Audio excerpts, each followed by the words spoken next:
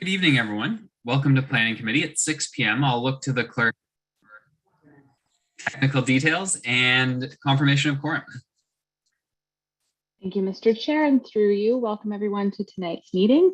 I can confirm that we do have quorum. We've received regrets from Councillor Chappelle and Councillor Hill for this evening. I do also want to welcome Councillor Oosterhoff, who is visiting this evening and may be partaking as we go forward this evening. Joining us from staff are Tim Park, Director of Planning Services, James Barr, Manager of Development Approvals, Ian Clendenning, Senior Planner, Amy Didrikson, Intermediate Planner, Janice Grant, Senior Planner, Megan Robidoux, Intermediate Planner, and Jenna Morley, Director of Legal Services and City Solicitor. Our host this evening is Blair Johnson, and I, of course, am Elizabeth Fawcett, Committee Clerk. I can't hear you, Elizabeth. Were you? Oh, am I too low? Should I? Is this better? Oh. No, I'm just checking. Mr. Chair, can you hear me? I saw your lips moving, but I couldn't hear you. I can hear you. Councillor Neal, could you hear me? Perhaps he can't hear you. Audio issue on the councillor's end. Okay. It must be at my end because I couldn't hear Rob either. Okay. See if I can. Oh, I think I got muted at council the other day, and I haven't unmuted myself since. Okay. So, all right. Hopefully we can. Let me see. Okay. Hopefully we can address that once we get started. Don't let me hold you up. Okay. Thank you, Councillor Neal. Also joining us this evening, we have 4 agents to represent the applications tonight, and we do currently have 72 members of the public in attendance. So with that, Mr. Chair, I will turn it back over to you. Excellent. Thanks so much, Ms. Fawcett, to yourself and the clerks and all staff who make these meetings run as they do, especially electronically, and a special thanks to the applicants and members of the public who come out and participate in this way as well. And I saw Councillor Oosterhoff somewhere as well. I know the clerk already recognized him, but we just want to say hi. It's always great when the district councillor's here. So when we get to the appropriate point, you'll be more than welcome to participate, councillor. So good to see you. All right, everyone. I'm going to read the notice of collection, which is found on page 2 of your agenda. And that outlines the process that will follow this evening for the 3 public meetings, which precede our official planning committee meeting that actually has no items other than the normal formalities. So we'll get on with that now so we can enter these public meetings. Notice of collection. Oh, hello, Ms. Fawcett. I'm terribly sorry, Mr. Chair. We lost Councillor Neal. I think he's just logging back in. If we could do just a brief pause, because we don't currently have quorum without him. Absolutely. So Thank you for that. If we could just recess for a quick minute. No problem. Take a 2-minute recess and see if we can get the right number of people here. Thank you.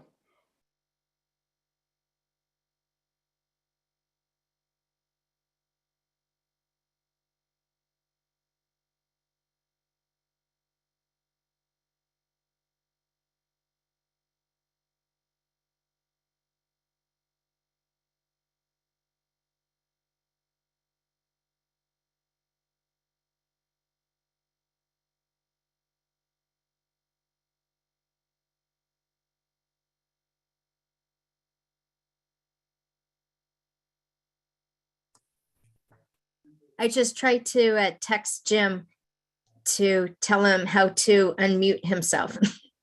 If it works, if he's looking at his phone. I saw him on his phone.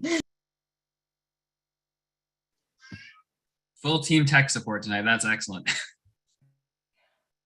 Mr. Chair, I do see that he is here and he is working through the audio problems. If you'd like to continue at this point doing the introduction, we'll just check in with his audio once you've completed the introduction. I hate to be that guy. Did we lose Councillor Hutchison? Oh, nope, there he is. Okay, excellent. Yes, I'm happy to do that. So just again, this is the notice of collection and it's outlining how these public meetings advance tonight. Personal information collected as a result of this public meeting and process is collected under the authority of the Planning Act and will be used to assist in making a decision on this matter. All names, addresses, opinions, and comments may be collected and may form part of the minutes, which will be available to the public. Questions regarding this collection should be forwarded to the Director of Planning Services, who's Mr. Park mentioned earlier, and there'll be an opportunity to see his email later in the meeting so people know how to contact him. The purpose of this public meeting is to present planning applications in a public forum and give the public an opportunity to make representations in respect of the proposal as required by the Planning Act. Following presentations by the applicant, the meeting will be open to the public for comments and questions. Persons speaking at the meeting are requested to give their name and address for recording in the minutes. Additionally, interested members of the public can email the committee clerk, Ms. Fawcett, and her email will be up on the board as well, or the assigned planner if they wish to be notified regarding a particular application. No decisions are made at public meetings considering applications. And I'll just personally underscore that as chair, that we're going to hear a lot of information tonight, but committee doesn't actually have the purview or the power this evening to make a decision. We're just here to hear this information. So no decisions are made at public meetings concerning applications. An exception to this is combined reports, which we're not dealing with. Public meeting reports are provided to inform the public of all relevant information. After the meeting tonight, staff will be considering the comments made by the public in their further review of the applications. When this review is completed, a comprehensive report will be prepared, making a recommendation for action to this committee. The recommendation is typically to approve with conditions or to deny. This committee then makes a recommendation on the applications to City Council, which has the final say on the applications. Following a council decision, notice will be circulated in accordance with the Planning Act. If a person or public body would otherwise have an ability to appeal the decision of the Council of the Corporation of the City of Kingston to the Ontario Land Tribunal, but the person or public body does not make oral submissions at a public meeting, like we're at tonight, or make written submissions to the City of Kingston before the bylaw is passed, the person or public body is not entitled to appeal the decision. So if you're looking for full rights in the entire process, we do encourage you to participate either this evening or by writing officially to us, to those folks noted. And with that, I will call the first public meeting to order. It's now 6:07, and this is for file number D14-007-2020, which is for 240 Division Street. And with that, I will hand it to the applicant for their presentation. Oh, sorry, to staff first, of course, and then to the applicant. Thank you. Through you, Mr. Chair, I can confirm that notice was provided in accordance with the Planning Act as detailed in the public meeting report. And then we've received two pieces of correspondence, which should be on the committee's addendum package.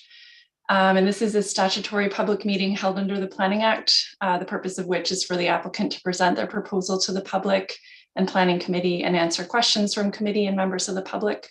And as part of the public meeting, planning staff has prepared a public meeting report summarizing the proposal. No recommendations or decisions are being made this evening regarding this report. And planning staff are in attendance this evening to record the questions being asked of the applicant or to address technical questions regarding the planning process. And feedback received will be addressed by planning staff in a future comprehensive report once technical review of the application is complete and staff are ready to make a recommendation. Thank you. Thank you very much. And now we'll go to the applicant. And just for the benefit of everyone, we usually look at 20 minutes to 30 minutes for the applicant, and then about equal time for public comment before staff or the applicant reply again, but we'll detail that more after Mr. Leclerc has done his time. Thank you. Thank you and good evening, Mr. Chair, members of the committee, staff, and members of the public. I just asked the committee if you can hear me. Thumbs up playing. Thank you very much. I am hoping to keep my presentation to around 10 minutes this evening, just for everyone's benefit. And it is my pleasure this evening to present a zoning bylaw amendment for 240 Division Street on behalf of Nicola and Branka Vukovic. I am, as indicated, Yuko Leclerc. I'm a planner with Foten Planning and Design. Next slide, please.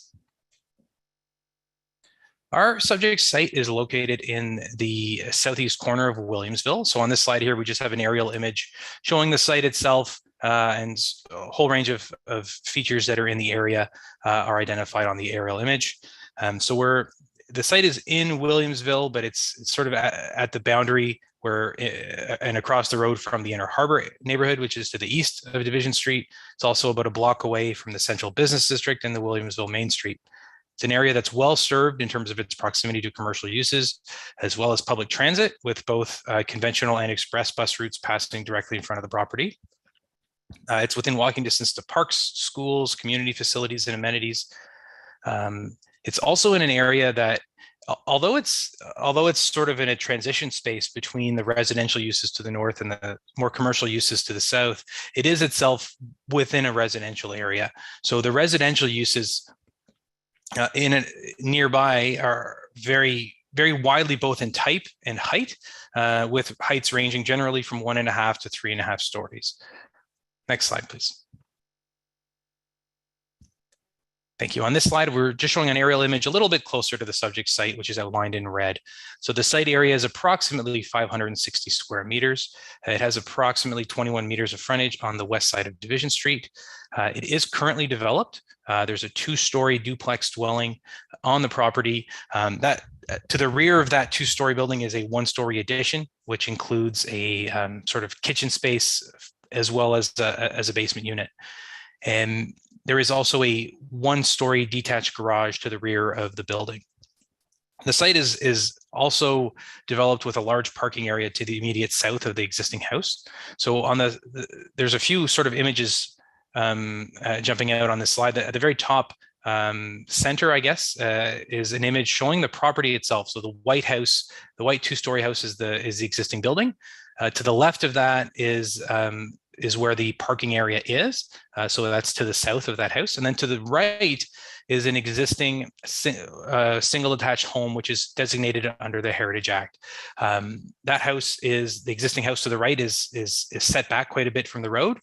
But you can see from the other 2 images, sort of on the top right is a shot of the properties on the east side of Division Street. And then the shot to the south is the properties on the south side. Buildings are generally quite close to the road along the stretch of Division Street, and they vary quite a bit in terms of their scale. So across the road on the east side of Division Street, there's a number of townhouses and singles and semis that are all fronting on the road. To the rear of those are a pair of apartment buildings, these 3-story walk-ups. To the immediate south of our site along Division Street is a block of townhouses. To the south of that is a 3-story walk-up apartment building, and then to the south of that is a 2-story semi. So it is very eclectic. To the south along Colburn Street, we also have a range of 2-story buildings, singles and semis and so forth. And then to the immediate rear of our subject site, to the west, fronting onto Elm Street, is a 3.5-story walk-up apartment building. Next slide, please. In terms of the official plan, the subject property is designated residential. This is a designation that allows a wide range of uses, everything from single attached homes and secondary suites to multi-unit high-rise apartment buildings. The goal of this designation is to help meet the city's overall housing needs. There are some criteria around density that are captured in this designation, but in the official plan also provides additional guidance around what types of intensification are supported and are intended within the residential area. Generally speaking, what that means is proposals for intensification should be compatible with their surrounding land uses. They need to meet the functional needs of users of the property. And in this particular case, the official plan has additional guidance and design principles, given that the property faces onto Division Street, which is identified as a gateway road. So there's additional policies around buildings having a relationship with the road, and parking areas being located generally to the rear or to the side of buildings. Next slide, please.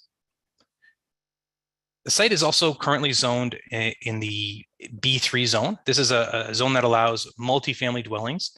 In terms of its residential uses, that's the only residential use that's permitted. A lower density use, such as the proposed new duplex, which I'll get to in a moment, is not a permitted use. The existing use is also not permitted. It is legal non-conforming. It's a zone that really intends for lot consolidation and a higher density. The maximum density in the B3 zone is 123 units per net hectare, for example. Quite a bit higher and denser than what's currently on the property and what's proposed for this property. Next slide, please. Thank you. So this slide is showing the intended concept plan. So we on the right is a colorized image of that concept plan.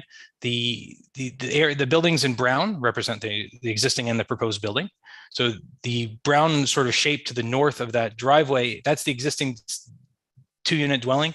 It has a 5-bedroom unit that occupies the 2-story portion. And then in the rear addition in the basement, there's a 2-bedroom unit.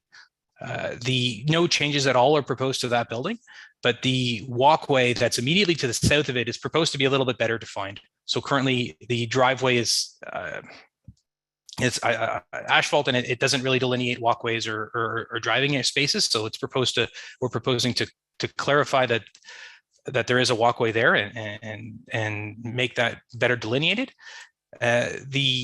Otherwise, there's no proposed changes to that building. The primary changes to the site is proposed to the south. The parking area is proposed to be relocated over to the back, and a new 3-story 2-unit dwelling is proposed where the current parking area is, and that's the square brown shape in the bottom right of the image.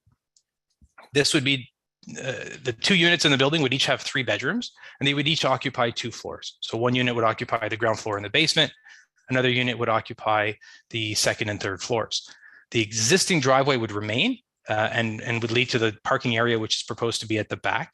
In order to provide enough space for that parking area, the existing garage would have to be demolished and removed. Amenity areas are proposed to the rear of both the existing building and the proposed building. Of course, the existing porch that provides a little bit of outdoor amenity space for the existing building would also remain. Privacy fencing is also proposed along the south, along the side and rear property yards, I should say. We're also proposing to provide additional landscaping along the front of the existing of the proposed building, I should say. And I note that the overall intent of this plan is to provide a bit of a fill in the streetscape. This building, if you recall the image from a few slides ago, kind of stands on its own. There's a heritage house to the north that's set far back. The buildings to the south are quite close together, and they're quite close to the street. And there's this sort of a large gap between the existing house and the buildings to the south. So proposing this new duplex dwelling in that space provides a bit more. It fills in the streetscape there. It kind of fills in the missing teeth along this stretch of Division Street. Next slide, please. Just a few more images. On the left is a rendering of the building. On the right is a cross section, kind of showing the individual, how the individual floors might look. The mansard style of the roof that's being proposed is based on existing buildings nearby. So there's at the corner of Ellis and Division Street is a block of townhouses that all have this sort of mansard style. So the idea of this is to really reflect what's already along the streetscape in this part of Division Street. You can also see from the image on the left that each of the 2 units would have a separate entrance to the front. Next slide, please. What's not shown very well in that rendering on the previous slide is the relationship of the building with grade. That rendering kind of makes it seem like it's going to be a much taller building. These elevations much more accurately reflect the relationship to grade, and the fact that the basement would be it'd be a little bit elevated, but not as dramatically as suggested by the rendering on the previous slide. Next slide, please. And finally, we have some floor plans showing the individual unit layouts. On the top of the slide is the unit on the main floor of the basement. On the bottom is the 2nd and 3rd floor units. You can see they're very similar. They would each have 3 bedrooms, as I said before, with a bathroom on one floor, and then the other floor would be kitchen, living space. Next slide, please. In terms of the proposed zoning bylaw amendment, so in order to make this happen, we do need to amend the zoning bylaw, and the changes that we're proposing are reflected at a very high level on this slide. So I mentioned earlier that the B3 zone allows multifamily dwellings. It doesn't allow a duplex use or a 2-family dwelling. So we're proposing to permit duplex as a permitted, to add a duplex or a 2-family dwelling as a permitted use. And the setback that we're proposing is also less than what's required in the zoning bylaw. The setback for the proposed duplex is the same as the existing house. So although the existing house benefits from legal non-conforming status, the duplex does not, the new duplex does not. So we need to amend the zoning bylaw to capture that. We're also proposing some reductions to the side yard setback. The zoning bylaw requires a setback that's based on, that's a function of the height.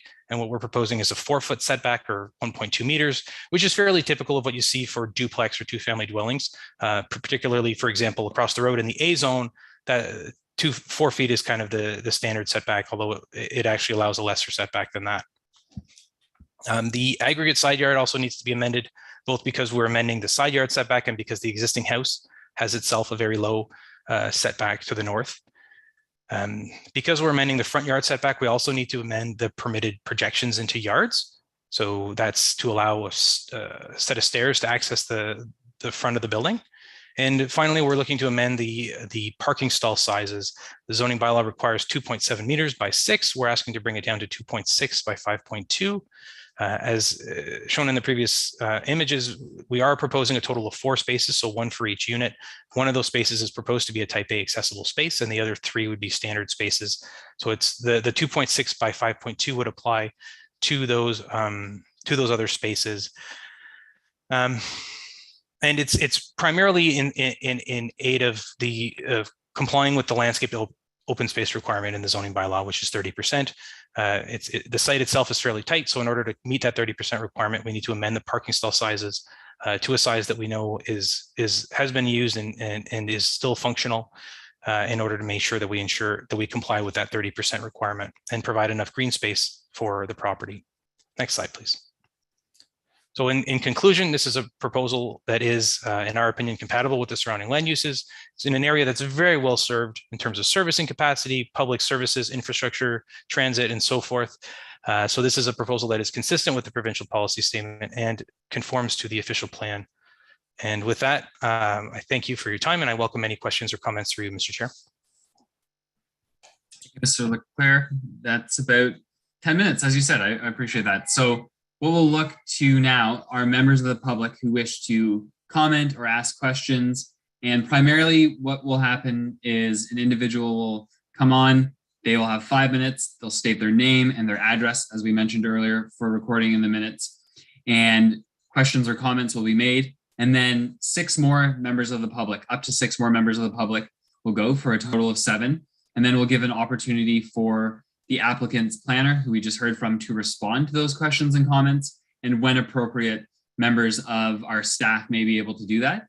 And I just want to generally remind people that we're talking about zoning here. There may be some site-specific information that is appropriate, but if we could keep it largely to the land use at a high level, that is always good. So, Madam Clerk, do we have members of the public who wish to speak at this point?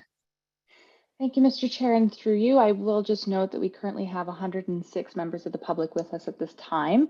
I'm just going to ask for those who are joining us this evening who would wish to speak to the current application on the floor. We do require you to raise your hand in Zoom so that we may call on you. This is located in the center of your screen when you move the mouse over the window, or if you are joining us by phone, you will be required to press *9. So if anyone wishes to speak to the current application, please raise your hand in Zoom so that we may call on you. Mr. Chair, I'm just going to give an extra couple seconds here to make sure that we have no hands. Again, if anyone wishes to speak to the current application, and I do see 2 hands at this time, Mr. Chair, so we will go to the members of the public. So we're going to begin with Murray Riley.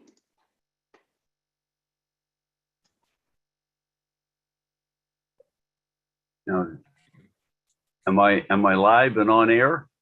You are, and I will start. I have two areas. I had addressed a short commentary earlier today for the planner. Do you have any comment about the intensity of the traffic that will be expected to be turning on and off Division Street, to which your proposed additions will add to, because that's can become a very congested area of Division Street on busy days. So I'm looking for any kind of a comment on that, especially with respect to the ability of traffic of members of your occupants of your lands, proposed lands, to even see the traffic that's coming from either direction. And secondly, do you have any comments about the existing landscaping on the back end of your proposed property, do you intend to remove that? And do I understand that you'll be constructing a new fence along there completely?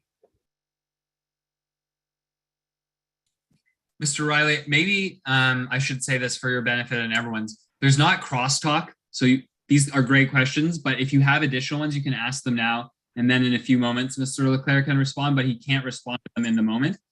So if you do have anything else to say, I invite you to spend a bit more time doing that. If not, we'll move to the next person.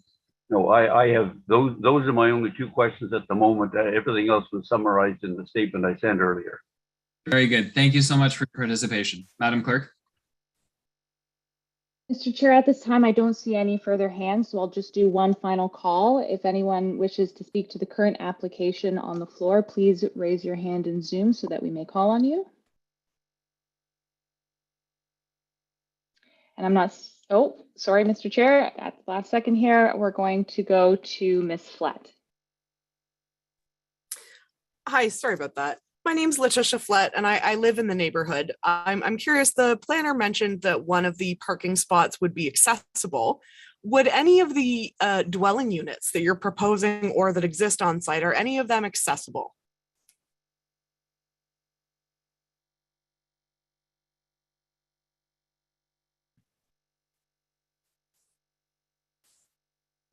All right, so we'll definitely have that question responded to. Thank you for that.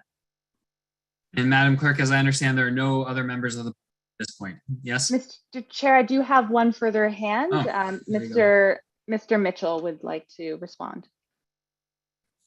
Hello, good evening, everyone. My name is Donald Mitchell, 43 Gibson Avenue. I just wanted to expand on the accessibility question. I wanted to talk about functionality two ways, and just as a consideration, one is if the driver has additional mobility needs, how does the parking spot function? And if the passenger requires extra consideration, how does it function? And I've noticed on a couple of these applications, I think it's FO10 as well, that the accessible aisle, or the intent of the accessible aisle, is being used as additional access for bicycle parking.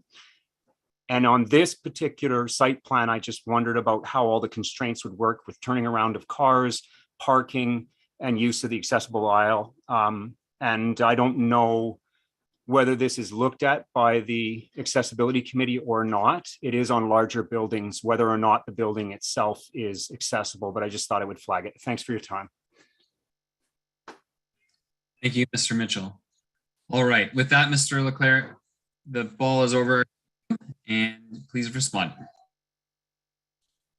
Thank you, and through you, Mr. Chair. I'll start with Mr. Riley, and before I actually start, I'd like to thank everyone who has provided comments this evening.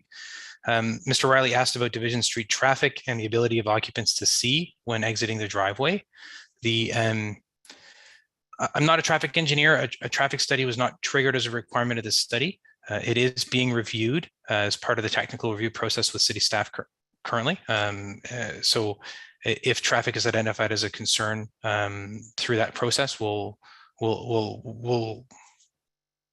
respond accordingly. In terms of the ability of occupants to see, the setback that we're proposing for the new building is the same as the existing house, so it wouldn't worsen the conditions as compared to the existing condition.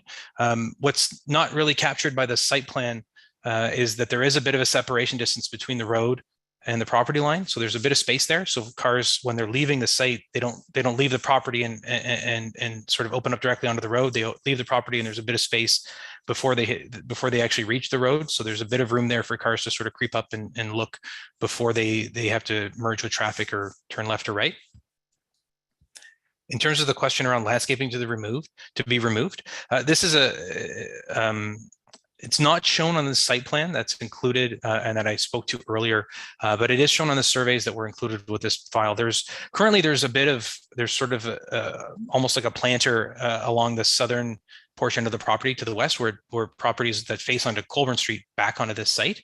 It's I guess about a foot high, maybe a little bit more, and there's some plantings and trees along in there.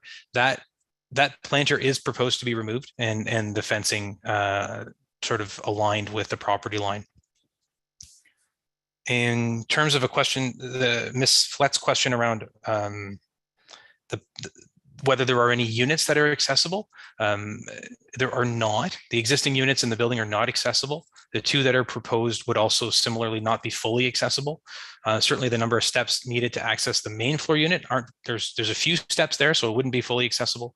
That's something that can be reviewed as part of the site plan process to improve accessibility, certainly. To Mr. Mitchell's question, particularly around the parking, the rear area is constrained. It's very tight in terms of the parking area. This is a design that we've seen elsewhere.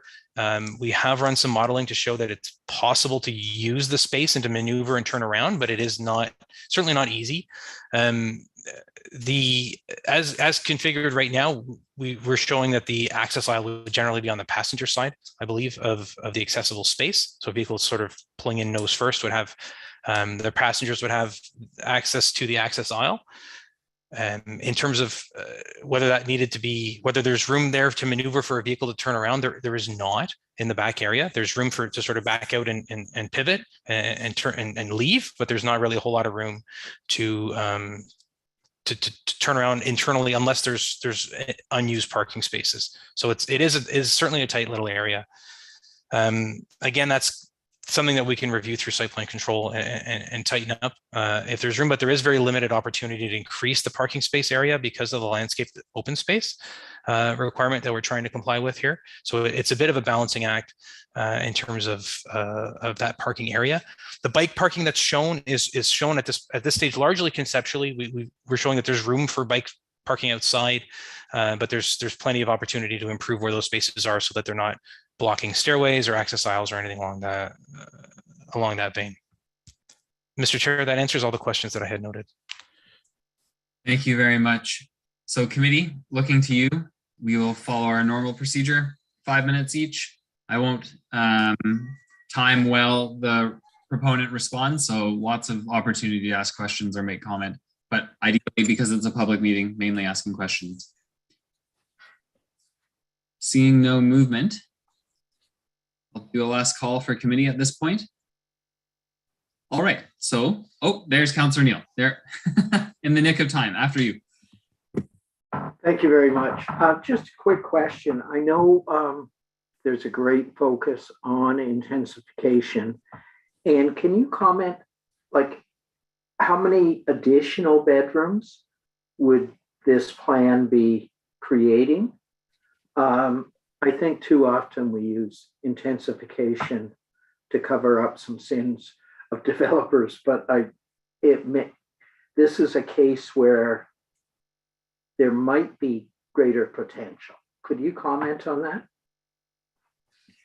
Through Mr. Chair, yes, there's currently 7 bedrooms on the property. There's a 5 and a 2, and the proposal would increase it by 6, so 3 and 3 in the new building.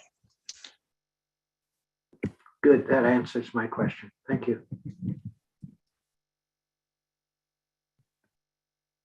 All right, with no one else on my list, seeing no hands at that. All right, we will conclude this public meeting. Thank you everyone for your participation and move to our next. And that is a public meeting considering 275 and 283 Queen Street and 364 Barry Street. So we will ask staff to make a comment on notice of circulation and other technical details. Ms. Robideau.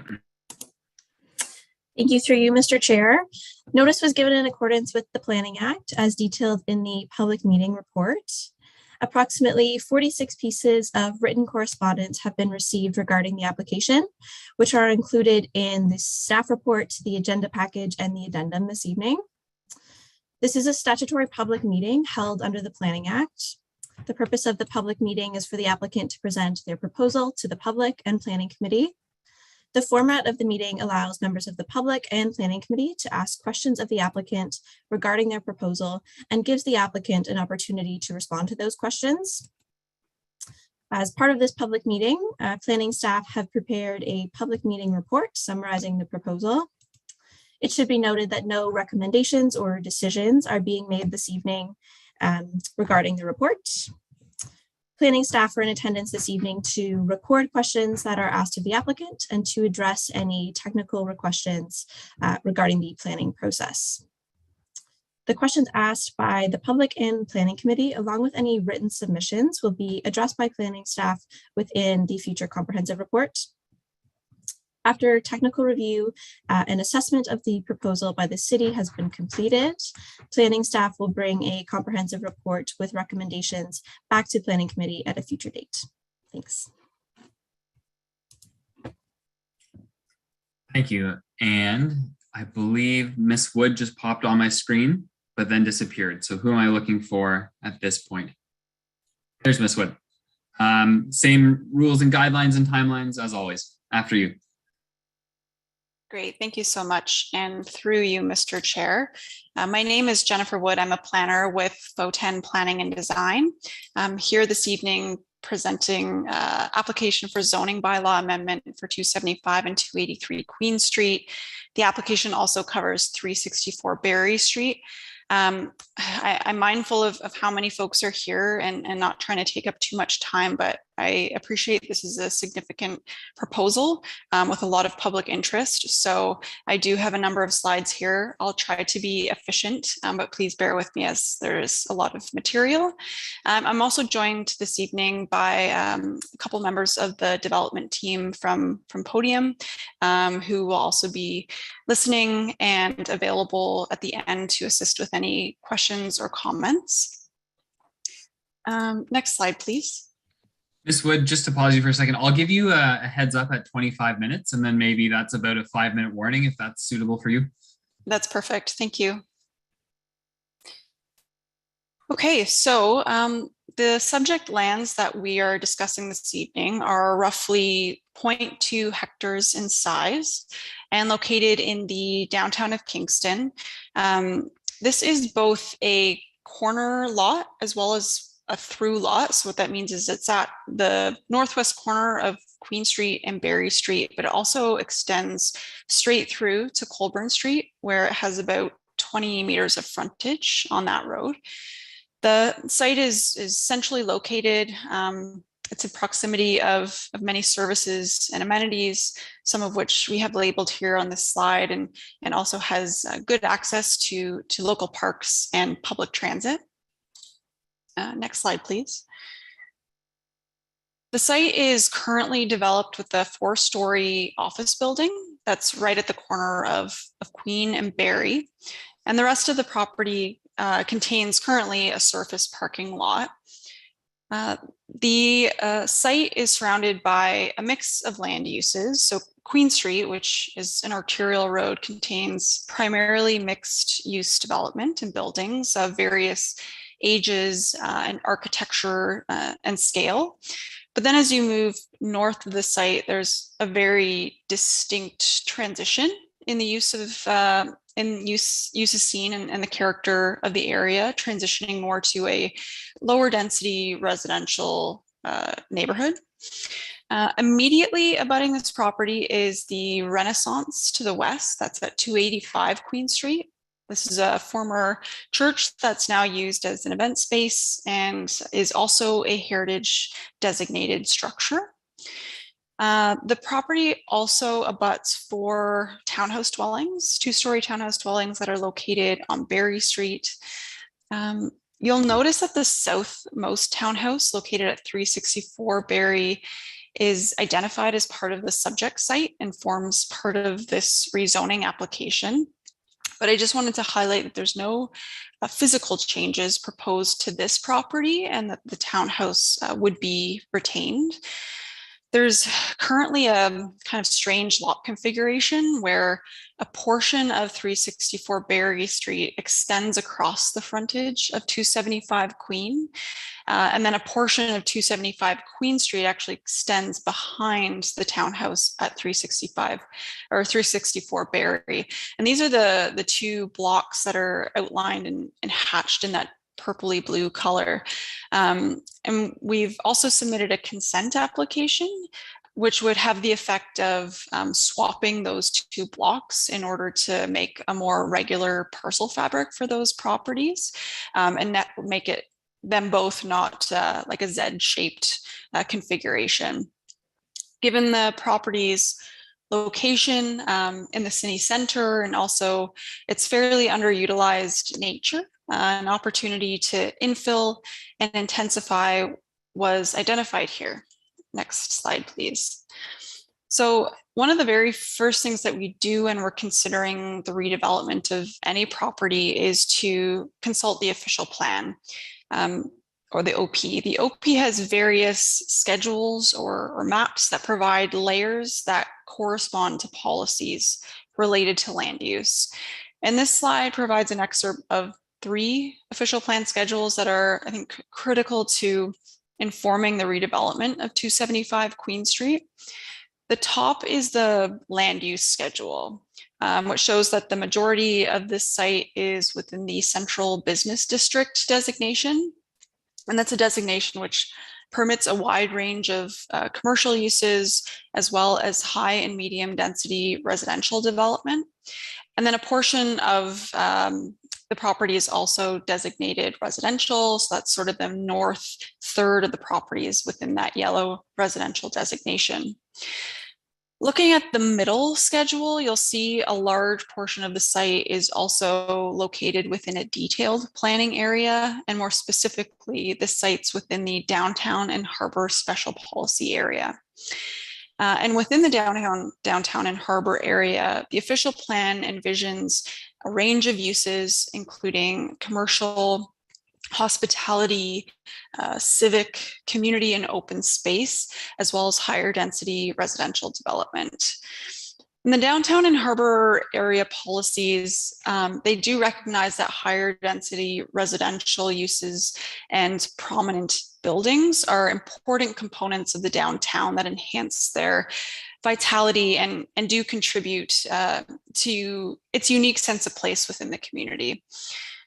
I think what's important to note is that the official plan doesn't actually specify a maximum height permission for the downtown and harbor area, but instead requires that any proposed high density residential development, whether that be density in terms of number of units per hectare or taller buildings, have to meet the compatibility and the locational criteria that's found in the official plan.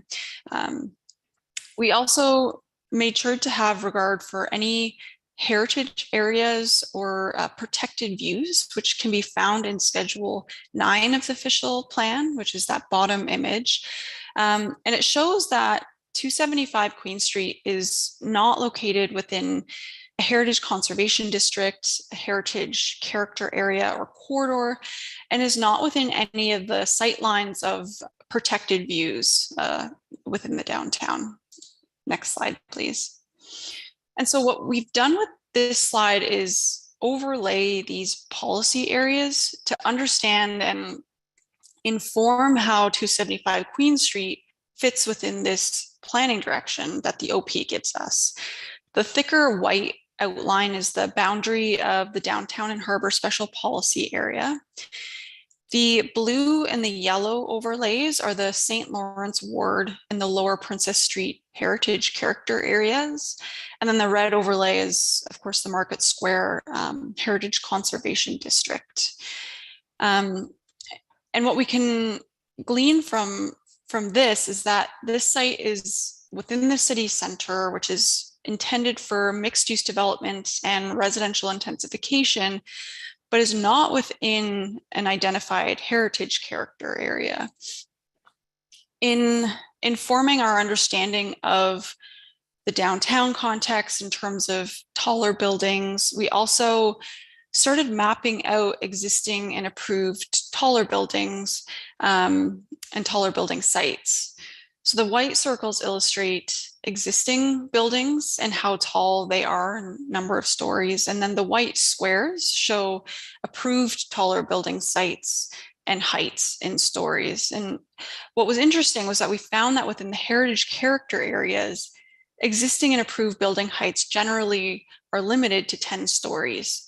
But then when we move out of these heritage character areas, existing and approved building heights range anywhere from 8 to 23 stories.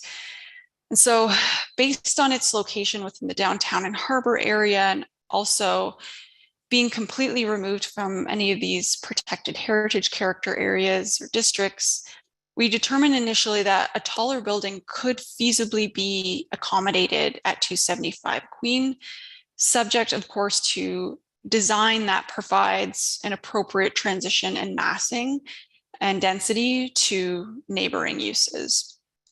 Next slide, please.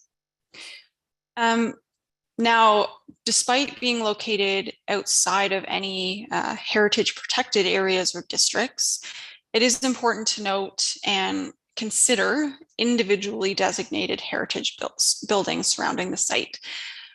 So this slide identifies nearby heritage designated buildings in red, which have been considered in the design and review design of the building and have been reviewed in detail in the heritage impact statement that was submitted with the application. Next slide, please. So once we've conducted a contextual and neighborhood and policy planning analysis, we established some fundamental design objectives that would inform the preparation of plans for this site. So these design objectives included creating a pedestrian scaled and pedestrian oriented public realm, focusing on compatibility with the immediate and surrounding context, promoting and respecting existing heritage resources that surround the site, constructing a low carbon and high performance building to support sustainability goals, designing the taller elements to be appropriately set back and sized, and designing ultimately a high quality and attractive building. So once we established these overarching goals, we could begin more of the detailed design of the building and really starting to shape it in its massing. Next slide, please. So the site is proposed to be redeveloped with a 16-story mixed-use building containing 227 residential units and 266 square meters of ground floor commercial space. 39 vehicle parking spaces are proposed and 239 bicycle parking spaces are proposed within the plan. Now, while the maximum height of the building is proposed to be 16 stories, through step backs and the way the building's been shaped and articulated, the height varies across the site from 3 to 16 stories. So we've broken the building down into a 5-story podium plus a more slender tower above. So when we refer to the podium level, this is the lower built form base of the building. And this is really the portion of the building that we experience as pedestrians. And then when we refer to the tower, this is the more slender upper mass of the building that is set back from that podium base. It's smaller than it, creating separation from the street and the public realm for those taller elements, and also helping to separate the taller elements from nearby sensitive land uses such as heritage buildings and lower rise residential development. And significant thought and consideration has gone into developing the podium and tower design in order to transition height and density appropriately from the corridor of Princess and Queen Street towards existing lower rise residential and nearby heritage resources, which I'll speak to in a little bit more detail in a moment. Next slide, please. This is the ground floor plan, and we've just highlighted some of the key areas to show how the building will function at grade. So vehicle access and loading are proposed along Berry Street. So there would be an entrance to the underground garage off Berry and also a loading space for deliveries and waste pickup. And then coming around Queen Street, we're proposing about 3,000 square feet of commercial space right at that corner. That's the yellow area. The official plan doesn't require this property specifically to provide ground floor commercial uses, unlike some other streets in the downtown that are required to. But we did want this development to assist with, activating Queen Street and also maintaining commercial uses in close proximity of future residents. The southwest portion of the ground level includes amenity spaces for the development, including a large indoor amenity room, as well as a courtyard, which will not only offer outdoor amenity space for residents, but also provides a separation between the podium level and the adjacent heritage building at 285 Queen, or the Renaissance. And then towards Colburn Street, we've focused more street-oriented residential uses where we have individual pedestrian entrances to the sidewalk, a building setback that's consistent with the existing setbacks along Colburn, but would connect internally to the rest of the building for access to the parking garage and building amenities. Next slide, please. So then through the next couple slides, I'll share some renderings and which will hopefully provide a better sense of the podium and the tower design and some of the preliminary architectural considerations. So within the 5-story podium, so that's that larger base of the building, the ground level and then above the 3rd floor will be differentiated using different materials and colors that will help to break up the massing and also help highlight key entrances to the building. The tower itself is, it's been designed and used as an opportunity to break down its massing into 2 parts. So where the tower actually becomes an element that slides or staggers into 2 elements and steps away from the podium base. So here you can kind of see how that shearing of the tower helps to break up its massing, with that eastern portion falling back into the background and away from Queen Street. Providing quality private outdoor amenity space was also a key design consideration, especially given folks are spending or have been spending a lot more time at home over the last couple of years. So balconies are provided and proposed along Queen Street above the podium level. And one other thing I'll just highlight is rather than provide standard open and or enclosures of rooftop mechanical equipment, the mechanical penthouse has been actually integrated into the building design. And the penthouse represents the 16th story of the building. So there won't be additional height or massing above the 16th level for things like mechanical equipment and overruns for elevators and stairs. Next slide, please.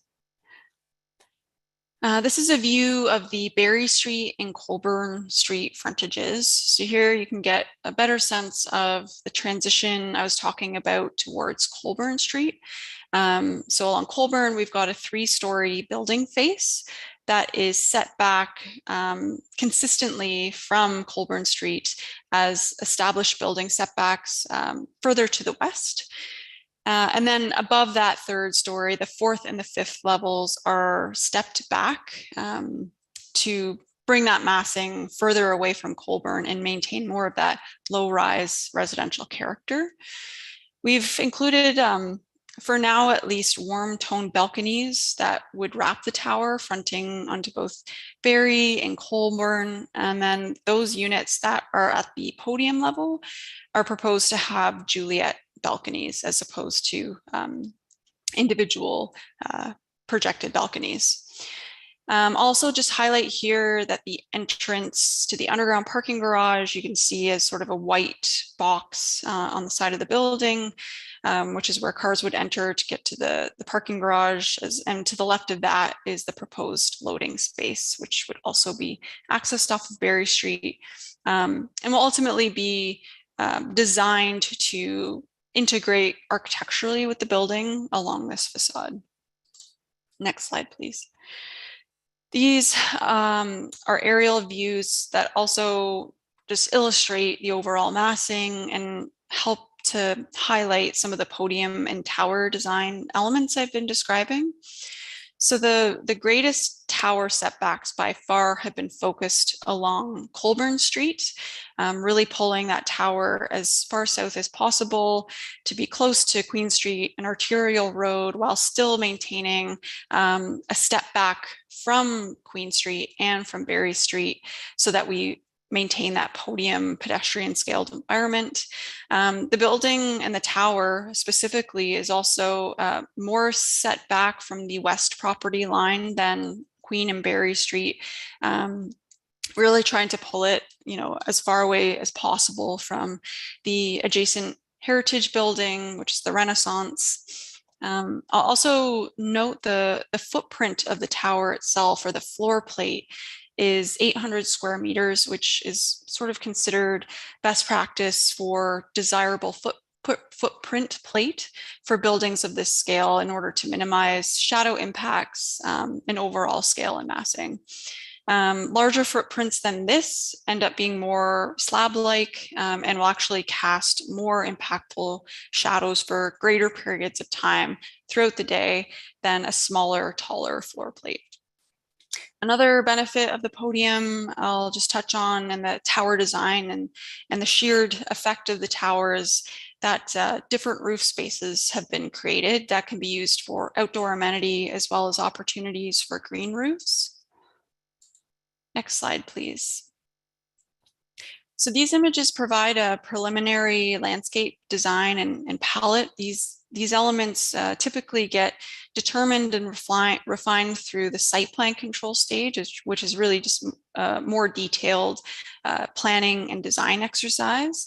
Along Queen Street, this site does have an existing high voltage hydro line, and the intent is to bury this in order to optimize on public realm design. There are, of course, limitations to plantings that can be accommodated based on the presence of this infrastructure, but there are also many opportunities to green and to activate the streetscape using shrubs and grasses and shorter trees. The ground floor along Queen Street has been set back to accommodate different soft and hardscaping elements. Also, the corner of the ground floor at the intersection of Queen and Barry has been rounded and set back to provide an opportunity for a pocket park that could be landscaped or hardscaped, and provide a bit of a forecourt to the commercial space. Based on the setback of the building from the west property line where it abuts the Renaissance, there's also an opportunity for a linear courtyard that can provide outdoor amenity space. In addition to that, it also helps provide a bit of breathing space between the heritage structure and the new development, while also creating a bit of a view corridor with that rounded element when you're traveling up Queen Street, to help celebrate that stone masonry and stained glass windows of the Renaissance. And along Colburn Street, the existing 2 street trees are intended to be retained, and the building has been set back to accommodate for this. Next slide, please.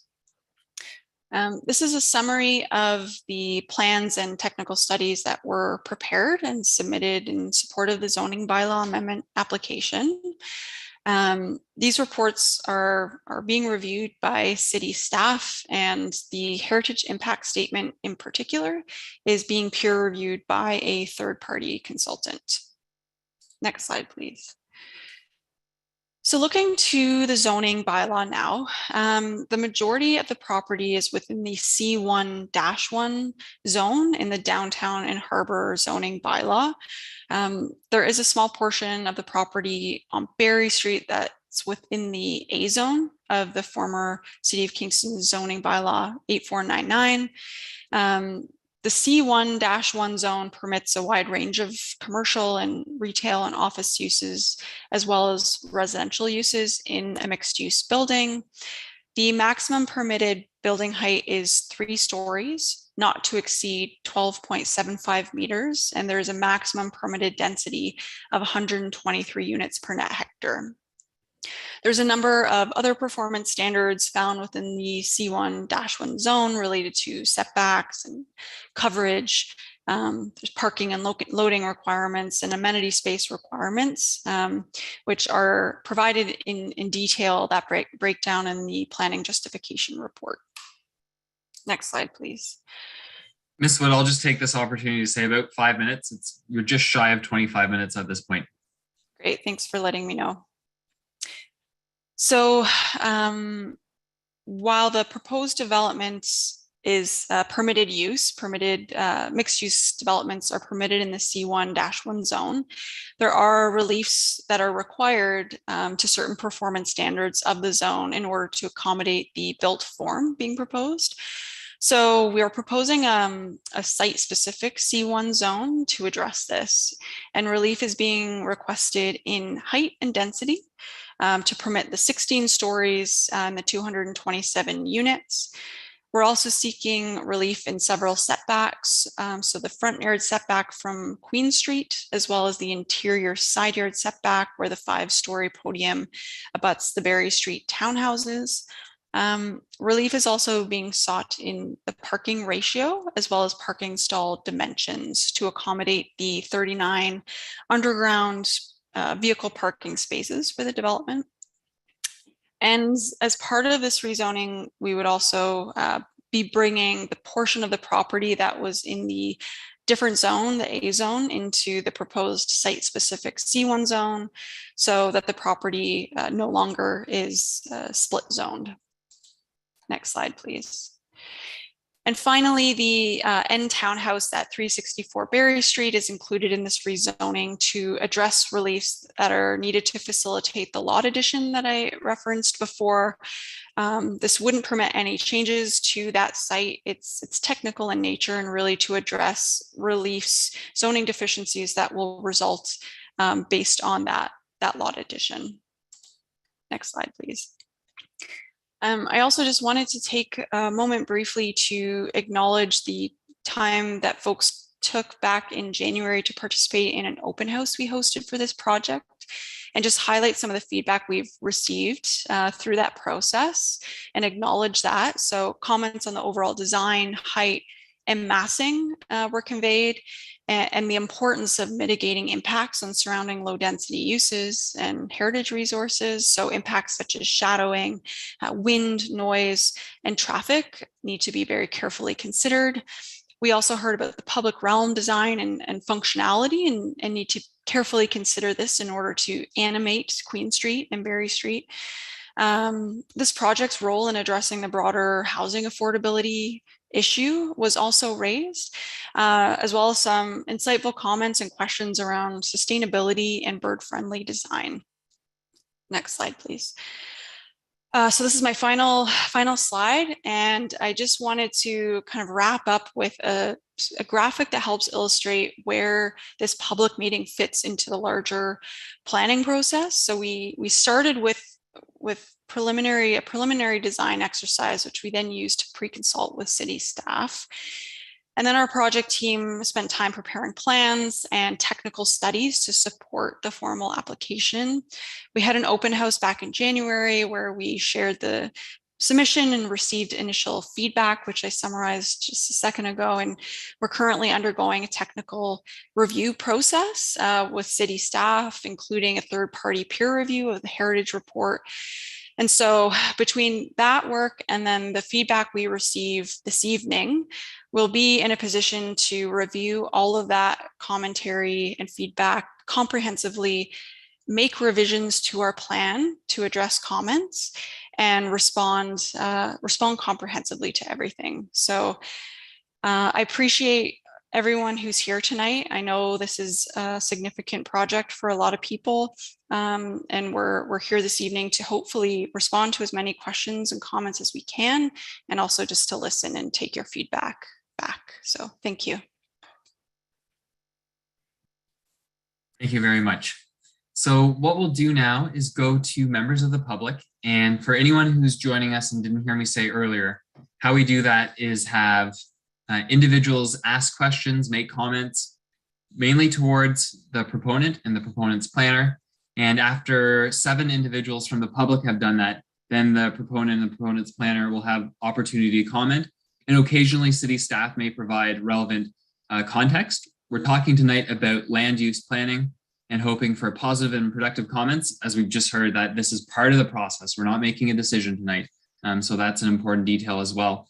And we'll keep doing rounds of the public, as I've just described, until everyone's heard, because it's really important that the voices that are here this evening do have that opportunity to speak if they wish. The only other thing I'd comment on is earlier in the evening, I forgot to underscore and enforce actually that when you speak, you do need to provide your name and address before you make your comments, just so we have that officially recorded in our minutes, which is something that's required provincially under the Planning Act. So Madam Clerk, who is first to speak?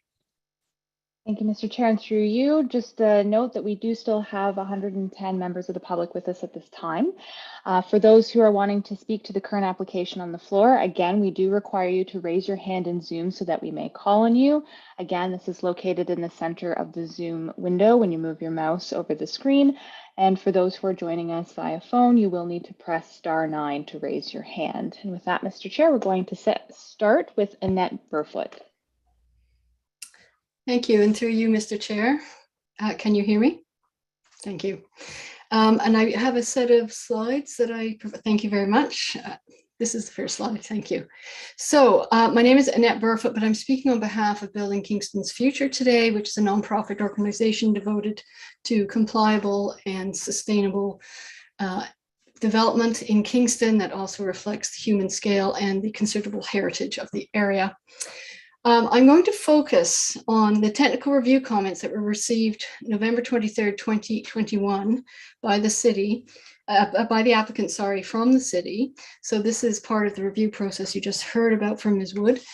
There were 90 issues raised by staff and the commenting departments. And I guess my first question to the developers, how have these comments been addressed by the applicant? And why, then my question is for you, Mr. Chair, why is this application coming forward before the required redesign has been done? And now we hear where the public will not have a chance to reply to the redesign based on the technical review comments, let alone what the public has to say. And how is this process at all fair? Next slide, please. So here, what I'm going to go through is highlight some of these technical review comments. So these are not comments from Building Kingston's Future or my own personal opinion. These are comments from the technical review. And some of the issues include affordable housing. How does this project hit anywhere near targets for affordable housing? How does this project address a variety of housing options for people with diverse financial needs? And that staff are not satisfied with the massing of the podium at the Coburn Street frontage as compatible. And what are the green design features to promote energy efficiency? We heard some vague comments, but nothing specific. Next slide, please. Again, technical review comments. The tower is not in keeping with the scale of the site. You could actually see this if you focus on those small white buildings at the base of the architect's rendition. Those are existing houses, and you can see that it's quite significant, the difference in height. They should also consider the footprint of the eastern portion and increase the setback. They also talk about reducing the impact of the tower's massing on Queen Street. Next slide, please. So in terms of heritage, they do not, so the technical review found that this proposal does not address scale or massing as it appears excessively large. And as was pointed out very clearly by Ms. Wood, there are a lot of historic buildings very close by this proposed site. And I tried to capture this in this photograph. The red lines you see sort of poking out in that photograph, that's the massing of the building. So you wouldn't actually see what I'm showing you right now once the building is built. Next slide, please. This is my very poor shadow study. However, in the lack of any significant shadow study, it's the best I can do at the moment. And I used north as provided by the developer on their map. So this is my southern facing issue, which is raised again in the technical review comments. The block, that white block you see on the right, I don't know if you look at the bottom of the photo, you can see it is a block. That's the massing of the building. That diagonal line, the blue line, is the shadow on the shadow going south. I do not expect you to believe this as a shadow study. I am just pointing to I was trying to illustrate what was stated in the technical review comments. Next slide, please. Here's about the trees. This is one, I believe, of the 2 trees that are actually indicated in the technical review comments, and they're calling to preserve both trees. They should reconsider or redesign the building to actually save trees, and this would be 30 seconds, please. Thank you. It would be met by the setback. Next slide, please. There's an issue about pedestrians and the scale. Next slide, please. These are all the comments the types of comments that came out of the technical review, and what is missing. And again, I want to reiterate, the public needs a chance to respond to a redesign if they're going to take these comments seriously. Thank you. Perfectly timed. Thank you. And for yourself and anyone else listening, we invite you to, if you would like, send your presentations or comments, even the script of what you say, if you have one, along for official correspondence and for the benefit of the committee to review as well. So that's just an invitation for everyone tonight. Madam Clerk, who's next? Mr. Chair, next to speak is John Black, followed by Hal Kane. Oh, good evening, all. John Black. My family and I reside or live at 67 Colborne Street, which is a heritage building used for Queen's University back in 1842. And I don't see any mention of it in the proposed development before council. Jane Jacobs argued in The Death and Life of Great American Cities that traditional low-rise neighborhoods with front porches and stoops facilitate the eyes on the street, natural surveillance, and hence promote security and community spirit.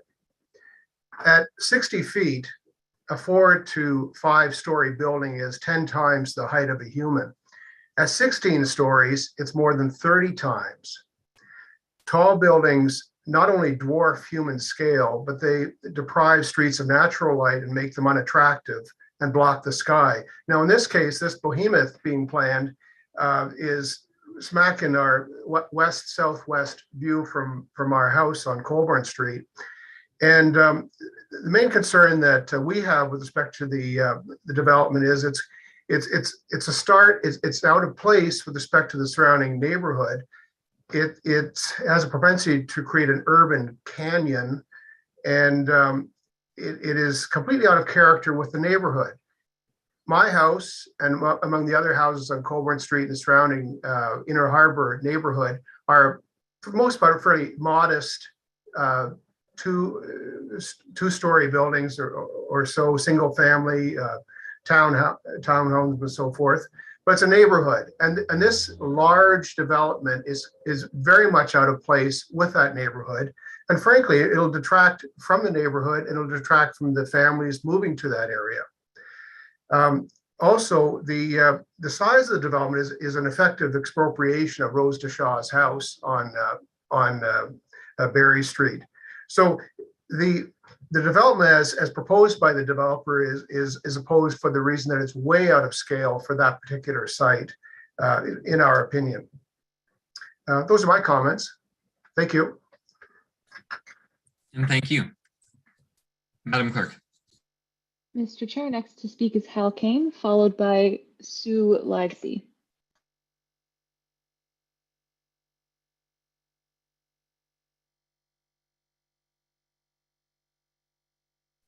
Sorry, now I'm unmuted. Thank you for the opportunity to address this. I'm Hal Kane. I live at 6 Authors Lane, away from the downtown area, but very much concerned about downtown areas. And in particular, what I would like to talk about, having reviewed the plan and listening to a nice presentation by Ms. Wood, is around cycling and the cycling issues that pertain to the plan, parking spaces, number of parking spaces, et cetera. So my questions are, what was the guideline used to determine the number of spaces? It's a 1-to-1 per unit ratio. There may be more than one bicycle owned by residents in the unit. And also what general guidelines, 12 visitor parking. Another along the same line is with the commercial use, will there be bicycle parking for the commercial businesses that are there for their customers and that type of use? I didn't see anything of that nature in the plan. Also, a little bit of concern about the entry and exit. There's entry and exit for the parking garage. I'm not sure if that's meant to also be for bicycles as well. And just a bit of a question or concern about having bicycles go through multi-level parking to access the parking spaces or to arrive at parking spaces, mixing with cars. So I think there's a little bit of a question there. Those should be bicycle parking for multi-story buildings should all be on first level with a separate entrance is one of the key safety features. Which brings it to the consideration, was there any consideration between bicycle storage and bicycle parking needs? In other words, people that store their bicycles for the winter or what have you versus people that use their bicycles on a day-to-day basis. So more convenient and direct access to promote cycling, those type of things.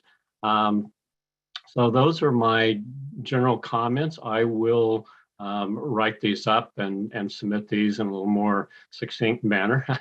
But I appreciate your time. Thank you. Thank you, Mr. Kane. And you know what? You only took the time, so quite concise indeed. Ms. Livesley, I believe you're next. Is that right, Madam Clerk?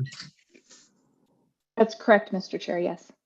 After you then. Hi, my name is Sue Livesey. I live at 18 County Street. I have lived within a 10-minute walking distance of this site for over 40 years.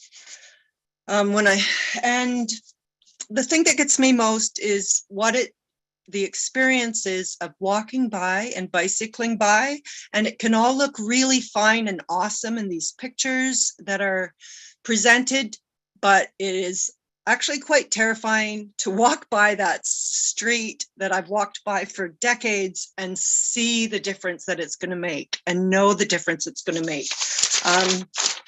I want to remind you that human scale is optimized for human use. It's all, and human scale contributes to lively, safe, sustainable, and healthy cities. In Paris, there's a 5-story cap on the height, and it is incredibly dense as far as the housing. We do not need to go 16 feet high. 16 stories high. It is absolutely unnecessary to achieve the density that we need to achieve in Kingston. We just have to be a little bit more creative and a little bit more community minded instead of letting somebody make a huge profit for years and years and years to come. Out of the 6 design objectives, I don't really know much about the constructing a low carbon, high performance building to support sustainability goals. But I would say of the other 5, you absolutely failed. Again, it looks really good on paper, but design objectives to create a pedestrian scaled and pedestrian oriented public realm. Sorry, I don't care how far you set it back. In that little area, 16 stories is far too high to be healthy for human beings that live in the area. It is just, there's science behind it, folks. I don't know. I'm tired of, the other thing, compatibility with immediate and surrounding context. Again, looks good that was your design objective, but you failed. Promote and respect existing heritage features and attributes. You failed. Design taller elements to be appropriately set back and sized. It's all great that you set back from Colburn Street, but you just moved it closer to Queen. And you describe Queen Street as an arterial road and like as if it's only cars that's zipping up and down there. But there are people that walk to get to school, daycare, work, shopping, groceries, restaurants, all of that stuff. This is why we live in this area. And that building takes away from the enjoyment and health of every person in that area that walks by the building. There was one other thing I wanted to say. I don't know if I remember it. Oh yeah, the other thing I wanted to say is I am so tired, as I know many people who are citizens of Kingston and also counselors that care about things from the kind of same perspective that I and many others do. We're tired of these, what do you call them? We call them developers, like they're doing some great service to people. I wish we could come up with another name than developers, but we're tired of them putting in these submissions for like 16 stories high. And then they later say, oh, we'll take down 4 stories. It's only going to be 12. And then we're all supposed to be like, oh yeah, that's great. Okay, they're taking care of us. It's like, no, we've been watching this game be played for decades in Kingston. It's time that we protect the beautiful, livable city that we have. Maybe I'm over and out. Thank you guys for all the people working so hard to make this city wonderful. Thank you. With a minute to spare, Madam Clerk, who's next? By my count, we have 3 more people to go, and then we'll have opportunity for the proponent and potentially staff to reply to some of the questions asked. Thank you, Mr. Chair. Through you, next to speak is Lee Westlake, followed by Sharon Way. Thank you and good evening, everybody. My name is Lee Westlake, 15 Colburn Street. And Elizabeth, I have a PowerPoint. Fantastic. So again, good evening, Chair Kiley, and hello, everyone. Tonight, I'd like to highlight how this 16-story proposal violates 2 important parts of Kingston's official plan. Section 2 on compatibility and Section 3 on affordability. Next slide, please. So Section 2 lists 12 compatibility criteria, and this proposal does not meet these 7 of the 12. Shadowing, overlook, enjoyment, visual disruption, degradation and loss of views of heritage buildings, and incompatible scale, style, and massing. Next slide, please. So let's take a look at the 7 criteria using this visual. The townhomes on Barry will be in shadow most of the afternoon in spring and fall, which is deemed as unacceptable by the city's own terms of reference for shadowing. The intrusive overlook onto other people's properties is pretty obvious here, not only over the houses you see, but also to those to the north and east of the building. The excessive massing and height will create a visual intrusion similar to that of its 16-story neighbor, Princess Towers, and disrupt the streetscape of 2-story houses.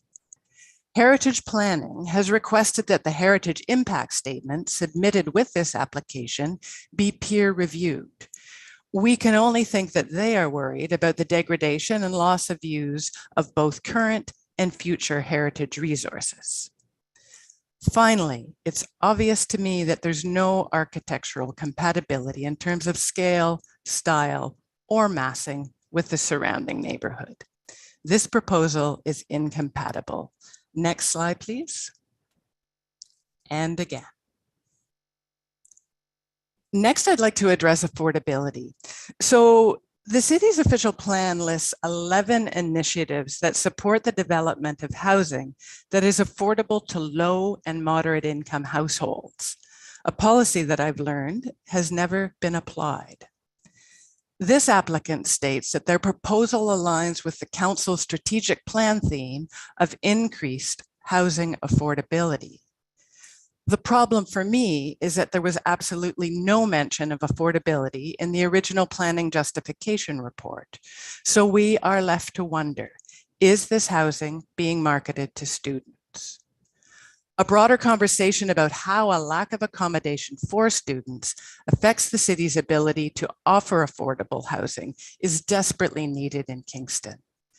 This applicant may argue that simply increasing supply will free up affordable units elsewhere in the city, but there is actually no conclusive evidence to support the simplistic cause and effect claim. Next slide, please. Next slide. To conclude, this proposal violates two important parts of Kingston's official plan, Section 2 on compatibility and Section 3 on affordability. I believe it should be denied. Thank you, everybody, for your time. Thank you very much, Ms. Westlake. Ms. Fawcett? Mr. Chair, next to speak is Sharon Way, followed by Margaret Moore. Please do. Yes. Hello, good evening, everyone. My name is Sharon Way, and I live on 16 Redan Street. And I've submitted a video that I think describes quite well the impact that this out of proportion 16-story building would have on the people who live here. And so as you watch the video, I would really like you to please remember when you're making your decision that this affects real people in a real neighborhood and does not contribute to a unique sense of place. Thank you.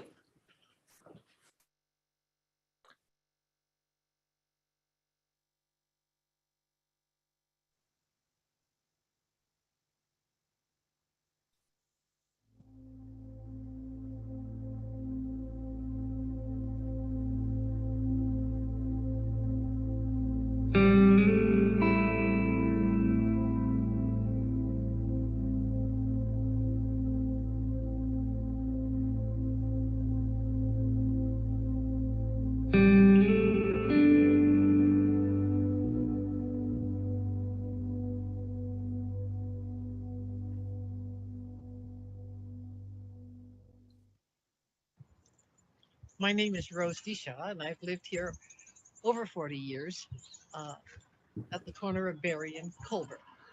In 20 years, my house will be 200 years old. It was built in 1840. The city of Kingston is wanting to densify the downtown. What height of building do you think would be appropriate there? Well, that one is 6 maybe, 1, 2, 3, 4, 5, 6 maybe tops. And I think that's still probably a little bit much. I would think maybe 4 or 5, but something that has a human scale to it so that you can get to know the people who live there. Kingston needs is a human place, a place that's people-sized and it is a place for the lost, and that's what I would like to see. It's the opposite of not in my backyard. I'd like to see it be a place where people could come that don't have anywhere else and learn and grow and be safe. The 16-story condo, in theory, is really there in my imagination. There it is, and it's looking over my shoulder, and it's shaking things up. Well, I've been told that I wouldn't be able to stay here just while they're doing the building. And of course, I don't know where I'd go because to me, this was my forever home. I thought it was. And I've written a short story to that, as that's the happy conclusion that I got to stay here. And I would be happy if I was allowed to continue to live in my home.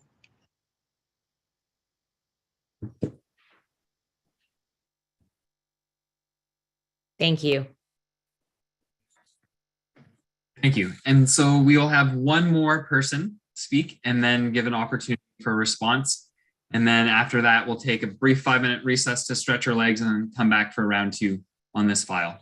Madam Clerk, who's our final speaker at this moment? Mr. Chair, next to speak is Margaret Moore.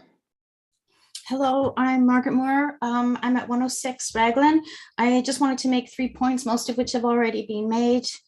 The first is that almost everybody in my neighborhood, which is actually a real neighborhood with all kinds of connections, almost everyone I know is pretty alarmed at this proposal simply because it doesn't fit in with the neighborhood. I mean, so most people do recognize that we have an affordability crisis and that we do need densification, but in the north and east side in Inner Harbor, there are lots of patches of land which aren't used that are kind of brown places, right? And so there's ways to densify consistent with the city plan. So the city should have a plan, it should be a coherent plan, and it shouldn't be, there shouldn't be all these like developers coming in and making a proposal so you change your plan, because you will not get a coherent sort of city which is architecturally consistent. I guess second, so I'm in favor, people are in favor of densification, but that doesn't mean that every proposal is densification and therefore solves the affordability crisis. In fact, all the evidence suggests that one of the reasons we have an affordability crisis is because we have oligopolies who have that rent at high prices. And so increasing the supply doesn't help if you don't have competition amongst landlords. So I guess that's one point. And I heard a lot of nice words from the Ms. Wood, but I couldn't see actually any evidence about, it was very short on detail about how it was going to be, there were opportunities to make things green, but no promises.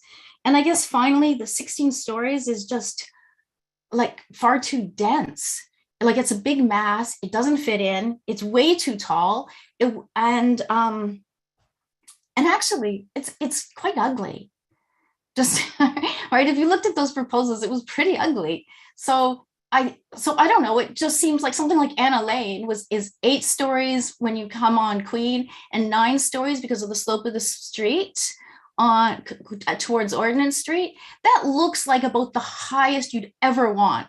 And in this neighborhood, possibly even less, because there are just a lot of 2-story historic homes. And being historic isn't just being individual historic properties, it's actually the whole neighborhood. It's the idea of having a neighborhood that has coherent planning and that has some kind of vision, because this will be for a long time. You start having individual developers coming in and it'll be a patchwork, and it will just kind of ruin the face of the city, or at least our neighborhood.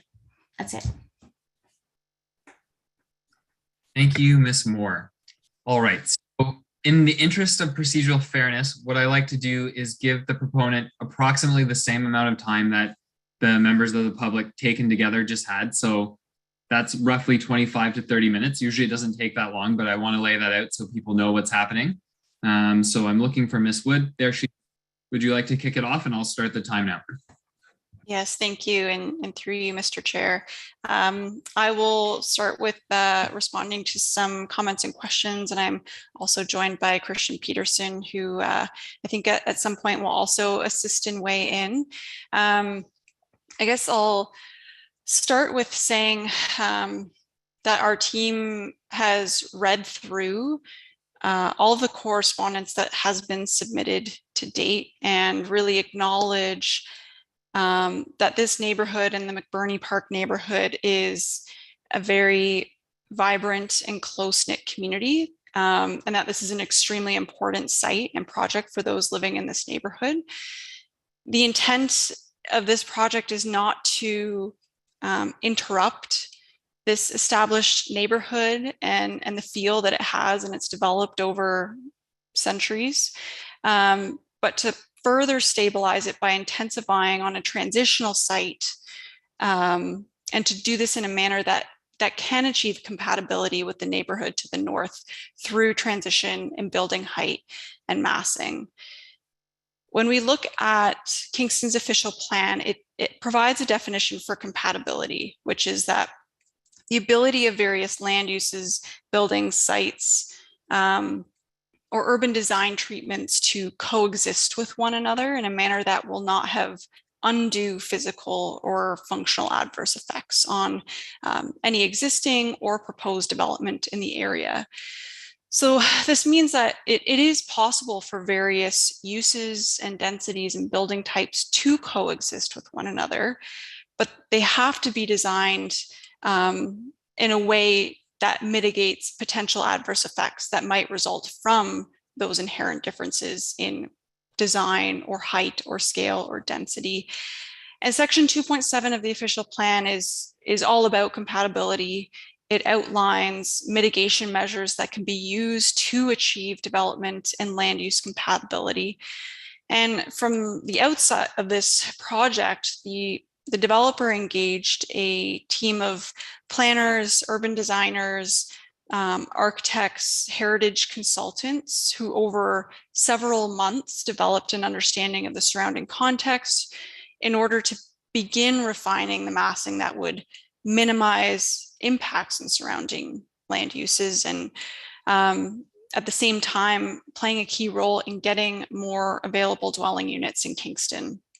And some of the ways which I'll just reiterate briefly here that we've tried to design this built form to provide that transition is designing a pedestrian scaled podium level at 5 stories in height, and using not only its size and its height, but also its articulation, the materials that can be used to break up the different stories, balcony and window design as well.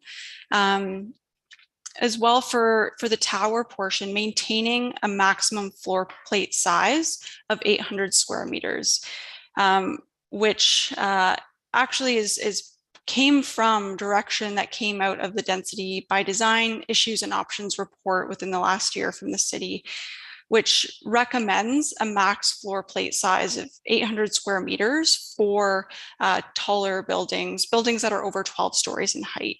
And that's mainly in order to avoid large, sometimes even lower slab buildings and really minimize shadow impacts. As well, the 800 square meter tower floor plate that we are proposing includes this staggered effect that will also, from different perspectives, help break up the appearance of its mass and also shadow impacts. We've attempted to focus the tower as close to Queen Street as we possibly could in order to maintain that lower rise character on Colborne Street. So along Colborne, there's a 3-story front facade, which then steps back to a 4th and 5th story further back from the streetscape. And then again, concentrating that tower, I think it's around 25 meters back from Colborne Street. Where the property backs onto the existing townhouses on Berry Street, the 5-story building, it's a 5-story building where it backs onto those buildings, which are 2 stories in height. So providing that transition by 3 stories down to those townhouse dwellings. The developer has been in touch with the majority of the property owners on Berry Street, 3 of the 4, who are, supportive of this development and its scale. We appreciate that, Rose, who lives on the end unit, has concerns, which we've heard and are taking back to our team to respond to. I wanted to briefly touch on some of the comments related to technical comments that we've received and how we're responding to those and the timing around those. A big reason why we haven't submitted any kind of redesign yet was for a couple of reasons. One, we wanted to make sure we had this public meeting in order to receive fulsome feedback from the community. We did have an open house a couple months ago, which had good turnout, but we wanted to make sure that we received full correspondence in writing as well as tonight. We also haven't yet received the completed heritage impact statement peer review, which, depending on what those comments look like, could result in very different required revisions to the plan. So after tonight, and once we receive those peer review comments, we'll go back, address those comments, make revisions to the plan, and resubmit those, at which point there'll still be opportunity to comment and provide those comments back to our team via staff. And if revisions are substantial enough that we need additional consultation, then another public meeting would be required in advance of any recommendation coming back to this committee. And we're fully in favor of having additional public meetings if necessary, based on the extent of any future design changes. I think I just want to clarify that there was a shadow study that was submitted with this application, and it can be found in the urban design report, and provides, using massing models developed by the architects, generates those shadow impacts on surrounding uses. So that can be found on dash in the urban design study. I think there was a comment around tree retention on Colburn. So those two existing trees are actually within the municipal right of way. They're not on this property, but we have set the building back on this frontage in order to hopefully retain those trees. Obviously, with any significant excavation, there could be challenges with damage to tree roots, but through site plan control and all the tree preservation requirements that come through that process, and by setting back the building on this frontage, it's our full intent to maintain those two trees. I appreciate the note from the owner of 67 Colburn Street, which is, I was looking it up as you were talking, which is a designated heritage building. I know the HIS, Heritage Impact Statement, focused on immediately surrounding heritage designated buildings, but we'll take that back to our heritage consultants and have them take a look at that property in the context of this development and potential impacts. I did also want to clarify that there's no kind of expropriation proposed for any properties on Berry Street or otherwise. The lands are owned by the applicants and wouldn't include any lands that are not currently owned or have owner authorization to apply for this rezoning. So there were some questions around how we actually determine an appropriate parking ratio and what are the guidelines that inform that kind of analysis. So that is addressed through a transportation impact study, which was prepared for this project by IBI Group. It looks both at traffic impact, so how new trips coming and going will potentially impact intersection operation, as well as parking requirements and the ratio. So that study looked at, and the details of the methodology can be found in that study, but looks at a number of factors that can contribute to supporting a reduced parking ratio. So a parking ratio that we might reduce in the West End would probably be significantly higher than what can be justified here in the downtown. This property has a 94 walk score, which is considered walker's paradise, and means that all errands required for general living can be achieved in this location by foot, as well, with it being within 100 meters of public transit, as well as just within walking distance and distance of and proximity of active forms of transportation, are just some of the reasons and criteria that inform looking at that parking ratio. There will be enough bike parking for at least one space per unit, as well as 12 additional bike parking spaces that would be for visitors or those accessing the commercial use. So we have provided more bike parking that then is required than the bylaw in order to support bike parking needs, and also as part of that rationale as to why a lower vehicle parking rate is appropriate. The majority of bike parking storage is actually on the ground floor. There is a bike storage room that can be accessed from the lobby, as well as another at-grade door. So there won't be, and also can access elevators. So there won't be bikes having to go down the parking ramp and conflict with cars coming and going out of a tight underground garage. We can certainly look at, and we've done this before in other projects, looking at different types of bicycle storage. So looking at your more traditional racking system, that's for more short-term bike parking needs.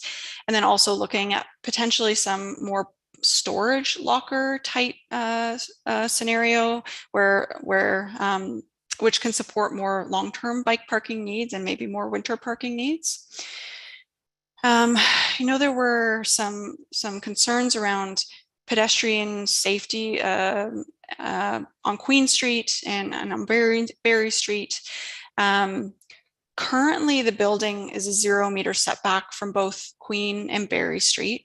So we will be increasing this ground floor setback of the building, especially from Queen, and then at those two corners with the rounded first floor corners, in order to open up that public realm, as we call it, to provide wider sidewalk and some landscaping. Currently, the building is an office building, so there is some daytime in and out, but hopefully by providing that ground floor commercial retail space, it'll activate that streetscape a little bit more and provide a little bit more activity and eyes on the street, so to speak, and increased safety. Yes, Queen Street is an arterial road by definition in the official plan, which reflects its size and traffic movements, but fully appreciate and recognize the need that this is also a corridor for pedestrians.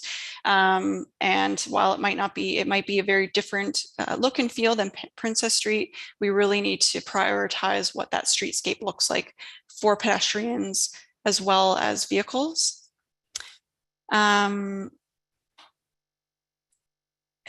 So in terms of, I spoke to this a little bit in responding to concerns about compatibility and massing and scale and height, and providing for a human scaled public realm.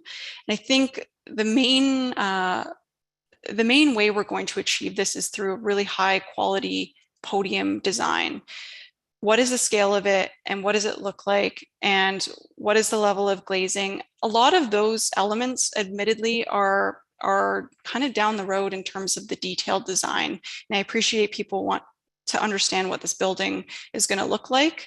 But by having that 5-story podium level on Queen Street and Berry Street, as you're walking down those boulevards, the pedestrian experience will be a 5-story building with commercial uses at grade, outdoor patio space, and hopefully a pocket park at the corner of the intersection.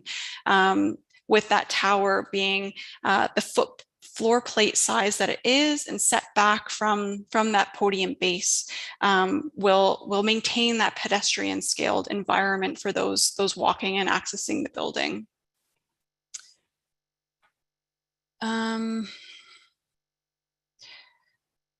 Let's go through my notes that I was making.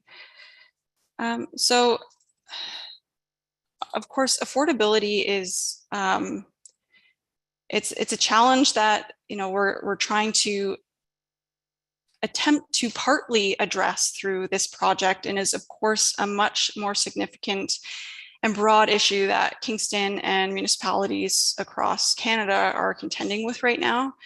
Currently, this site has 0 dwelling units, and we're proposing 227 units. At this point, it's not fully confirmed whether it would be condominium or rental, but at this stage, the intent is for these units to be rentals.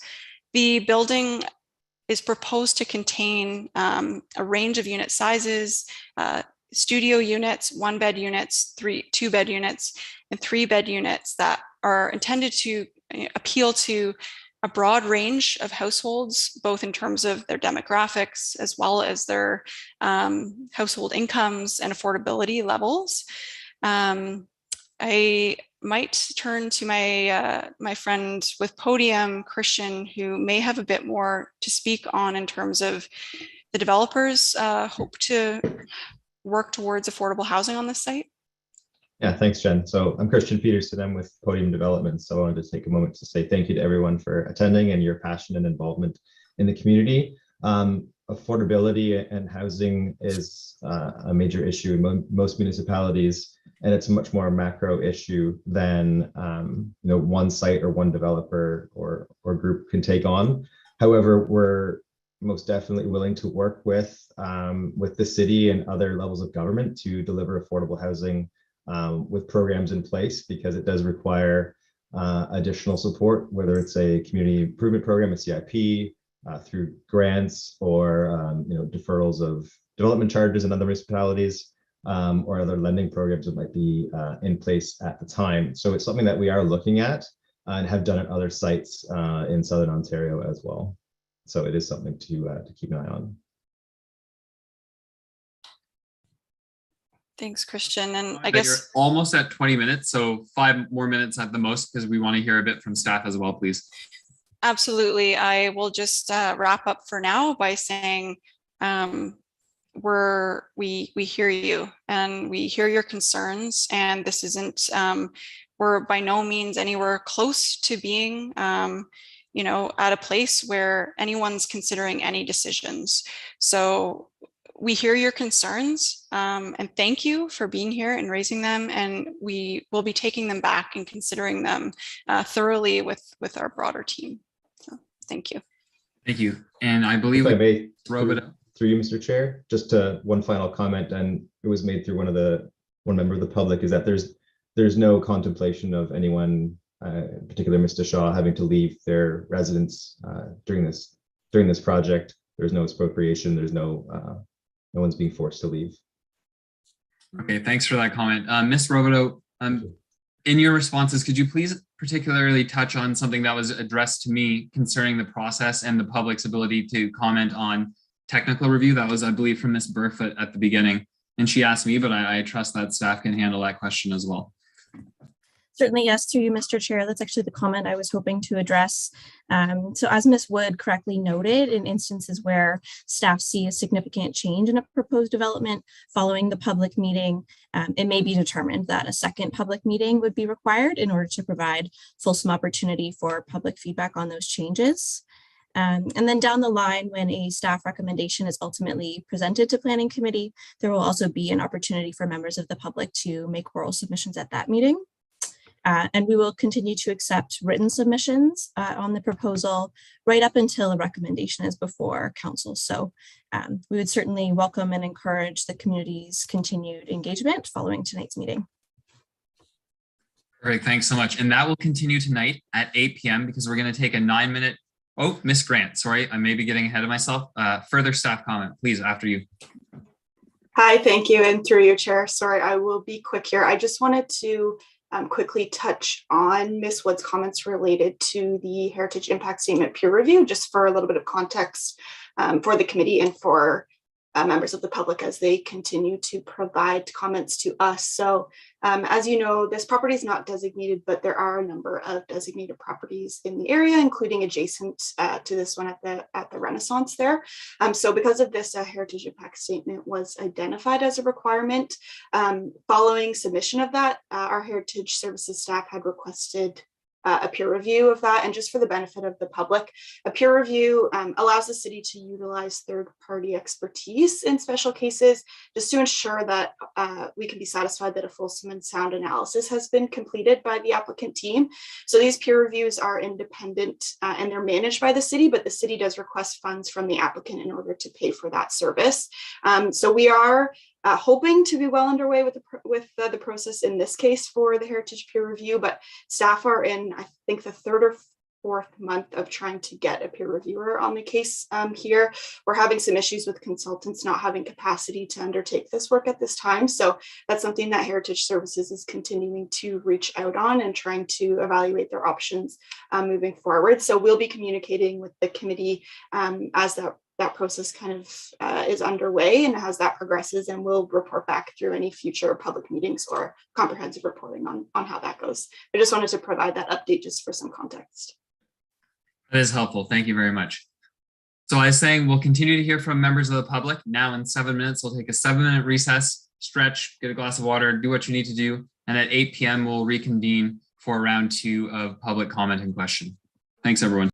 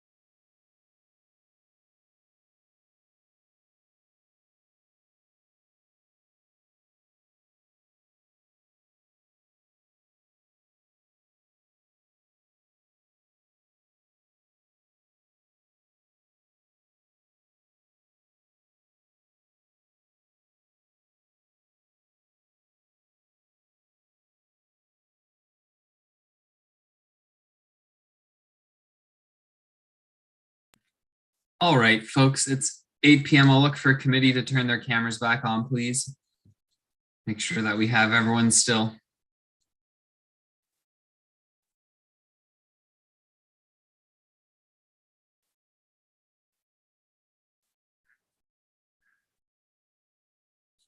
I see 3 of us. We're low on numbers tonight, so to make sure that we hit quorum, we'll just wait for the final member who's here tonight. But I will be able to say, for those who are joining us, we are looking at the properties addressed as 275 and 283 Queen and 364 Barry, and we'll be moving into the second round of public comment, where if you'd like to speak, the clerk will tell you how to put up your hand. And those who do wish to speak can have 5 minutes stating their name and address, commenting on the land use planning of the site in question.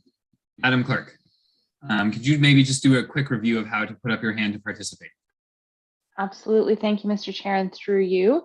So for those who are joining us this evening, we do require you to use the raise hand function in order for us to call on you. So if you wish to speak to the current application, you can raise your hand by using the raise hand button in the center of your Zoom screen when you move the mouse over your window. If you are joining us by phone, you will be required to press *9 in order to raise your hand. So, Mr. Chair, I will note that we still have 97 members of the public with us at this time, and I currently have 5 hands raised. So if there's anyone else who wishes to speak to this application who has not already raised their hand and has not already spoken, please do so now so that we can ensure that we have an understanding of how many people would still like to speak this evening. And Mr. Chair, as we're doing that, we'll move on to the next speaker. So next to speak is Megan Quinn.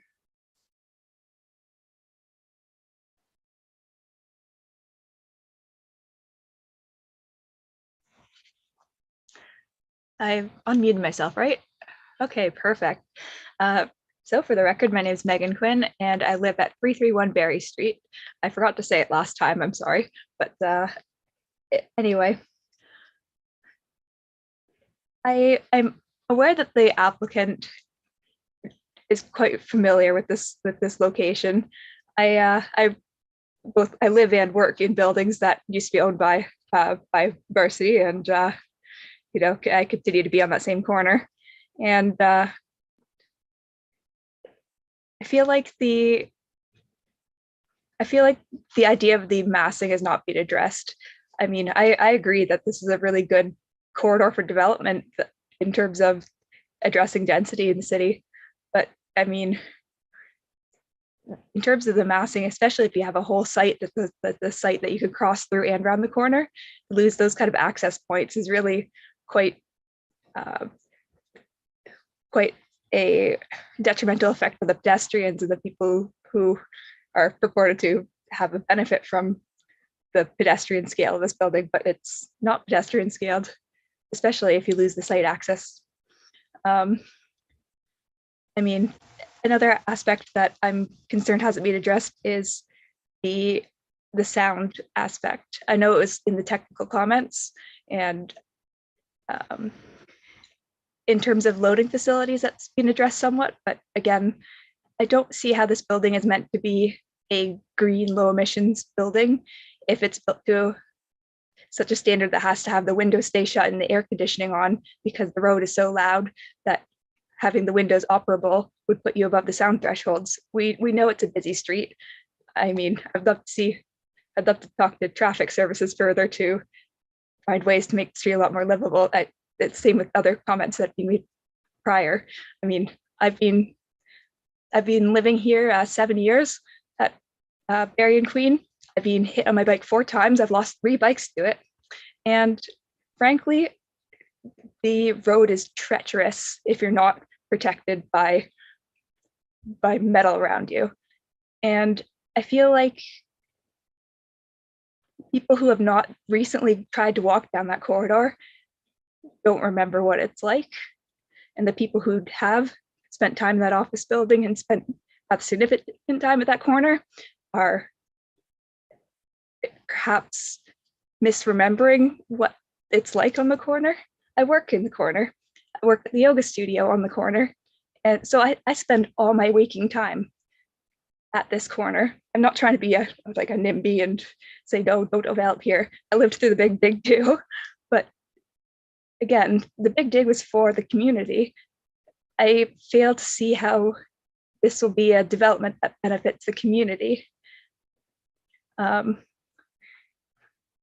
don't know if I had a specific question in mind. I still feel like I know it's going to be a site control thing to address things like right of way and the part of the property adjacent, but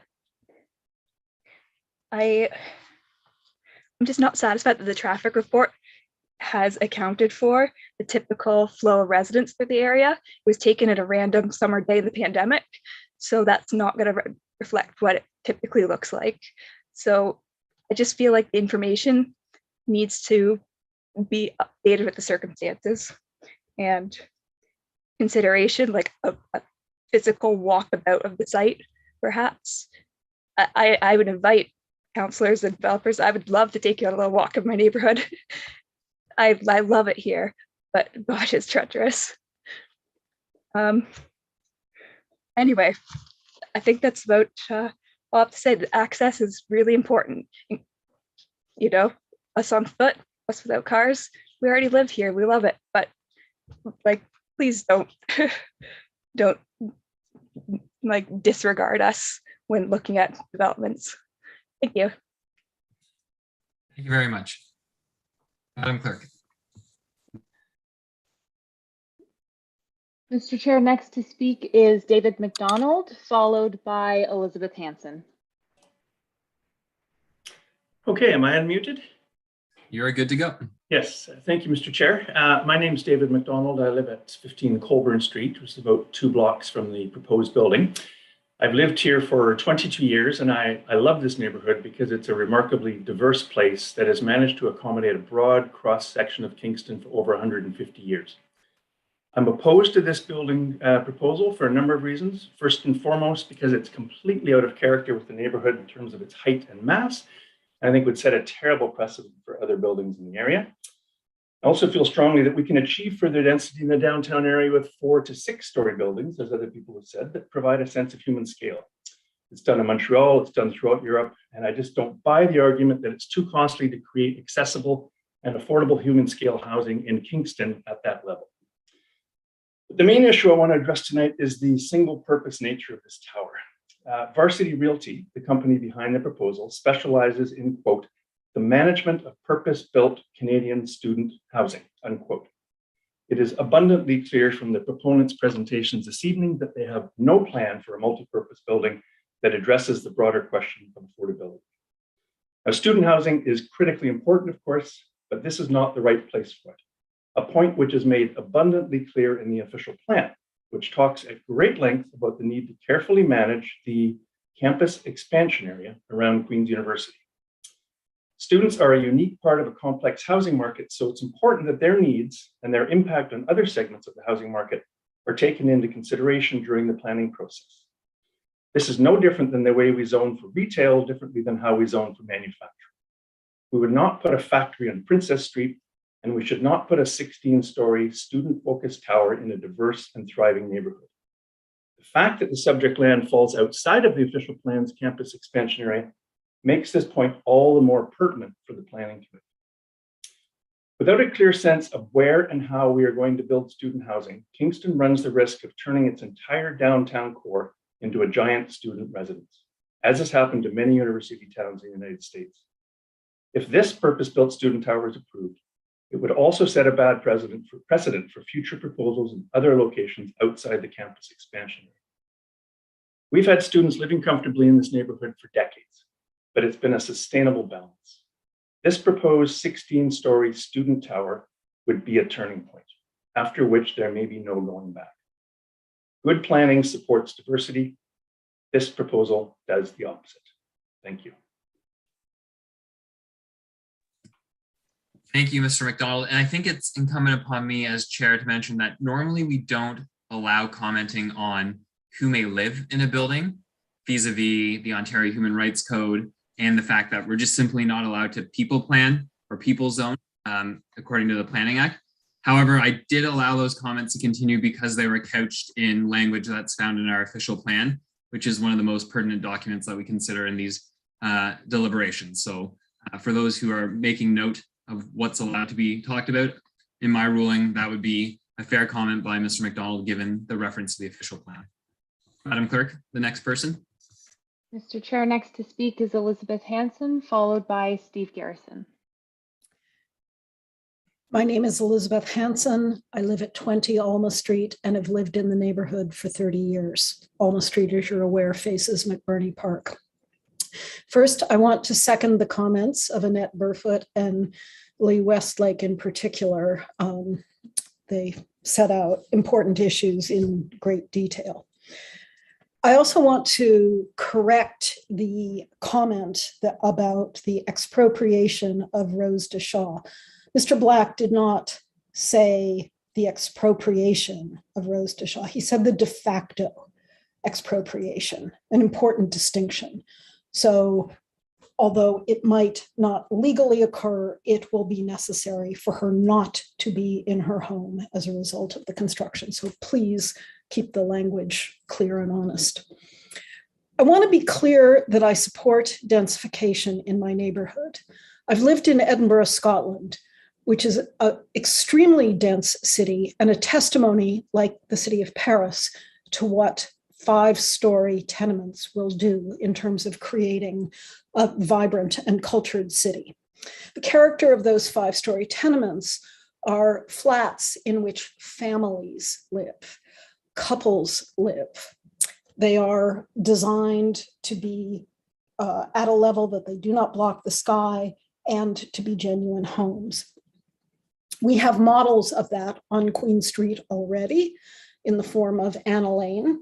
When Ms. Wood spoke to us in, I believe it was January, she simply stated that it was not possible for this building to be scaled that way. And everybody understood what was meant, which was that a sufficient amount of money could not be made out of the development to render it appealing to the developer for that purpose.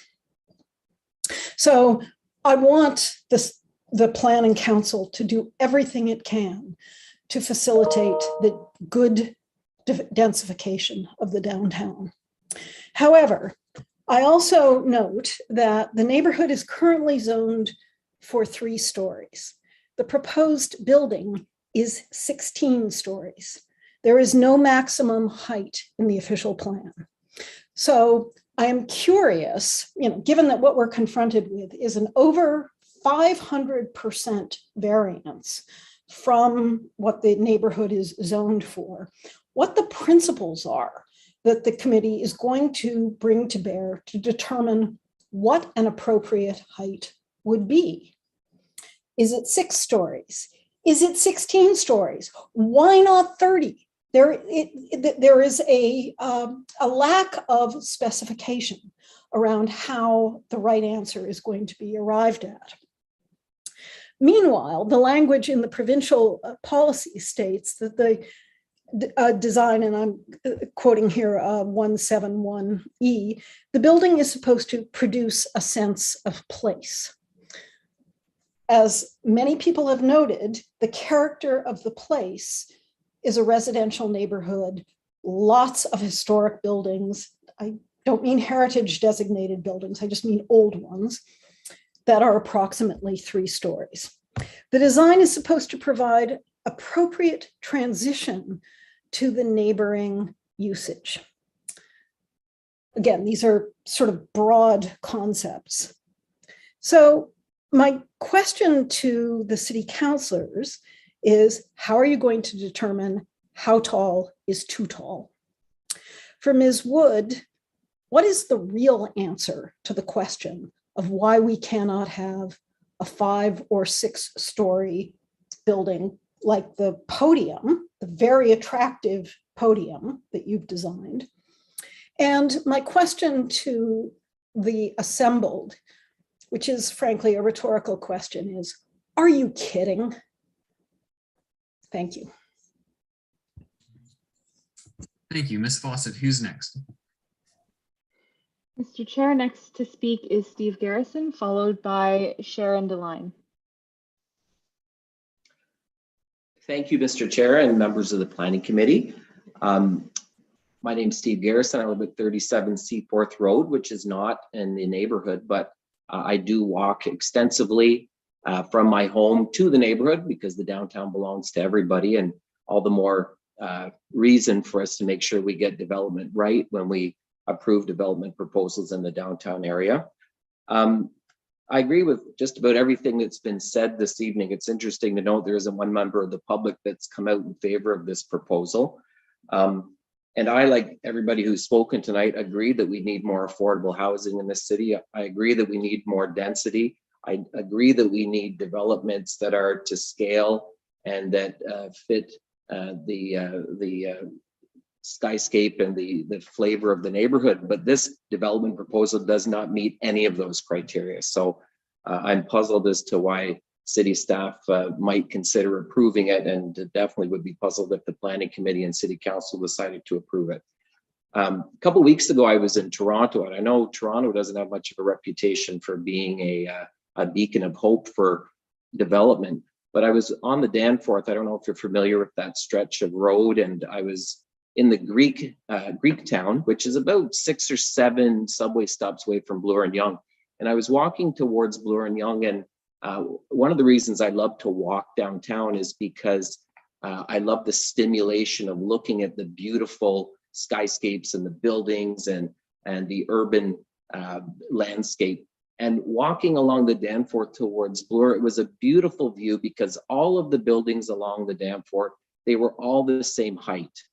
You know, there may have been some variance, but for that first blocks and blocks and blocks, it was the same height. So you could see forever. You could see right up until you could see the big, huge skyscrapers along, you know, the financial district where Bay Street is. And I thought to myself, you know what? As much as Toronto gets criticized, they've done something right here by confining those big, tall skyscrapers to the business district and keeping areas like the Danforth, which is a BIA, which is just like our Princess Street, you know, lots of businesses, restaurants, and you name it.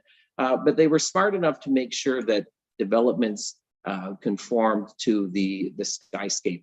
And for the first time, I thought, wow. And here's a case where Toronto has been doing it better than Kingston has, because when I walk down Princess Street from my home, from the old traffic circle, let's say, and you get to Victoria Street and you start heading down Albert Street and University Avenue, there's these monstrosities that have been allowed to be built that don't conform to the height of the other buildings. They're very oddly formed, you know, where every other building is a rectangular prism. You've got these strange buildings that are like 3 rectangular prisms plopped at different angles on top of each other. And I'm looking at the renderings for this proposal, and it looks very similar to those those complexes that have just gone up on Princess Street over the last couple of years. So my request to council and to planning committee is learn from those mistakes. And I know when I was on council, we talked about wanting to redevelop Williamsville, and it's very important that we do it, but we got it wrong with all of those new buildings that have been put up recently along Princess Street. All you need to do is walk past them.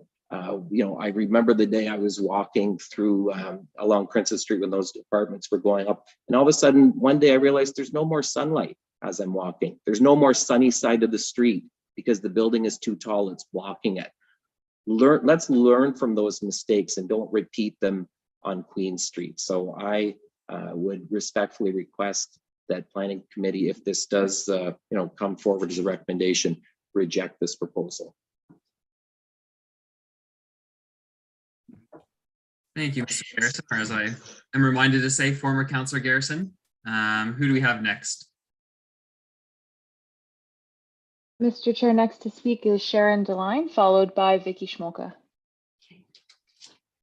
Hello, thank you very much for listening. I can see from your faces that you are all listening very closely, and I thank you for that. I'm going to speak to something of my own experience, but also an observation. I don't think the study that has been done by Podium is complete because it has ignored the aspect of sound. I think the planning committee itself, no, the planning department itself has neglected to follow up on its own recommendations for built structures in terms of the fact that sound is missing. Now, I'm not talking about sound with regard to traffic. I'm talking about sound from conversations in the balcony that can be heard. We're talking about an alpine effect where they are the mountain and the people below, a lot of whom work at night, during and need to sleep at night, are going to be subjected to all kinds of information that they might not be interested in. So we're talking about robust voices on balconies that carry, and the higher the building, the more it carries, the more balconies, the more conversations you have. I'm talking about balcony to balcony. It's sort of like being in Italy and saying buongiorno from one hilltop to the other. I'm talking about from balcony to street, because that also occurs. And there are people who are living, a whole swath of people who are living and working, as I said, who require their night's sleep, and they're not going to get it, and it's going to affect their health. And this is one important component that has been overlooked in every single section with regard to development, and it needs to be attended to. I don't know if I gave my address, but it's 14 Durham Street. I will tell you that when after the foundry was built, I sat on my porch with relatives, and we couldn't help but giggle at some of the conversations that were coming through the foundry windows a block away. And I'm a lot closer to the podium, not podium, but Sage Prestige. So I honestly think that you should be thinking about the residents and their needs. So thank you for listening to me, and that's all I have to say. Thank you. Thank you very much.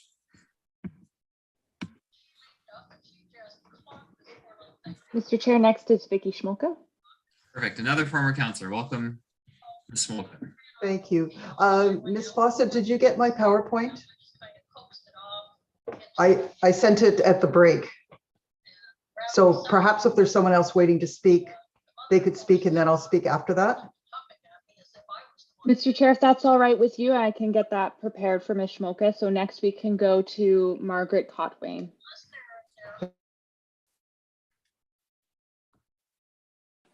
Hello, my name is Margaret Cowton, and I live at 441 Barry, which is at the corner of Ragland and Barry. And Ms. my Cowton, spouse is I'm just going to interrupt you turning for it one. off. Yeah, I think it's just there are two mics in your room somehow, or two speakers. Okay, can you hear me now? A bit better. Try that. Okay, I apologize. My spouse had his iPad going. 441 Barry at the corner of Barry and Ragland.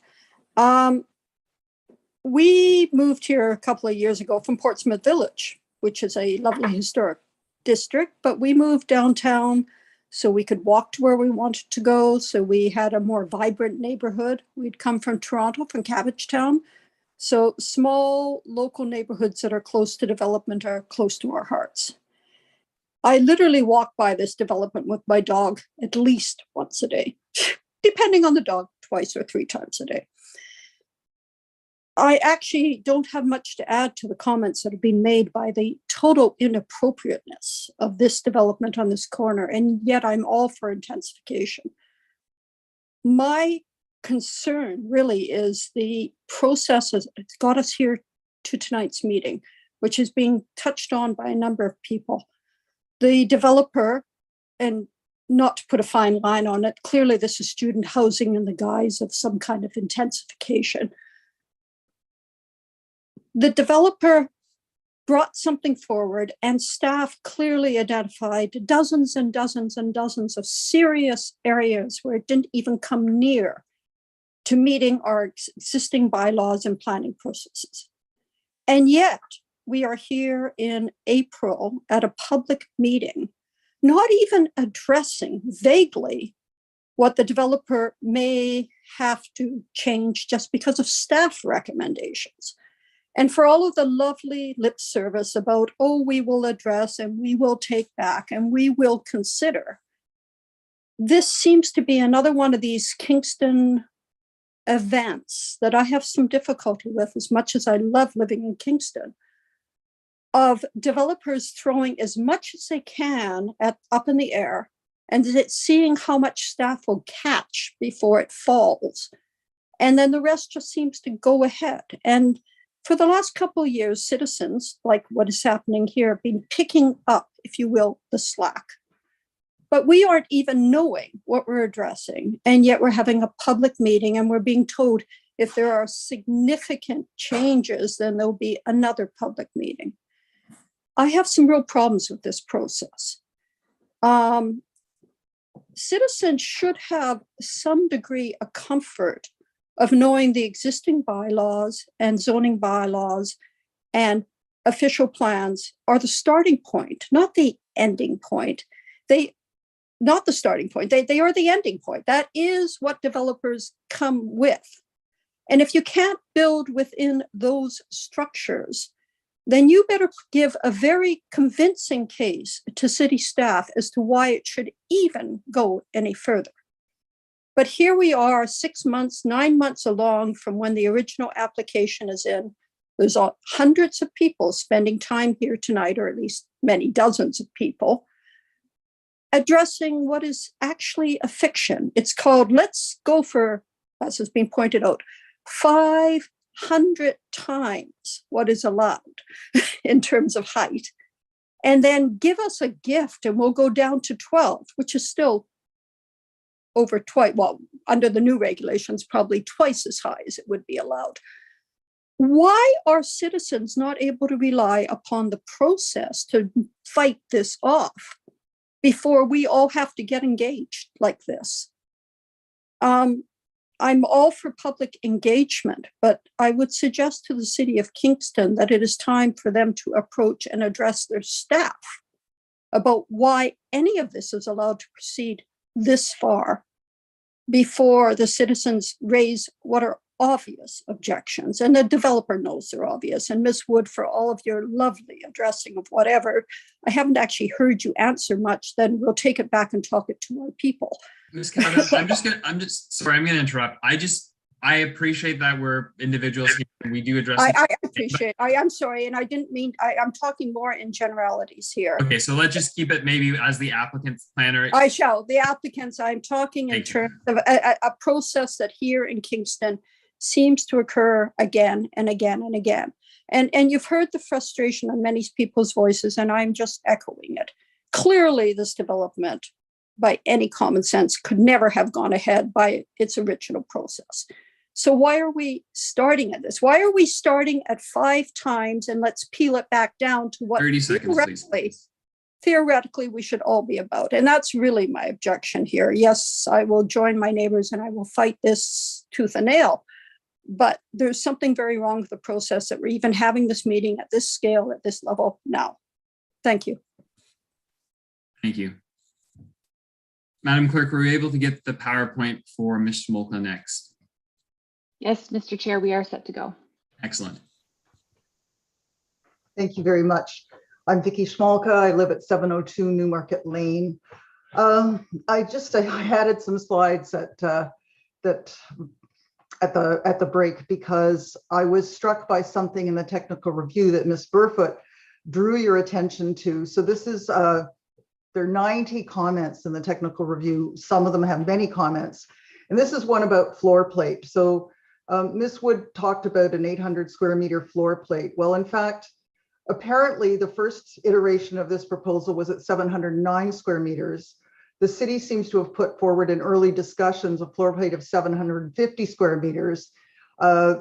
Density by design, I just want to remind you as members of Planning Committee, density by design has never been adopted by council. It is not the policy of the city. And so just to follow up on the previous speaker, we're dealing with what are we dealing with here? What staff suggested, what the developer wants, what density by design, which isn't approved by the city is proposing. So I just wanted to bring this to people's attention, given the comment before. by the applicant. Next slide, please. This is a question I raised at the open house that I still do not have an answer to that I understand, and that is how far out over the public domain does the building overhang reach? Does it go to the property line? Does it go beyond the property line? Is it set back from the property line, both on Queen Street and Berry Street? I personally find overhangs like this oppressive. And we know in the city's zoning bylaw, new comprehensive zoning bylaw, they do not want overhangs like this along the waterfront. They're not design friendly. So now I'll go to what I was really going to talk about today, which next slide, please. So I was looking at the official plan, and what does it say? It says the official plan, this is section 9.12.4, says public participation is regarded as an essential part of the municipal planning process. Yes. A public consultation strategy is required for all applications. Then I thought, I haven't seen a public consultation strategy for this application, and where would I find it? Where can we find it? And I think it is especially pertinent because it is very confusing about where we're at. The applicant's slide suggested after this public meeting, there's going to be reconsideration of the project, and then it will come back with a staff recommendation. That is a flawed process. Next slide, please. So this is where we're at, right? Planning staff has written to people in the community saying that the applicant will be revising the application in light of the technical review comments, which were significant, and public comments at today's meeting. And I really don't understand why this meeting is being held now when the application is going to change. And I know during the course of this meeting, it's been explained that if there are significant changes, there will be another public meeting. Looking at the technical review, there have to be significant changes because so many departments of the city have issues, as Ms. Burkfoot pointed out, with this application as it currently stands. So what are we doing here today, providing comments when there needs to be another public meeting when the proposal is revised? And it would be shameful for this application with 100 people today at this call. And the last speaker talked about fighting this tooth and nail. And I think you have a very good idea about how the community feels about this. So why did we have to come to this meeting again? Why can't we see the new proposal and then have a public meeting about that? Next slide, please. So finally, what is the purpose of today's meeting then? I'm confused about the process. I would like to hear staff confirm that there will be another public meeting, that there will be significant changes to this proposal to reflect not only the public's comments, but staff's comments and the comments from technical review agencies. And I really regret that we've come to a point where the community is just getting so angry at how the process doesn't seem to be serving the community or respecting our official plan or our zoning bylaws. 3 seconds.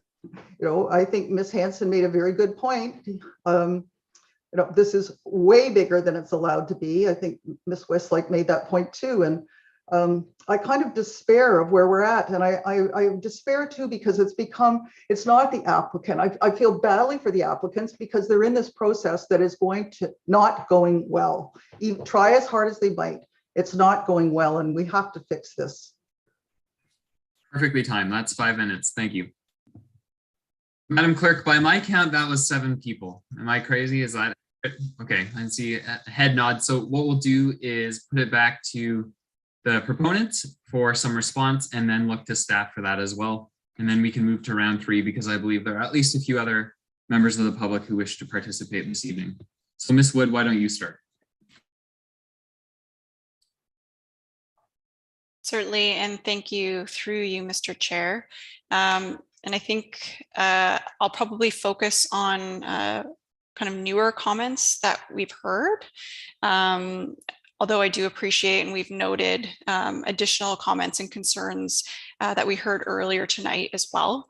I guess I'll kind of start from the beginning and work my way through some of these comments.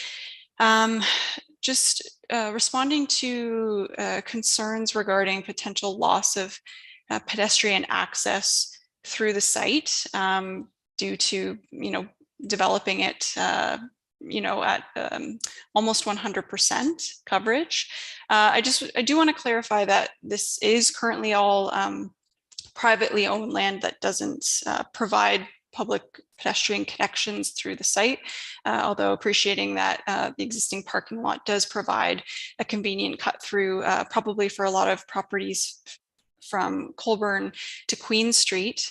I know the official plan does contain a schedule that actually requires certain blocks and properties within the downtown to provide interior pedestrian connections.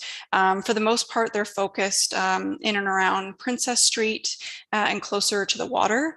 This site isn't identified as a block within the official plan to provide cross-block pedestrian connections, but what we can do is where the site abuts municipal sidewalks, so on Colburn, Queen Street, and Barry Street, is to provide improved sidewalks, and so that pedestrian access around the site is maximized. We note your concerns regarding noise. So as part of the submission, a noise study was completed. There also will be a further detailed noise study at a future site plan control stage at the time where we have more details around specific mechanical equipment, exactly where it's going to be located. Appreciate that this is going to be more people living on the site than there currently are, which is none. So there's going to be certain activity, people on balconies, people accessing the commercial space. That's not something that typically a noise study looks at. Noise associated with human behavior and activity, that's typically more so regulated through sort of noise bylaw enforcement. Through a planning process, noise impacts typically look more at noise generated by the building itself and its mechanical equipment. However, what we can look at through more detailed design is potential screening and acoustic measures to minimize those sound carrying from balconies and other outdoor spaces. There was a comment around the loading space and kind of not being addressed. So maybe I'll just briefly provide some clarity on how that loading space, where it's located and how it would function. It's basically its own enclosed space within the building accessed from Barry Street. So the doors would be able to open and a vehicle, whether that be a garbage truck, a delivery truck, a moving truck, would be able to fully pull into the ground floor of the building off of Barry Street, close the door, and then do whatever offloading or onloading is required. So that would be completely internal to the building and would not require any at street parking because of that interior layout. Yeah, I have spent quite a bit of time on Queen Street and appreciate concerns for cyclist safety. Queen Street can move quite quickly, especially when the lights are all green at the same time. And so I know, what's interesting is that the number of parking spaces that we're proposing is actually fewer than what exists on site today. So obviously we're looking at an appropriate reduced parking requirement, but one of the benefits of reducing that ratio, among other things, is that we will have fewer trips generated on and off the site. But certainly through some of the public realm elements and design that we can look at further is hopefully at least where this site interacts with Queen Street and Barry Street, provide some of those improvements for the broader cycling network and safety. I made note of comments and concerns around the traffic study methodology. So we'll take that back to the traffic consultant and provide some clarity on kind of timing around when traffic counts were collected and look at providing different numbers if that's recommended by the traffic expert. Just briefly touching on the zoning bylaw and the current permissions. So yes, the current C1-1 zone permits a maximum building height of 3 stories. The challenge is the downtown and harbor bylaw is about 30 years old. It didn't contemplate the level of intensification goals that our current provincial and municipal policy documents are setting for us. Because the official plan directs high density development to centers and corridors, but doesn't specify a maximum permitted height, or at least not yet. That's part of the work that's underway and been underway by Kingston policy staff. Because we don't have that specific direction in the official plan, essentially the evaluation of taller buildings needs to occur on a site-by-site basis through the process of a zoning bylaw amendment, which looks at design and massing, and through an urban design study and through a shadow study. And we've seen this in the downtown for other intensification projects, the Capitol Condo, for example, or the Crown now, Anna Lane, North Block. None of these developments are permitted as of right based on the zoning that's been in place for roughly 30 years. And similarly, anytime a zoning amendment is proposed, that amendment and that design needs to be evaluated on a site-by-site basis, based on the context and based on a design that's sensitive to that particular property's context. Very interesting commentary on other communities, both within Ontario and in Europe. And there was an interesting comment around Toronto focusing taller buildings within the CBD. And so that's partly what we've tried to achieve here, which is concentrate the taller elements of this building within the portion of the site which is within the central business district as identified on the official plan. And then the sort of north third of the site, which transitions to out of the CBD and into a residential neighborhood and designation, is where we're transitioning down in height to 5 stories and then 3 as we abut the street. Yeah, so just briefly speaking to process and why we're here this evening. You know, we've submitted a zoning bylaw amendment application, and for any rezoning, a public meeting or a statutory public meeting is required to review the submission that we brought forward. And so we're here this evening presenting, you know, that submission, the zoning amendment that we're proposing for the purpose of receiving feedback on that submission. And through that feedback, you know, it's an iterative design process whereby we receive that feedback and we digest that feedback, we review it, and we look to address it. And one of the ways we look to address that is through changes to the building design to try to address those comments. So that's why we're here tonight, is to gain that feedback based on the submission that this project team put together. And, you know, based on the nature of any changes that are made, are of course prepared and happy to come back for additional consultation based on any changes that are made. Regarding floor plate size, so I can confirm that the proposed floor plate size is 801 square meters in the plans that were submitted with this zoning bylaw amendment application, and agreed, the density by design report is just that. It has not been implemented through council approved planning policy, but provides some direction in terms of kind of design considerations for taller buildings. And that work's been underway for a bit now. So the setback along Queen Street for the ground floor is 1.5 meters from the property line on Queen Street.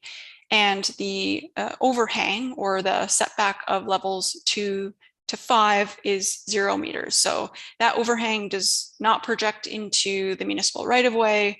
It is fully within the property. And then that ground floor is set back 1.5 meters.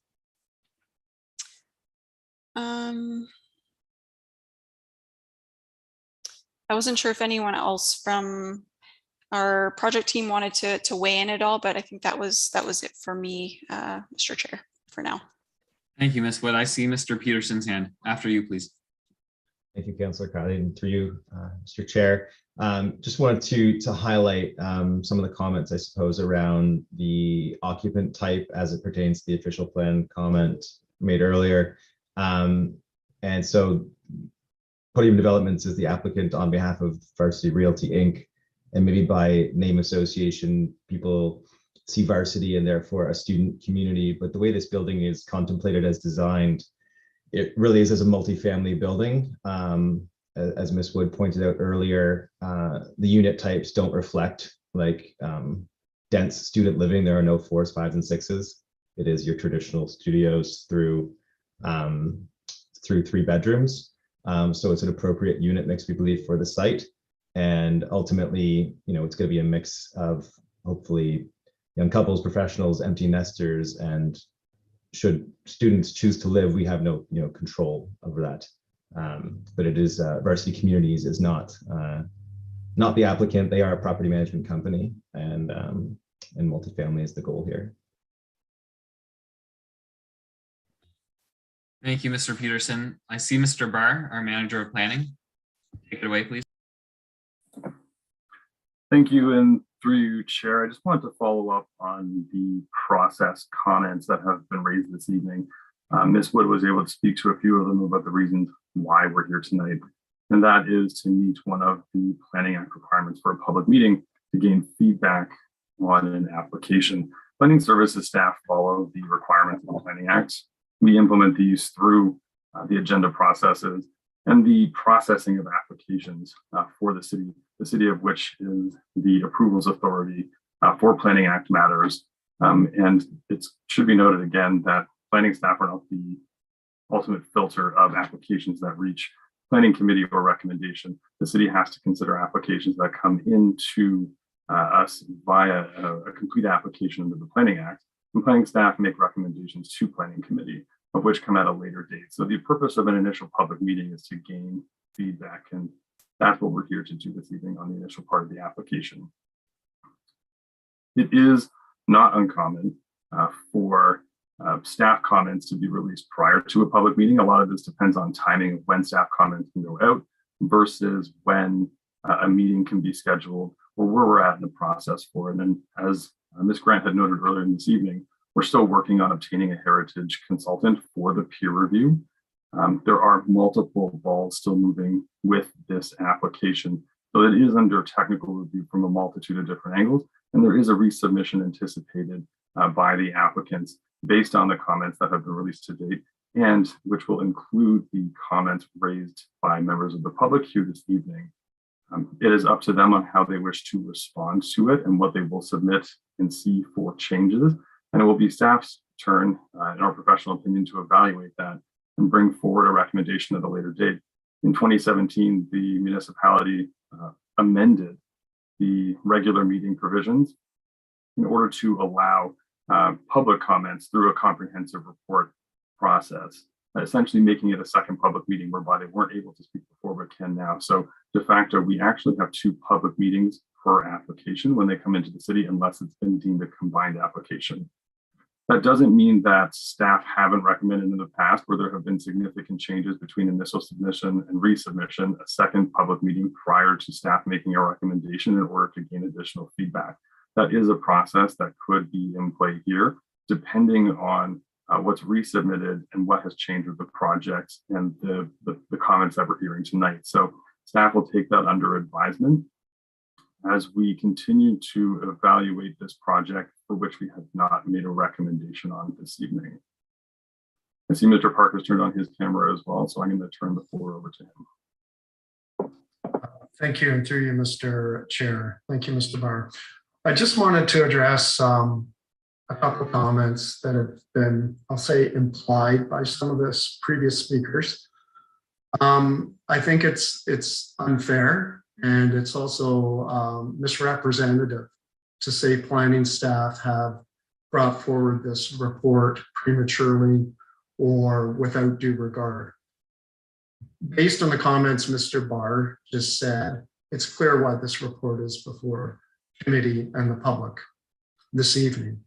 So when the report is ready to be brought forward again with recommendations to committee, that is when planning services does the full assessment and makes the recommendations. If the planning application proponent wishes to bring forward the report as they submitted to a public meeting, that is their prerogative. And I will leave it at that. Thank you. Thank you, Mr. Park. So Ms. Robideau, I see you as well. And for those watching, a reminder that the folks speaking right now are planning staff for the City of Kingston. Thank you, through you, Chair. I'd just like to speak a little further to Ms. Wood's response regarding the applicable OP policies for building height. As was correctly noted by Ms. Hanson and Ms. Wood, the subject property is not within the sub areas of the downtown and harbor area for which the official plan provides maximum height considerations. So with that in mind, the applicable policies of the official plan that would be used to evaluate the proposed height on this subject property would include the land use compatibility principles of section 2.7, the locational criteria of section 3.3c, as well as the applicable policies of section 10a, which is the downtown and harbor area special policy area. So that would essentially form the policy framework, as Ms. Hanson said, for evaluating height under the official plan on this property. I'll certainly invite any of my other planning colleagues on the call tonight to add anything further that I've missed.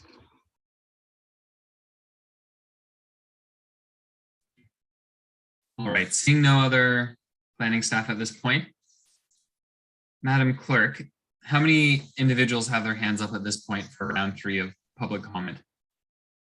Mr. Chair, at this time we have 2 hands raised, Ms. Bacardi and Ms. Deshaw. I see a 3rd hand coming up by Mr. Bird. So if you like, we can do another call. Again, for those who wish to speak to the current application on the floor, please raise your hand in Zoom so that we may identify those who are still wishing to speak.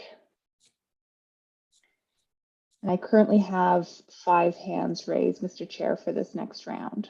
Excellent. All right, so guide us through those individuals. Okay, first to speak will be Laura Picardi, followed by Rose Deshaw. Hello, my name is Laura Picardi. I live around the corner from the proposed site at 26 Main Street. I'm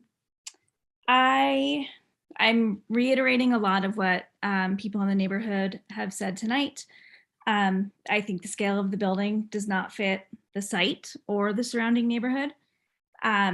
Just kind of sitting here over the last few hours, looking out my bedroom window, I'm realizing that kind of my view, even looking out my window, will suddenly change from the trees towering over the modest 2-story homes on my block to this kind of extremely large tower, which, I mean, in some ways is a minor thing, but I do really think impacts the feel of a neighborhood.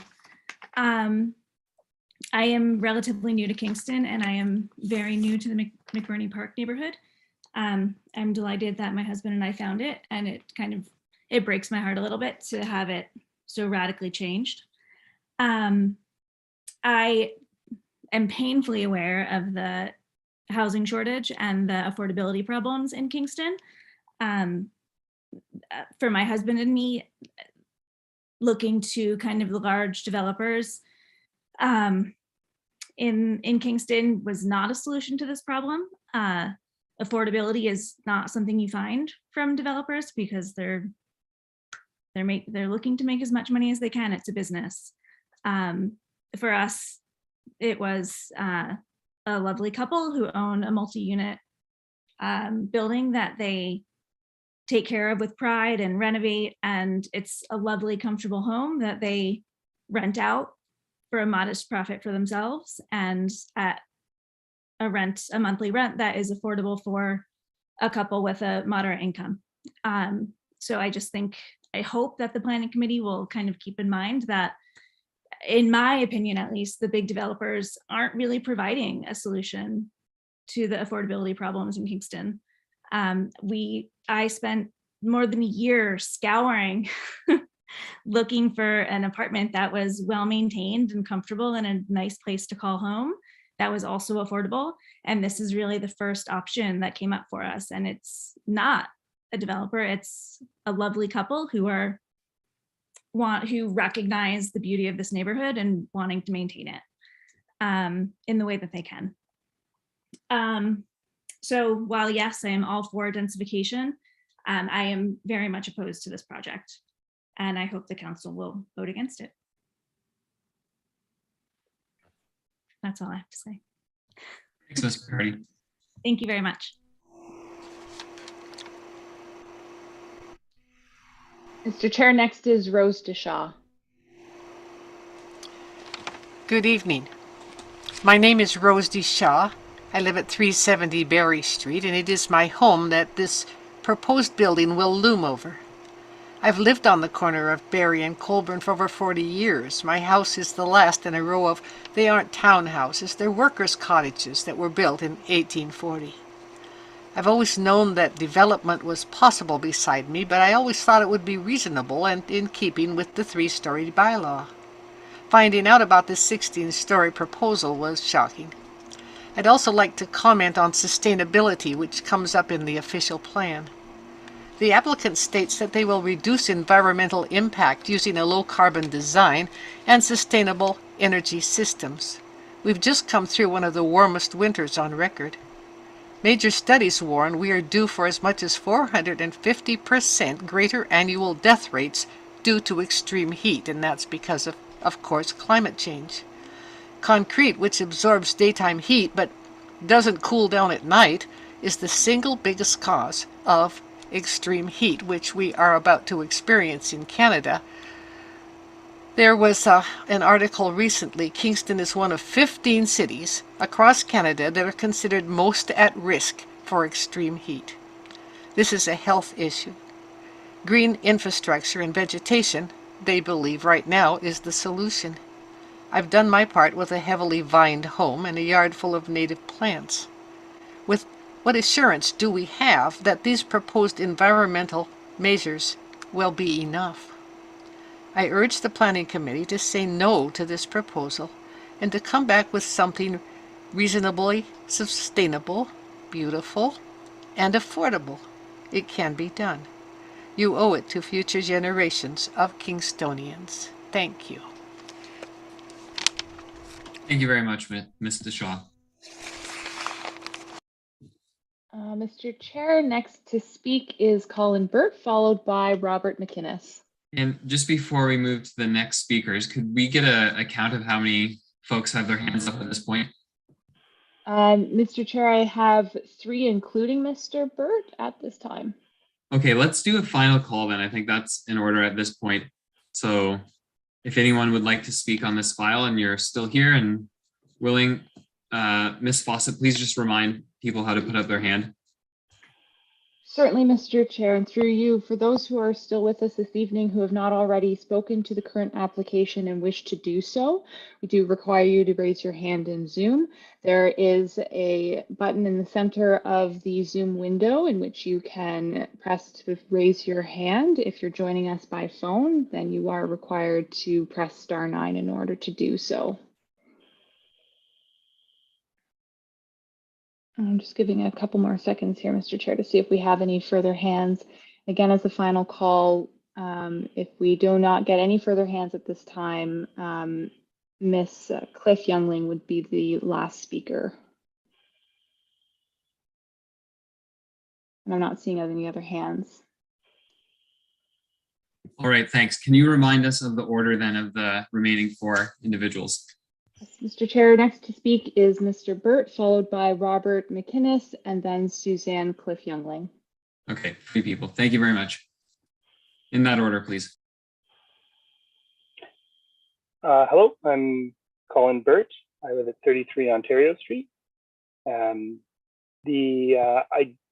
There's obviously many details that need to be addressed with this project, most of which have been spoken to by other people. Particularly, I'm a little concerned about making sure the streetscape is a little more friendly to pedestrians, and that the step between the podium and the tower section is a little more dramatic. I think that's a very good design concept, and I'm quite a fan of it. However, I think the difference between the two in this particular building is not all that dramatic. However, I think despite those issues, in a general way, this is, I think, a fairly good project. That's a site that's certainly very suited to building up some more density, and we need a lot more density in the city. We have, to address the very dramatic shortage of rental units, as well as, of course, we want to increase density for environmental reasons, and just simply providing more people can live in a walkable, pleasant area of the city rather than the more low density, car-centric parts of the city for those who want to. That's all I had to say. Thank you. Thank you. Mr. McInnes. Good evening. My name is Robert McInnes, and I live at 278 Sydenham Street. And I want to read something to you. So if you just hold on a second while I go for that.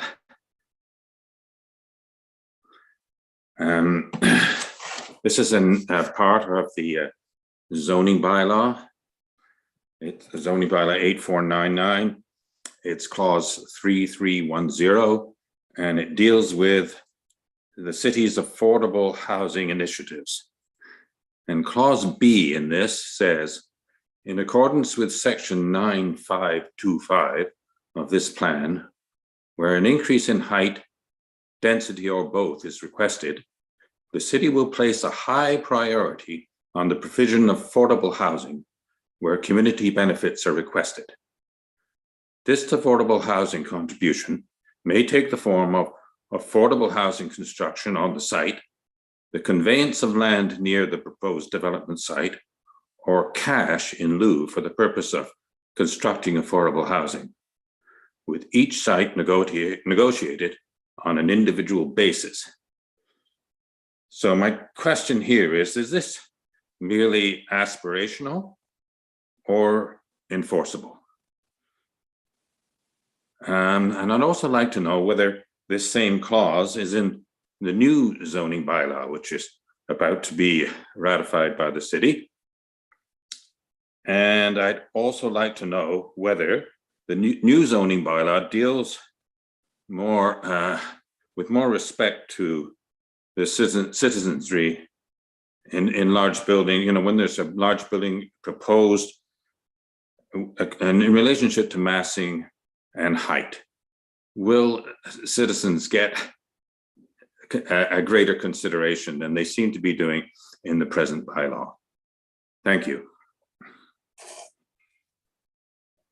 Thank you. And our final speaker, Madam Clerk. Yes, Mr. Chair, next to speak is Suzanne Cliff Youngling. Yeah, I guess I'm on. Am I on? Okay, perfect. My name is Susanne Cliff Youngling. I live at 28 Alma Street, and I've lived here for over 20 years. I'm going to make just some loosely connected comments right now, because I agree with what has been raised earlier. I'm not really sure why we are here and why we have to raise all this concern when there's going to be another reiteration and we're going to be here again. I'd like to remind everyone that it's the public, the 100 people that are spending the evening that is not being paid for being here. I think the rest attending this meeting is being paid, or at least is going to try to make a profit from the developers. In any case, so I am dismayed that the public is asked to spend so much time in being concerned and raising issues that, so I reiterate what other people have said so much better. A couple of other things then. I do like to talk a bit about language similar to what Elizabeth Hansen has commented on. And I do find it concerning sometimes what developers will put forward when they make their presentations. So I heard in the presentation some mentioning about how this development, blah, blah, blah, and is stabilizing the neighborhood. I know urban planning, that is a term that is being used. I do not think that it is a proper use for this development. Our neighborhood does not need stabilizing. And I know what the term means in urban planning, so I do that's what I'm questioning here.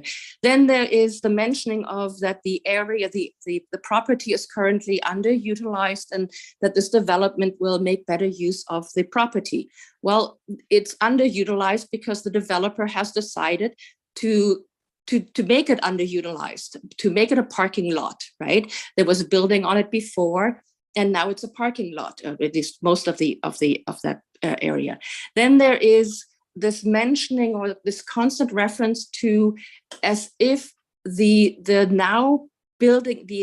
area that is being proposed for the building is one area or one property. This was not one property. This is several different properties, 2 different properties, right, that are bought up and now trying to be combined in this mega development. And so I do find it, it's just annoying. I'm sorry to kind of say this, like when it is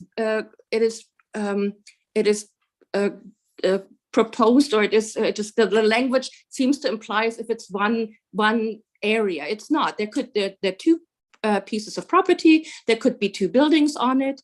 There could be all kinds of different development going up there.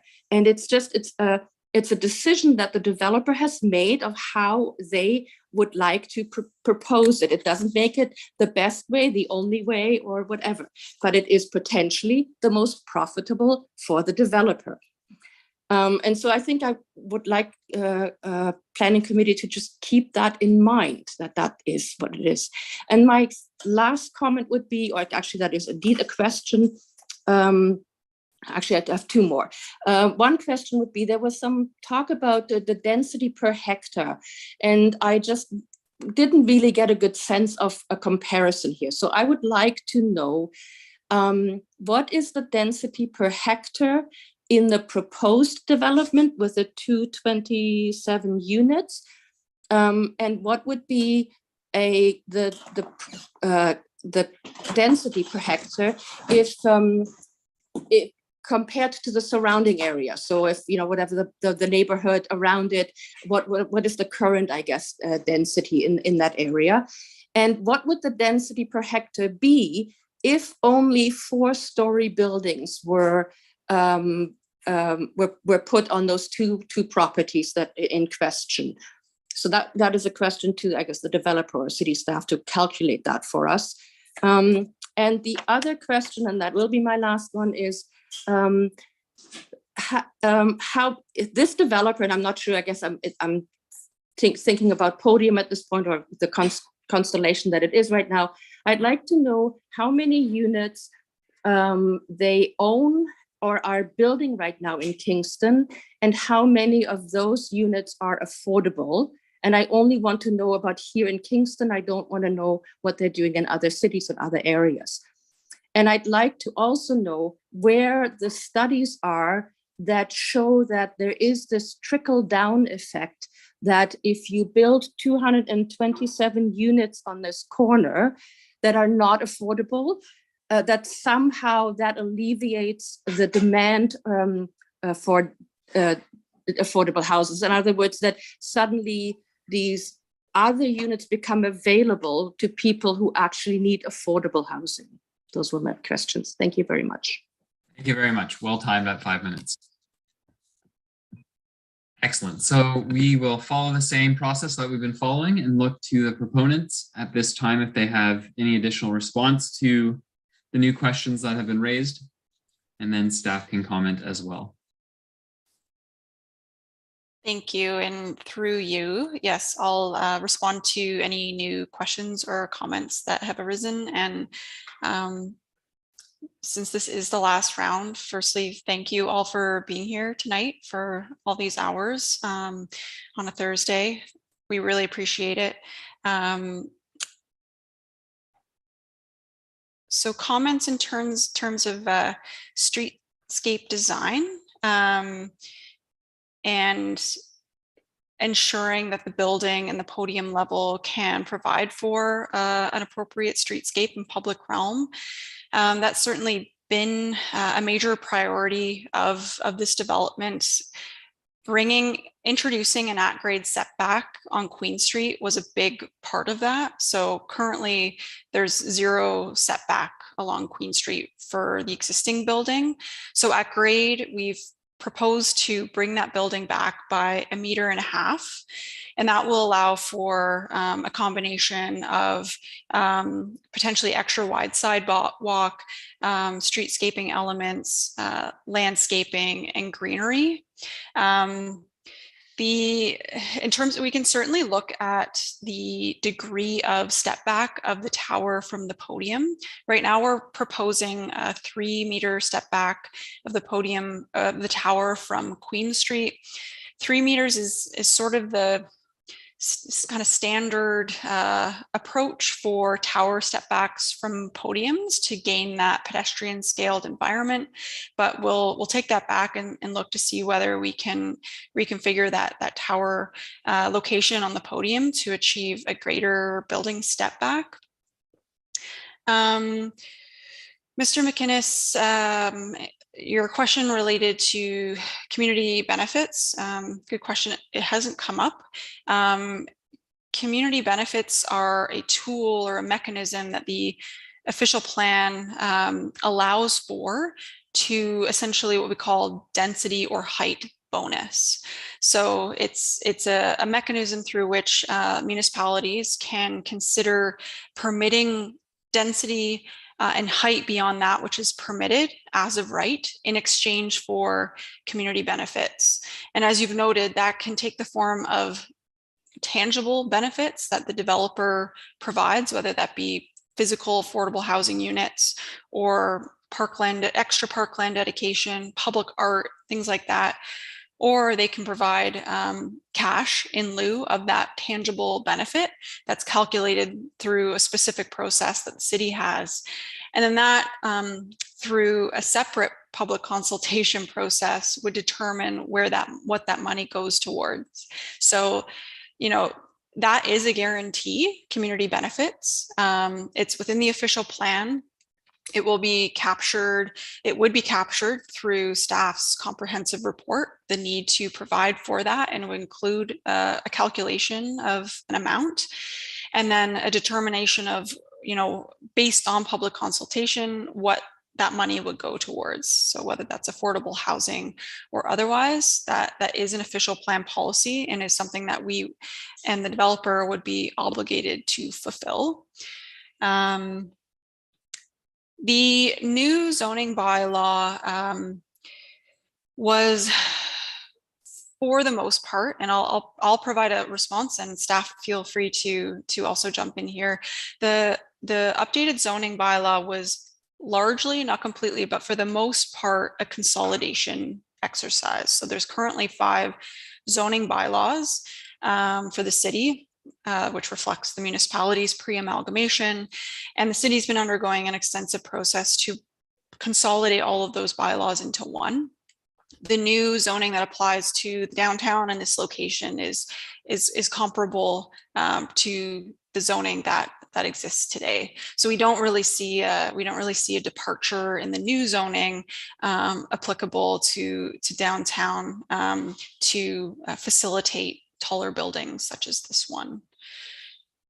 In terms of, I acknowledge and agree that the neighborhood north of here is stable, and I wasn't suggesting that it needs to be stabilized. So thank you for raising that, and I'm happy to clarify that.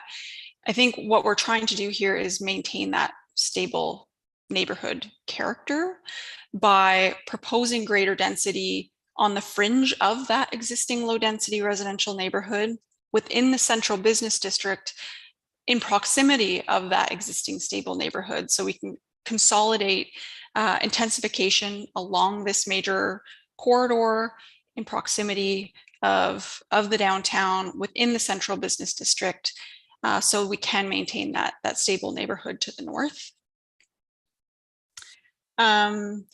So yes, the current owner did demolish a previous building on the site. West of the existing office building was a former car dealership and automotive shop. So, you know, planning policy and the official plan is no longer directing those types of uses within the central business district. And there's been a general shift in that direction for the downtown and as well as Williamsville to remove those types of uses and convert more to a sort of a mixed use development that doesn't involve auto related uses. So that building and that use was removed, and temporarily surface parking has been has taken its place, with the long-term intention of developing this site with a mixed-use development that is contemplated in the official plan. So the as of right density permission in the zoning bylaw, the current zoning, is 123 dwelling units per net hectare, which would permit 24 units on this property as of right. I wasn't sure, Ms. Christian, if you wanted to add anything at this time. No, we'll have to take a couple of the questions, I think, on density back in terms of some calcs and some other data that they had asked for. In terms of sustainability and the use of the site, sustainability also means efficient land and resource usage. So having more density on a site is a more sustainable approach to residential living and development. In terms of what we're contemplating for this site is a low carbon approach. That means minimizing the use of natural gas and other combustion products, looking at the performance of the envelope of the building, so the glazing, how much glass is there, the thermal performance of that envelope of the building materials, the color, the materiality, the use of green roofs and other planting to minimize things like the heat island effect, which were discussed earlier or raised earlier. So we are actually looking at along Princess Street, we've already started Kingston's first geothermal residential building, and across the street, we are proposing a zero carbon building. So this is sort of following along with our ethos of sustainable building, and this project would be no different. Thank you. Yeah, thank you very much. Ms. Grant. Hi, thank you, and through you, Chair. I just wanted to address a couple of the points by members of the public that Ms. Wood has accurately responded to, but I just wanted to also provide staff's comments. So just with regards to the reference to section 3310, I think there was reference to that being within zoning bylaw 8499. And I just wanted to clarify for members of the public that I believe the member of the public was speaking to that policy of the OP, which relates to affordable housing, just in case people are looking for that reference. That's where you will find it. And so Ms. Wood is correct that we will be seeking community benefits through this application. And that's based on a kind of a calculation to find a financial amount, which is done later on in the process once staff are at a position to make a recommendation one way or another on the proposal. So anyone who has submitted written comments to us or who has spoken at this public meeting tonight would receive notice of when that public consultation is taking place related to community benefits. So just wanted to communicate that. And also just reiterate Ms. Wood's comments related to the new zoning bylaw and approach for tall buildings downtown. The current scope of that project is to consolidate and modernize the city's multiple zoning bylaws, and it wouldn't substantially change the approach to tall buildings downtown. The zoning bylaw would be proposed to be amended again in the future following the future phases of the density by design work, which is where that public consultation would take place to kind of establish where and in what situations and how tall and mid-rise buildings would be appropriate in the city. So that's not something that's proposed as part of the current comprehensive zoning bylaw project. Thank you. Excellent. And I will look for any other staff to appear. I don't see that. So we move to the portion of this public meeting where committees have the opportunity to inquire of the applicant and perhaps of staff when appropriate about this project, or at least what we have proposed before us on this site. And I know there are many questions, so who would like to take the first kick at the can? We'll do 5 minutes each. I won't time you while you get your response, and it can be a back and forth, unlike we just had with the public comment. So Councillor Neal, the floor is yours. Thank you. And being a policy wonk, I have a few questions of regarding some of the comments made tonight. First of all, I'm curious about who was invited to the open house. And there's mention of peer reviews. Were they organized in the way that peer reviews usually are, where the city would give you 3 reputable names and you would select one of those 3, or were these peer reviews done by the proponents? Thank you, and through your chair. The notice of the open house was provided, as is typical for planning practice, in accordance with the requirements of the Planning Act for public meetings. So that includes mailouts and on-site signage. So within 120 meters? Yeah, exactly. Only? Yeah. Okay. Yeah, as well as anyone that we had received correspondence from at the application. At that time, the application was fairly new, but there were a couple of members of the public. And related to your second question, related to the heritage peer review process, that was done in typical practice. So Heritage Services reached out to their list of consultants that they trust to do the job and know have done a good job in the past. As I mentioned, there's a lot of capacity problems in the industry right now. So they've kind of expanded the net a little bit, but those are always vetted through Heritage Services. Okay, thank you. Question for the developers.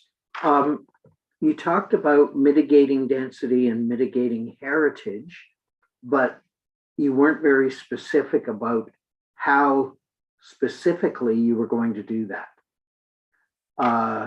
Could you address that, please? Yes, thank you, and through you. A lot of it has to do with the podium and tower design. So it was interesting this evening to kind of hear comments on a desire for more of a mid-rise, sort of 5 to 6 story scale, because that is the scale of built form that provides that human scale, that pedestrian oriented feel. And I think that's really what we've been, trying to achieve with our podium design, a 5-story base level, so that when you're at the pedestrian realm, that is what you experience.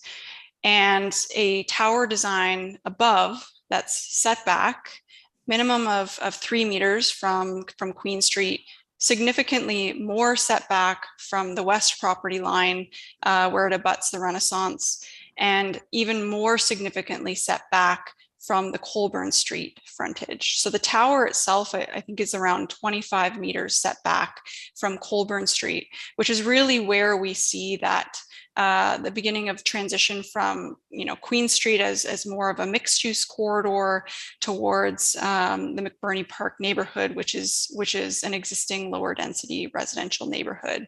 And that's where we're seeing the step down from the 16-story tower down to a 5-story mid-rise form on the north side of the street, or the north side of the site, where the property abuts lower density residential development. Thank you. And I know, and I'm glad you mentioned 6 stories, because I have to say, Mr. Peterson did a very good development and listened to the community at 600 Princess Street.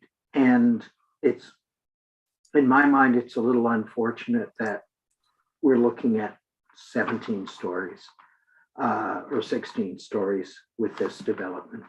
So a question for planning, if I can, for staff. There was a mention earlier about 90 issues that were brought up. And I know this is the first stage in the process, but how many of those 90 issues that were brought up have been, in your mind, addressed or listened to by the developer? Thank you, and through you, Mr. Chair. So that reference, I believe, would be in reference to the technical review report that was provided to the applicant back in November. And so my understanding would be that the applicant has decided to wait until after the public meeting to make their resubmission to the city, which would include a response to that technical report and the comments it included. So at this time, we haven't received a response. In that case, I would strongly recommend that we have a second public meeting. If they haven't addressed the staff input yet, when they do address it, we need to open it up to the public. And that raises the question, and I've asked this in other development before, could staff, possibly senior staff, talk about if there were so many unaddressed issues, when was this proposal deemed complete by staff? Thank you, Mr. Barr. Thank you, and through you, Mr. Chair, I'll build up on what Mr. Park was mentioning earlier in the application, earlier in the meeting tonight. So when staff accept an application, we look to see if they have submitted everything in accordance with the complete application requirements, which have been outlined to them. That includes reports, studies, drawings, whatever could be potentially outlined within that parameter. We make sure that that is submitted with part of the application. But what is not controlled as part of that is the quality of some of the study that's inside of it or the justification provided with it. The tribunal has ruled that just because you don't agree with something inside of a policy document or justification doesn't give you grounds to not accept the application. Those items are worked out through technical review, which this application is currently in. So while we may have comments out there now that we're looking for revisions or updates to an application, that is just part of the normal process. So the application was able to be deemed complete because they met all of the requirements for a complete application and submitted the fee, which then starts the Planning Act timeline clocks, which we have to start addressing. So we're in just a normal part of the process now through technical review, where the public meeting happens, where staff comments are issued, and where responses will be provided at a later date. Thank you. And I just have 2 more questions. And this would be a question to Mr. Peterson, I believe. There are hundreds of units in the Williamsville corridor that you've developed, and probably thousands of bedrooms in those developments. How many, if any, would qualify as affordable housing, and how many, if any, were designed specifically for multifamily dwellings? Thank you, Councillor Neal, and through you, Mr. Chair. I don't have the specifics on the numbers on terms of affordable. I believe they're all market rate buildings, and all are specifically designed as multifamily accommodation. Thank you. And my final comment or question, Mr. Peterson has commented several times that there would be no expropriation in this development. I'd like staff to address how expropriation would even be related to this, because it's my understanding expropriation has to be for clearly for community benefit, and it's usually done through a process with the municipality. Perhaps Mr. Park can clarify that. Thank you, and through you, Mr. Chair. Municipalities have the ability under the Expropriations Act to expropriate land solely for municipal purposes. So in other words, roadways, fire halls, police stations, things like that. They would never be in the position of expropriating land on behalf of a developer. Thank you. That was my understanding as well. Thank you very much. Very good, Councillor. Thank you. With a minute to spare. So Councillor Osanek or Hutchison, looking to you. Yes, Councillor Hutchison.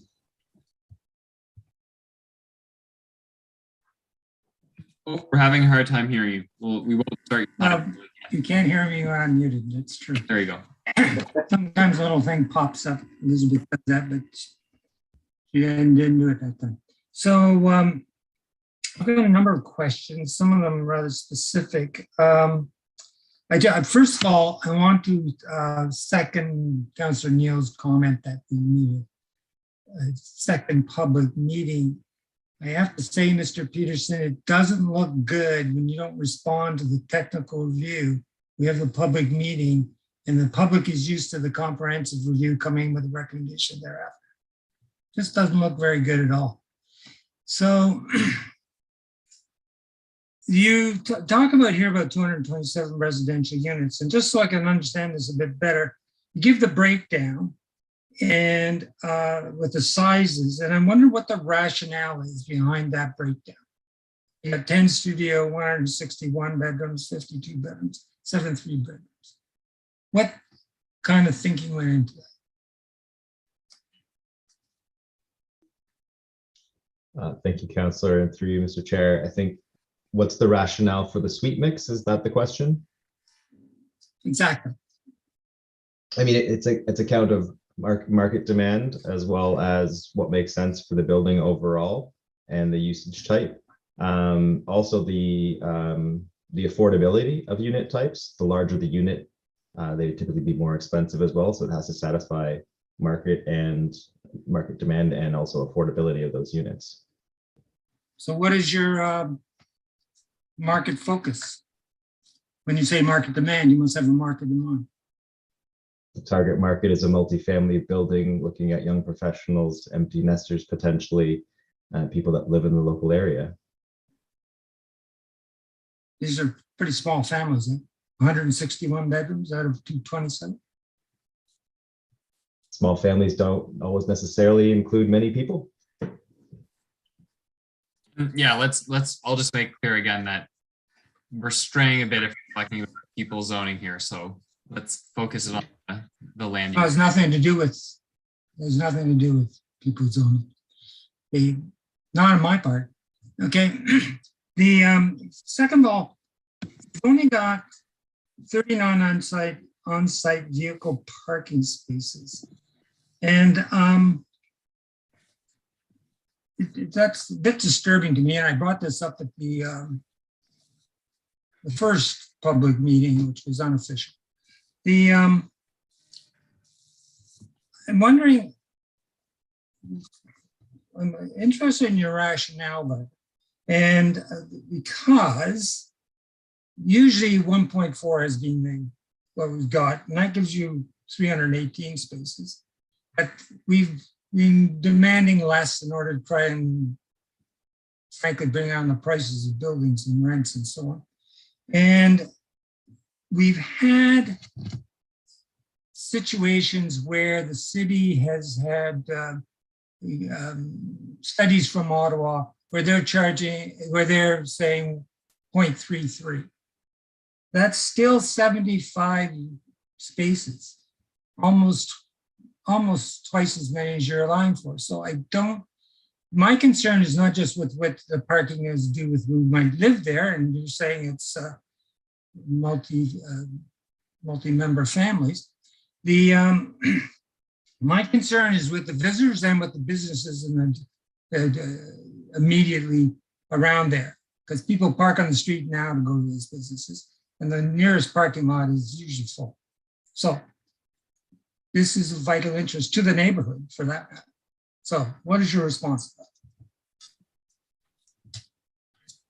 Thank you. And through the chair, maybe Christian, I'll respond to this question. So the proposed parking ratio is 0.17 spaces per unit, which is lower in general than what we've been seeing in developments in Kingston, except for, I would say, as of late, where we are starting to see more of a trend towards those lower rates. For example, I think 600 Princess Street, which was recently approved, was a parking ratio of under 0.2 spaces per unit as well. Located along a corridor, but in fact, less central than this location. I think the intent here is to take advantage of this site's central location and the access that it does have to active modes of transportation. I'm going to be part of Kingston's new parking paradigm. So the power of parking paper that was prepared by the city generally discourages the provision of too much parking for several reasons. It raises the cost of development, which reduces the affordability of housing, and of course encourages car ownership and driving, which in turn increases greenhouse gases and pollution. So, that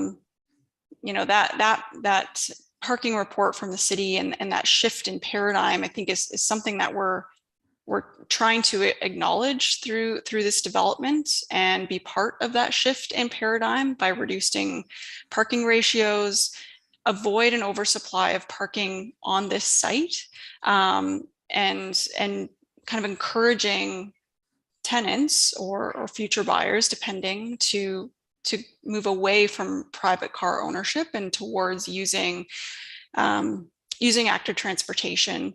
And I think I'd mentioned before, this site is a 94 walk score. Anything over 90 is what they call walker's paradise. And that daily errands do not require ownership of a personal car. Obviously, there's going to be folks that do require and want a car who would have an opportunity to park here. But that's our goal here, is to provide a parking ratio that will meet the development's needs and avoid an oversupply of parking. Okay, I'll just flag that for staff, that parking isn't just a matter of what the developer is doing, it's also about what happens in the community. And those are narrow roads around there. So, and the businesses have to hopefully stay alive. So the second question I have about parking is, it indicates in the report that 10 spaces, the minimum for accessible spaces is 10, and there's only 3 allowed for. So, my problem is that is that enough? Even this, my question is to staff, is that enough? 3 spaces in that for that population, for that number of units, even allowable under the AODA, the Accessibility Act?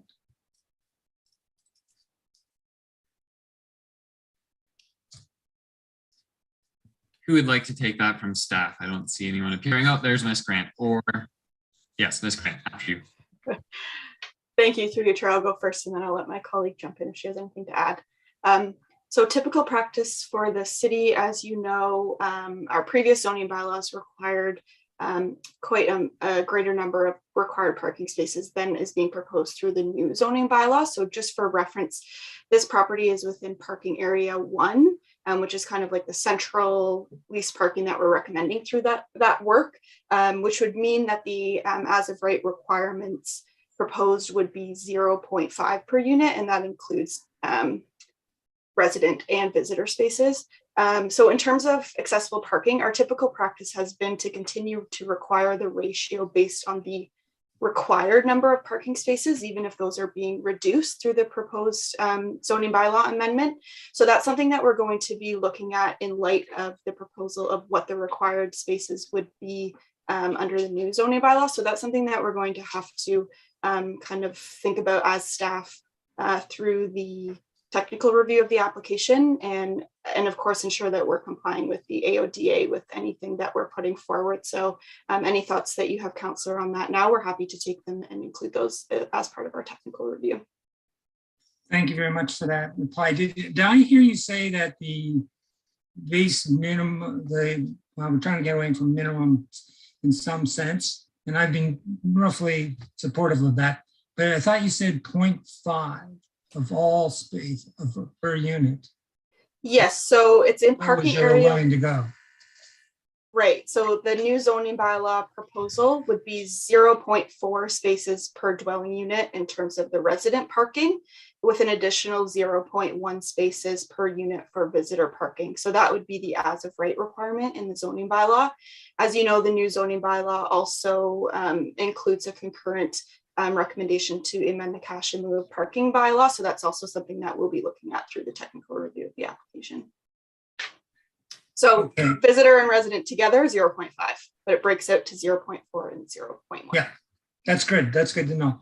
I'm not trying to over park this development, but I think there needs to be enough so that the impact on residential and business people who are already there is not overdone. So, Councillor, sorry to interrupt. I see Ms. Wood's hand went up. I didn't know if she wanted to add further comment to that. Sure. Just briefly, thank you. And through you, I just wanted to provide a little bit more information on the accessible parking question. So the accessible parking proposed with 3 spaces represents 7% of the proposed parking on site. AODA requires 4% of proposed parking be provided as accessible spaces. So part of the challenge is there's a bit of a difference in the way City of Kingston zoning bylaw currently applies the accessible parking ratio versus AODA. We are proposing to reduce it from the zoning bylaw, but in a way that the number of spaces still meet AODA requirements. Okay, I should have made something clear. I don't think I did. The development where we were talking, one of the developments we're talking about in planning, which allowed for 0.33 spaces per unit, was in fact student housing. And we knew that's what it was going to be. So this is like half of that. I think that's a bit problematic. So 30 seconds. How much? 30. Okay, I'll squeeze in one more question. So it's unclear to me whether the Princess Towers is in part of the surrounding area or not, or even if it applies to consideration under this proposal.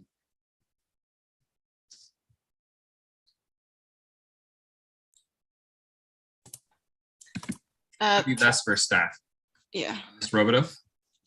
So yeah, through you, Mr. Chair, Councillor Hudson, I wonder if you could rephrase your question. I just want to ensure that I understand what you're asking in terms of how Princess Towers would relate to the proposal. The report and the proposal, of course, refer to the surrounding area. Okay. And my question is, and when there was talk about, the Princess Towers, whether it was appropriate or inappropriate to include it as a comparative building. My question is, how do you determine the surrounding area, and is Princess Towers even in the surrounding area by definition? And further to that, it was developed under a different planning regime before the 1976 bylaw, never mind the 2010 bylaw, official plan, excuse me. So does it apply at all? Is it Sure. comparative at all? Yeah, so I think when we were speaking to surrounding area, I don't believe the official plan would necessarily provide a definition for surrounding area. But when we're reviewing a proposed development, we do look at what the existing built form in the surrounding area, as you said, is. Princess Towers is certainly quite visible from the subject property and is located in close proximity to the proposed development, but certainly, we review applications such as this on a site-by-site basis on their own merits. So I don't think it would be fair to say that because Princess Towers is visible from the subject site, that therefore, a building of comparable height is de facto appropriate on the property. There's obviously an extensive policy framework that we would have to review in determining if that would be true. As I think we've discussed a little further tonight in terms of, what those official plan policies would be in this particular case. Does that answer your question? Sort of. Can I do a supplementary, Mr. Chair? Very quickly, and then we'll see if other councils. Okay. So the problem here is being suggested to me by a planner, okay, and not with the city, that due to the fact that building, which is generally considered a mistake by most people, like Harborfront is also, there are a number of buildings. The question is, how long do bad buildings last in terms of being comparatives?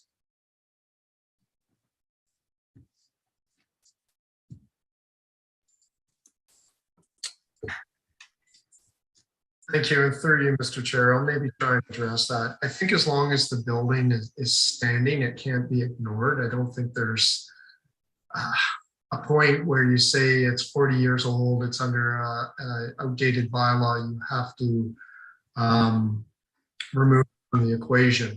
I mean, to a certain degree, if that was the way it was done, then there's very many older buildings in the city that would be removed from equations. Including many of our heritage. So I think we have to look at it based on what is existing, what is on the ground. Whether we agree with the building is an ideal built form or not. It happens to be on the landscape. We have to recognize it. Thank you. Councillor, I'll hold you there, but we can definitely come back if you have additional questions. So Councillor Osanik, you're the last remaining other than myself. Thank you. Through you, Mr. Chair. So I just have a question for the applicant. And I think you've heard a lot about like the public asking for affordable housing units. Councillor Neal just asked how many and other developments do you have in Kingston? And the answer was all the units are at market rate. So can you consider offering some affordable housing units in these 227 units in your building? Thank you, Councillor, and through you, Mr. Chair. It is something we are considering. There are a variety of elements to take into account in how affordable housing is structured, or at least in how those rates are calculated. And I know when there are programs in place to support, the overall cost base of a project is challenging. And so working with municipalities and the provincial and the federal governments, there are avenues to explore. So we are looking into it. I just can't tell you anything specific in terms of numbers. Okay, thank you. That gives me hope. So that's good. For the pictures that were shown in the this PowerPoint slide deck of what the building will look like, is that really what the building will look like? Like, I just kind of found the building like above the podium, like it just looked a little bit like 1970-ish. Like, I find Anna Lane a really attractive building. I could look at it all day long. It looks very similar, like Steve Garrison was, saying earlier about the buildings that he sees in Toronto, and Anna Lane is very similar to Bloor Street and Islington, for example. And when I saw what it looked like in the concept diagram, you know, just so much concrete, I just felt it looked really 1970-ish, like really kind of ugly. So is that just a concept? Like, can you still try to pretty it up? I'll take this one as well. So thank you, Councillor, through you, Mr. Chair. We look at buildings holistically through a variety of lenses, and on this project, we do have some of the best and well-recognized Canadian architects on our design team. We look at a variety of factors. I mean, to have a low carbon and highly energy efficient building, you actually have less glass. Glass is very inefficient from a thermal insulation perspective. So when you look at a building, this is a very preliminary massing, as we would say, that shows you essentially the built form and the context. The materiality, the amount of glazing, the color choices are all things to be resolved and to be put forth through our site plan application. When you look at your typical condominium of a major city, you see a lot of glass, and that's highly inefficient. It's not great for birds, and longevity of the building is diminished. So we're looking at a variety of options, but in early stages, this is a concept we'll be working on. Okay, thank you. And since you just mentioned birds, I thought I did hear Ms. Wood say that you're going to try to make the building bird friendly. Did you, and in what way? In what way? There are a variety of bird friendly design guidelines that different municipalities have in effect. So that'd be something we could look into as well. It's sometimes in the city of Toronto, I believe it's above 12 meters, like the first 12 meters of the building is where they would look at bird friendly glazing. But diminishing the amount of glass on a building so there's less reflectivity is also how you make a building more bird friendly. Okay, thank you for that. And I also just want to share my agreement with all the comments tonight. Like, we saw what happened with the Capitol condo. It started at 16 stories and it ended at 9 stories. And I just think 16 stories is too high for this site. And I have to agree that it just looks suspicious that we're doing 16. This looks like Capitol condos all over again. We're starting at 16, and are we going to get to like a medium of 12? Why didn't we just start with 12 right from the very beginning? You know, and so I do need to see the height come down when it comes to the comprehensive report. Thank you. All right, Councillor Neal, would you mind taking the chair? Our regular vice chair is away tonight, and you're the former chair, so it'd be great if you could. Happy to, and I do recognize you. Excellent, thank you. I had a number of questions as well. Some of them are highlighting a few comments from the public I think could be further addressed. And I wanted to start with, it might have been Miss Westlake at the beginning of the evening talking about the shadowing. And I'm not sure if this is a good question for the proponent or for city staff, but do we have a sense, even at this preliminary stage, of how much the shadowing would affect the 3 row houses that are on the northeast side, I believe, so where Mr. Shaw's house is, if I have my directions correct? Could we talk about how long they will be in shadow, particularly in the long shadow months?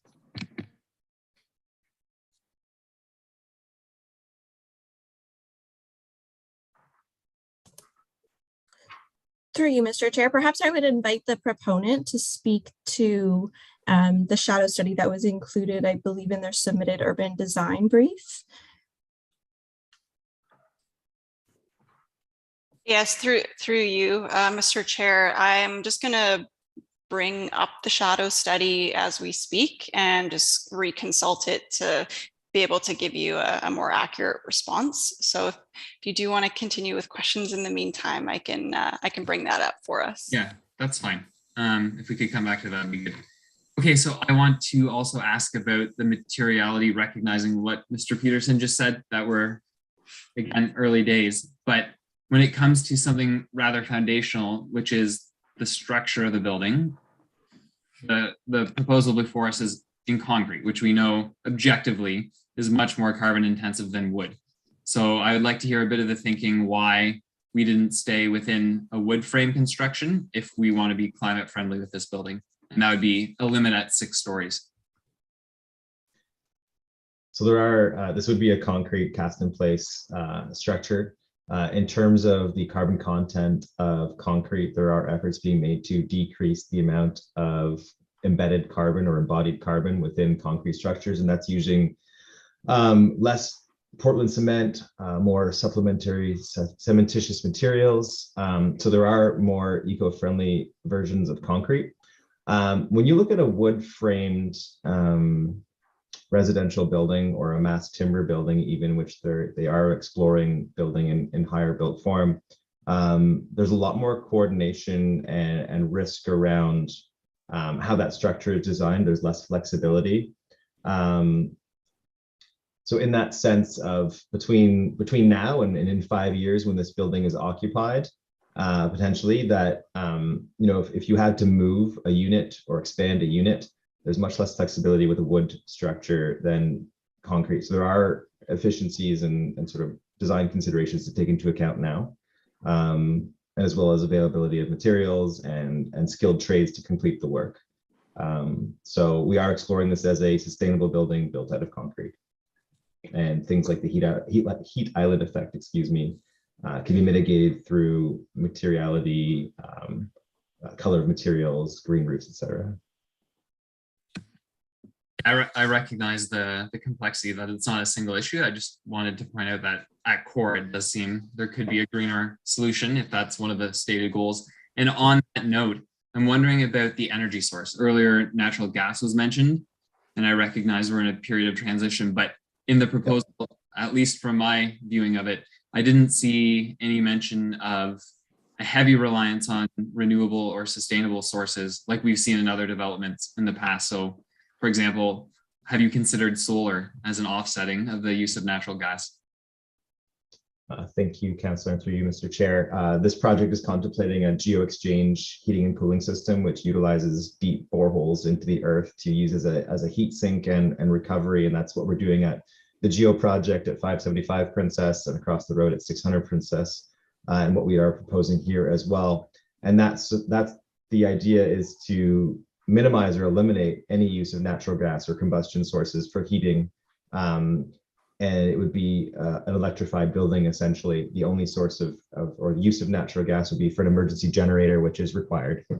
In terms of solar, there are different cases for it. You do require a considerable amount of area and roof area to be able to generate any significant amount of solar energy or electricity from solar, and proven technologies with other forms of like solar capture through the actual like glazing or vertical elements is more challenging. But the idea is through a highly efficient building envelope to minimize heat loss through the envelope and the use of the geo-exchange heating and cooling system. We anticipate having a very efficient building.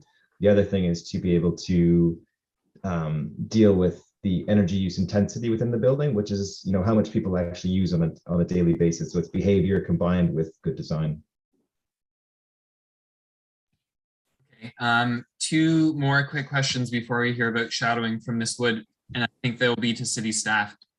I'm really trying to get my head around the concerns with process. I think that it's always relevant to hear how the public has perceived what's happened, but I also think it's important to know if we've followed what we're required to under provincial legislation, because we've been told very clearly before that we're in a quasi-judicial setting, which means we have particular statutory regulations from Queen's Park that we're under. So I see Mr. Barb hearing, perhaps through you, Councillor Neal, to him.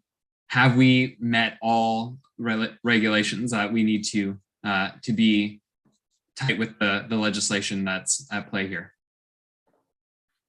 Thank you, and through you, Chair, we have, as a short answer. And as a longer answer, we've met all statutory obligations under the Planning Act for the acceptance of a complete application, for notice of complete application, for the ongoing technical review, matters to be addressed under the application, as well as the scheduling of a public meeting and notice provided for tonight's public meeting.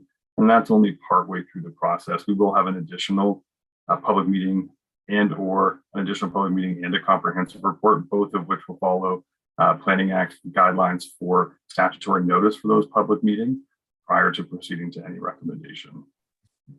All right, so that's good to know. And as suspected, I suppose, at least on my end, supplemental to that, and my final question is around a comment you made, Mr. Barr, actually, that previously City Council, I think 11 years ago or so, made an amendment to our own bylaws around adding public meetings and or conducting them that go beyond the provincial regulations. So is it fair to say that in other communities, there would be fewer options for public to engage on a file such as this?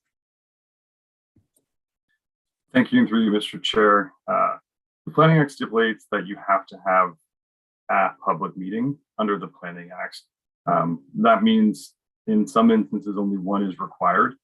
Where supplemental public meetings occur, they are above and beyond the statutory requirements under the Planning Act. I have worked in municipalities in the past where recommendations are brought forward from the get-go without a prior public meeting.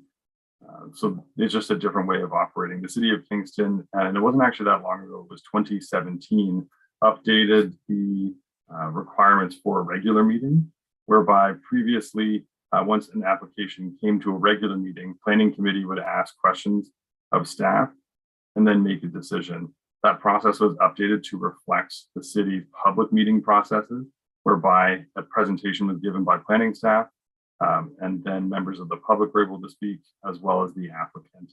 It directly reflects our public meeting process. Okay, thanks for clarifying that. And then finally, Councillor Neal, through you, if we could just circle back and hear about the shadowing, especially on those adjacent residential properties.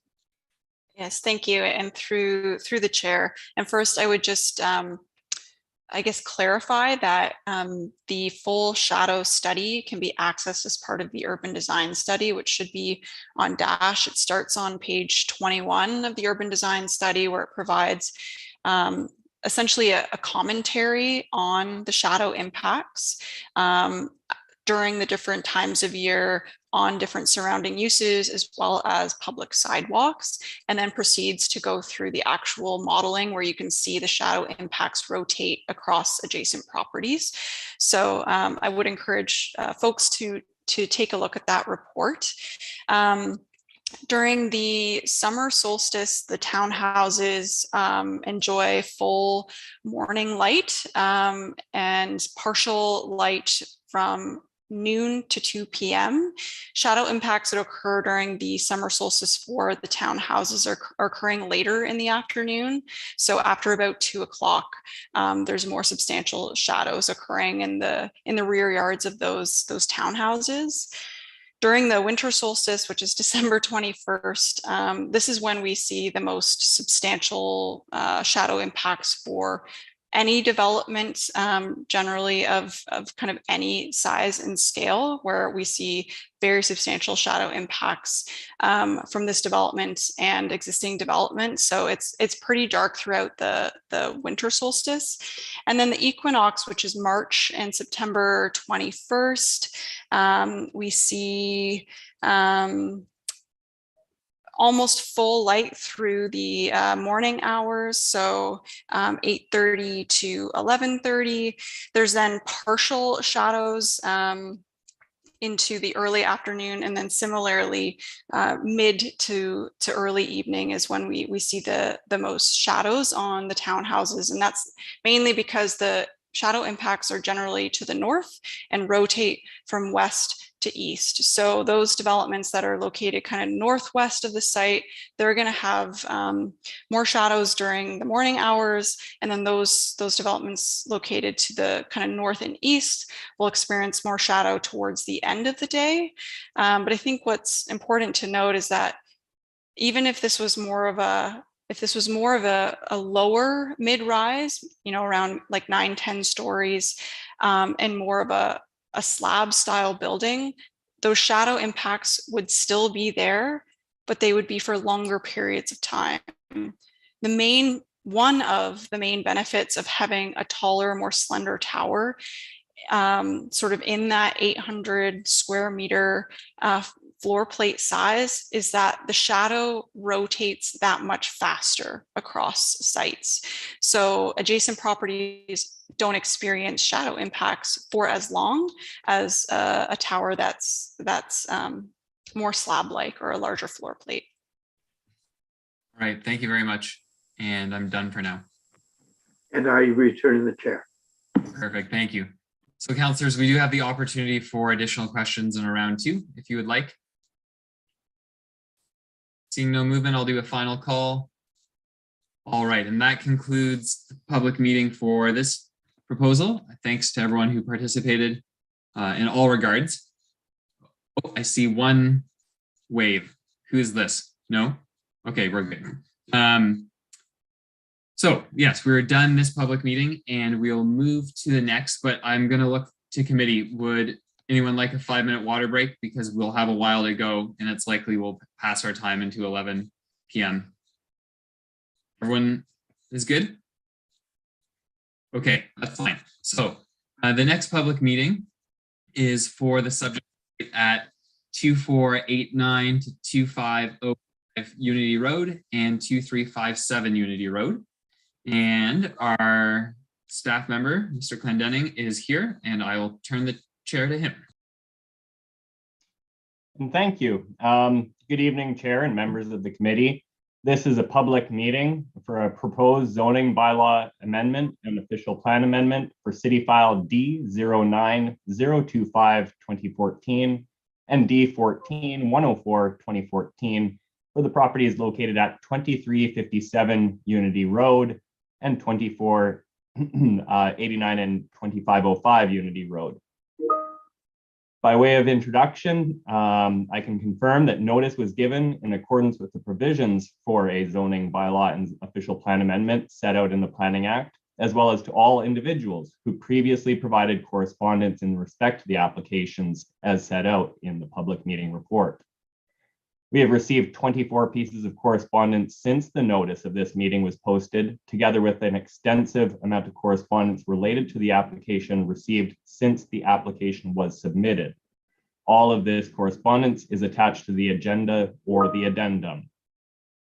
I would like to take this opportunity to highlight that one email was received during this public meeting earlier this evening, asking consideration for approval or denial to be delayed until a proper assessment is completed and highlighting the natural heritage features associated with the property. This is not a statutory public meeting, but is a public meeting to help the public to understand the nature of the revisions to the proposal and the committee to understand and ask questions, as well as the public to ask questions. As part of this public meeting, planning staff has prepared a public meeting report summarizing the proposal. It should be noted that no recommendation or decisions are being made at this evening's meeting regarding this report. Planning staff are in attendance this evening to record the questions being asked of the applicant or to address technical questions regarding the planning process. Feedback received will be addressed by planning staff within a future comprehensive report once technical review of the application is complete and staff are ready to make a recommendation. Very good, thank you so much. So as noted, it's not statutory, but we will follow the same rules in terms of setup with public questions and comment by the proponent, kicking us off with their presentation. So after you, Mr. Zeman.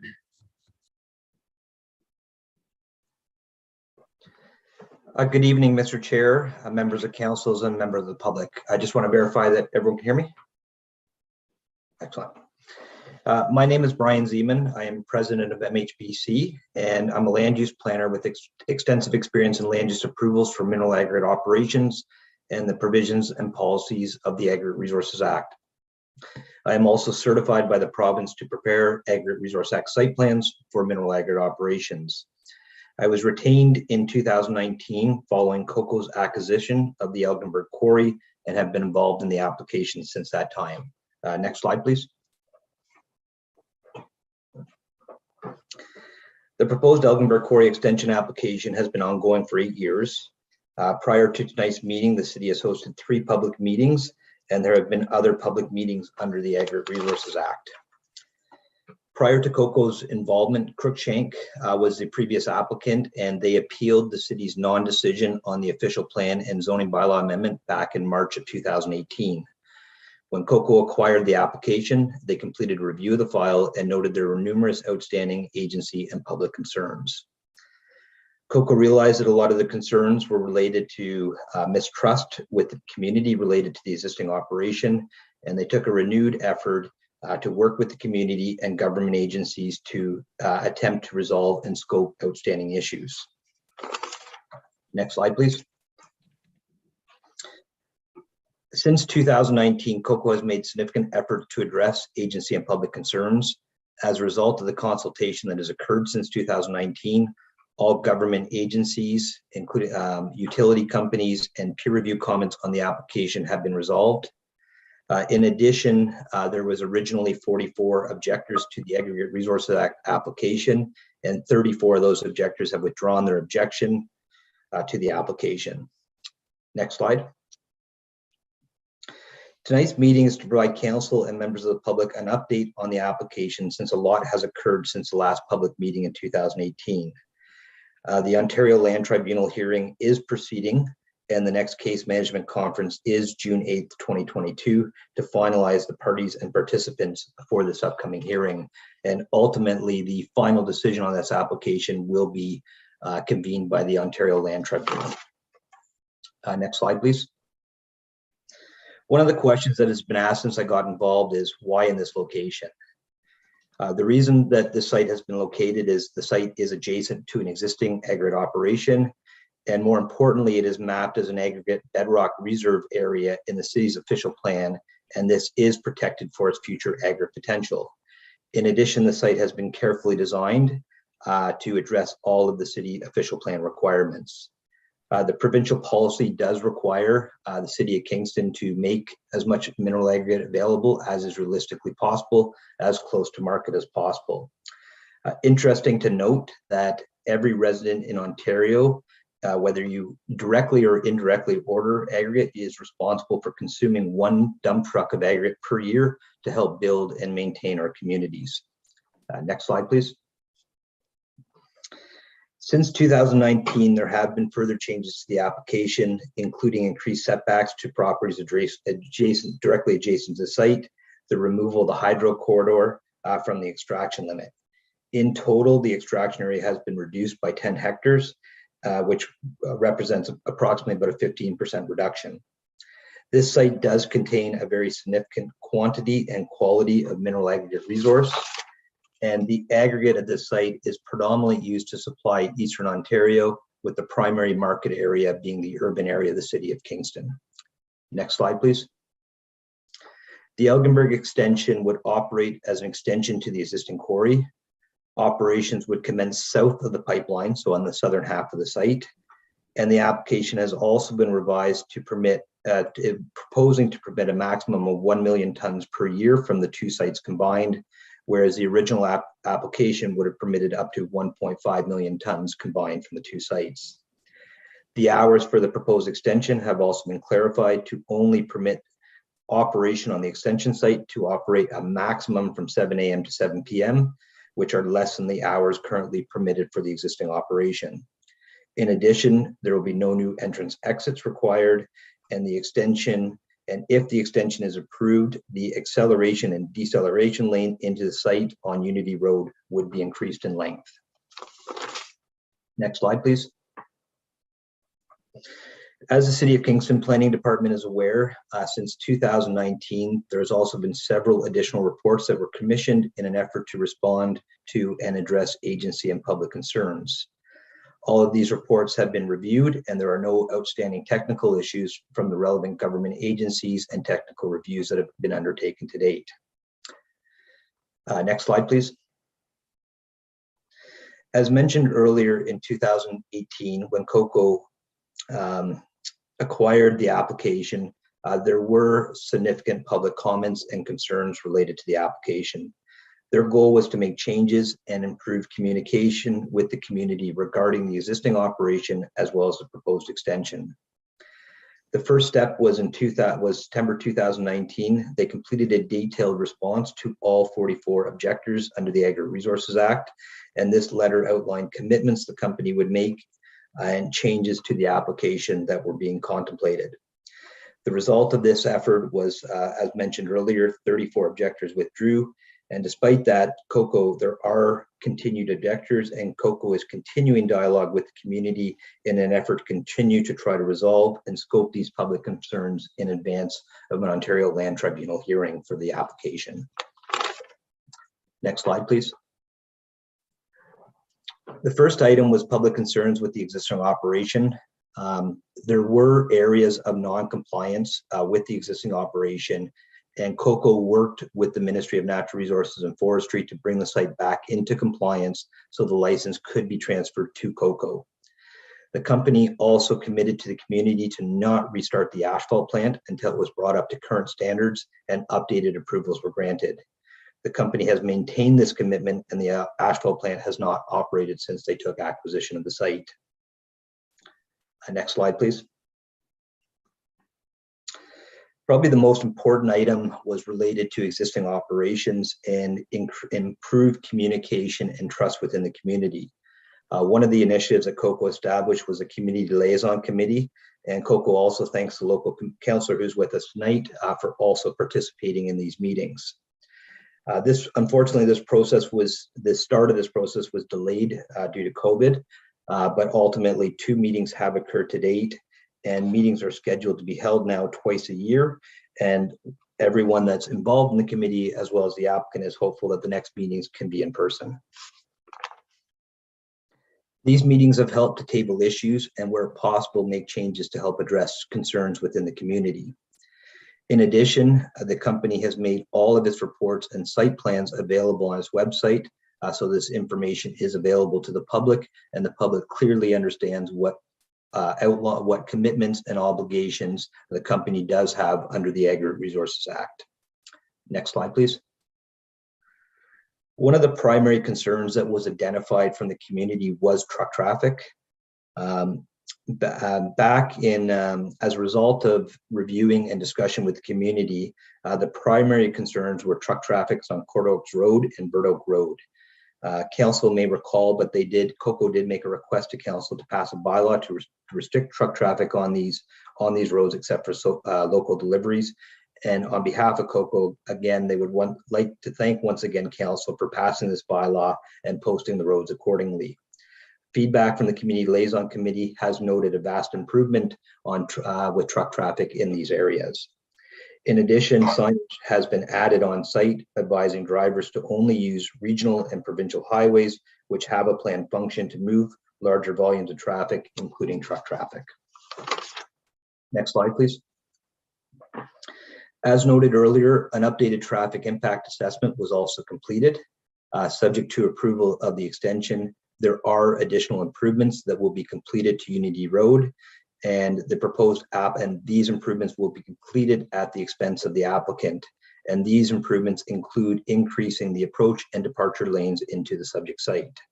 The City of Kingston Public Works has reviewed the updated traffic impact assessment, and there are no outstanding technical concerns. Next slide, please.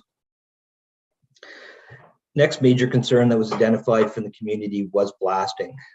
Blasting is a necessary part of a quarry operation, and it is also clearly recognized as a land use planner and as from the applicant that when blasting does occur, it can be felt by the surrounding community.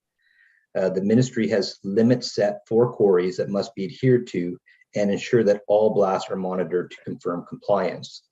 The limits that are set for ground vibration and air concussion are amongst the most stringent in North America. Next slide, please. Just to help to put these prescribed levels into perspective, this is just sort of a chart showing where the provincial levels are. The provincial levels are 12.5 millimeters per second. As noted in this chart, at 0.2.5, ground vibrations do become perceptible. But quarries are limited to 12.5 millimeters per second.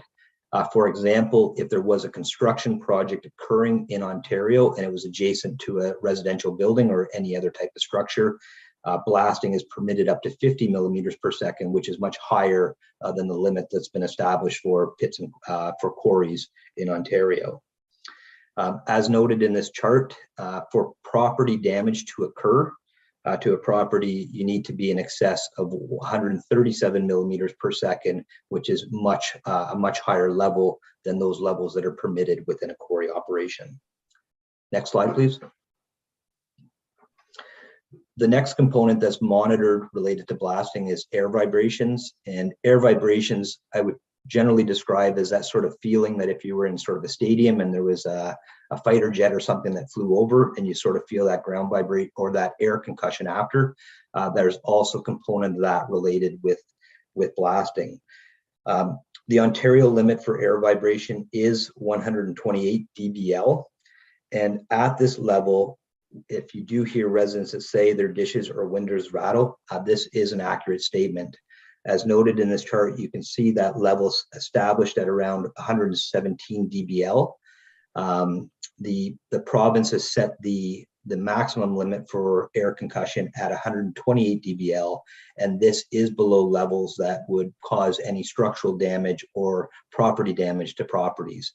As you can note on this chart, the air concussions would need to be in excess of 151 dBl to break some windows and all the way up to 181 to cause structural damage to a property.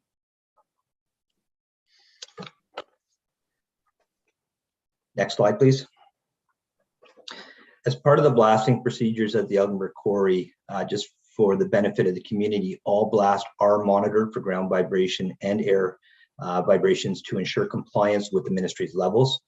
The licensee for an aggregate operation is required to retain all of these blast monitoring records for a period of 7 years. The blasting reports are available to any member of the community on site if they want to contact the quarry. If they ever had a concern relative to a specific blast, they could go in and review the monitoring data related to that blast. And the Aggregate Resource Act site plans that are proposed to govern the site also include very detailed requirements related to blasting.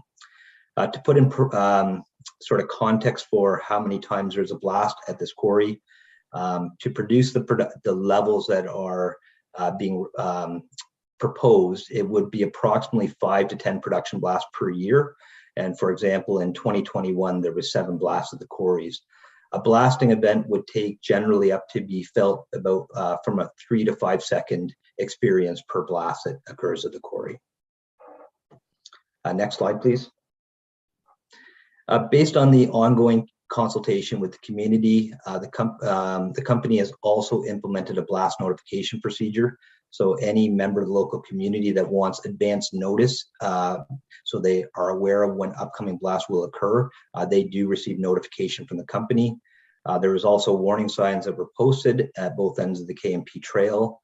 And the company has also offered to the surrounding community that they would complete baseline surveys of any structures within 500 meters of the existing quarry and propose extension to document existing conditions in the event that there was a concern in the future. The City of Kingston did commission a peer review of the blasting report, and there are no outstanding technical concerns that were noted. Next slide, please.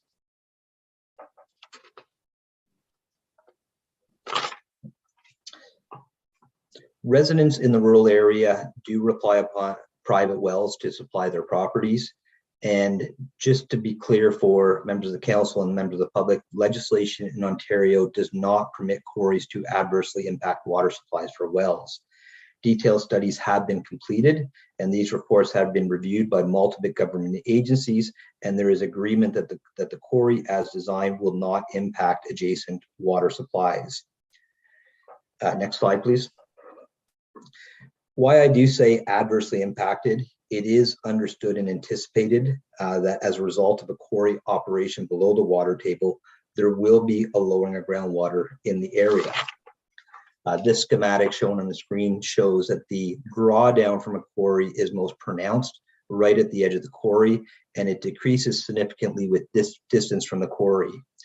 As shown on this slide, this is sort of a cross section of a typical well, And you can see there is a potential that you can have groundwater drawdown. It could slightly lower water levels within a well, but they're designed to ensure that there still be enough remaining water in that well to provide sufficient water to supply the adjacent residential property. Next slide, please. As part of the current operation, there is an existing monitoring program. The monitoring program is set to evaluate and monitor water levels at the perimeter of the property, so between the extraction area and any adjacent residential wells, to ensure that the drawdown is not more than anticipated and that adjacent private wells will not be impacted. And these water levels are monitored quarterly and summarized in the annual report. Next slide, please. As part of the application, the existing monitoring program will be significantly enhanced to add 12 new monitoring wells, and the frequency of monitoring will also be increased to a monthly occurrence, and there will also be the requirements for annual reporting as part of that process. Next slide, please. In addition, as part of the application, there are additional requirements for the protection of adjacent residential wells. One is a restriction in depth of extraction to ensure that extraction is not occurring deep enough into the geological and the aquifer that would cause significant drawdown to impact adjacent wells. As part of the application in 2015, there was a study completed within 500 meters to document baseline conditions of wells for water, for both water quality and quantity, so that the baseline conditions were clearly established. I know not all the residents did participate in that, and COCO has offered that any resident located within 500 meters and would like their well surveyed to document baseline conditions can contact the applicant for the completion of that survey. As part of the application, there is, although no impacts are anticipated to adjacent wells, there is a detailed well complaint procedure, which is outlined on the Aggregate Resource Act site plan. Next slide, please. The following series of slides are the detailed wording that is included on the site plan. This is a legislative requirement for the company to complete. I'll try to just quickly go through sort of the highlights of this program. But in the event that there was a complaint that someone believes that their well had been adversely impacted, the company is required to supply a temporary water supply within 24 hours, no questions asked, at the cost of the applicant, and then the investigation take place after it's ensured that the residence has a water supply secured. Next slide, please. The next step in the procedure, this sort of goes through the investigation that would be undertaken and some of the type of factors that would be, quite often when these type of complaints, my experience throughout the province is when some of these type of complaints are received, they typically do involve something that's a malfunction at the property itself. It could be pump failure, overuse, worn out pump, and those type of issues would be at the owner's expense. But if there was a lowering of the water level in the well from the potential quarry, it is at the licensee's expense to rectify the situation. And this assessment process is carried out at the expense of the licensee, and all the results are provided to the homeowner. Next slide, please. If it has been determined that the quarry has caused a potential interference to the water supply, then the company is required to continue to supply water at its expense until the problem is rectified. And the site plans include a series of mitigation measures that can be outlined in order to rectify the situation. Those can be including adjusting pump pressure, lowering the pump in the well to take advantage of the story, deepening the well, widening the well. Can also relocate the well to another portion of the property, or you could also drill multiple wells on the property to supply it, and only at the request of a landowner could a cistern be installed. The primary purpose of the mitigation is to ensure that a natural sustaining private water well is restored on the property. Next slide, please. This slide just relates to if there was any concern related to water quality issues, and this just outlines again the licensee's responsibility for restoring the water supply and ensuring that the water quality is the same as previously established prior to the operation of the quarry. Next slide.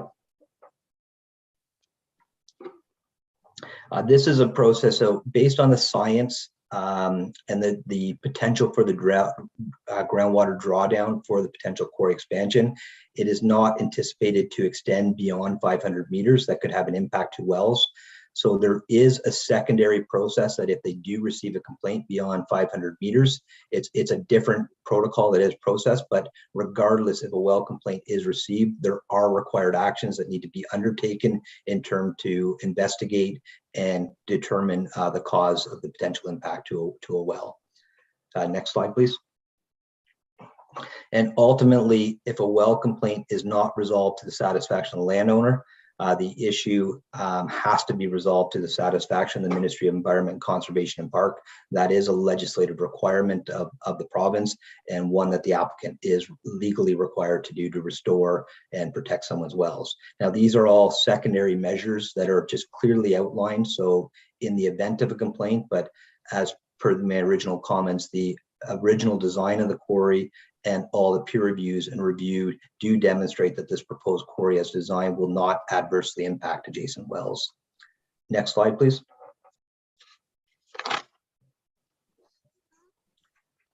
Another concern has been noise, and one of the concerns was the original application did a noise impact assessment that was solely focused on the proposed extension. As a result, COCO did update and did have commissioned an updated noise impact assessment that not only included the extension, but also included consideration of the existing quarry. As a result of the noise impact assessment, there are detailed noise controls that are included on the site plan for the proposed extension. Those do include perimeter berms around the property, and they also have controls on the restriction and the amount and location of equipment that can be operated on site. In addition, the extension includes reduced hours of operation compared to the existing operation. And the noise report did also recommend additional noise control measures for the existing quarry. And for example, there was a new berm that was constructed in the northwest corner of the existing quarry in the spring of 2022 to continue to mitigate noise levels for adjacent residents. The city has peer reviewed the updated noise report, and there were no outstanding technical concerns. It was concluded that both the existing operation and the proposed extension could operate in accordance with provincial noise limits for surrounding sensitive receptors. Next slide, please. Another concern that the community raised was dust from the existing quarry. As a result of those concerns, the company did engage in preparing a best management practices plan for the control of fugitive dust emissions. This document is now in place and is being implemented for the existing quarry and will also apply to the proposed extension. Next slide, please.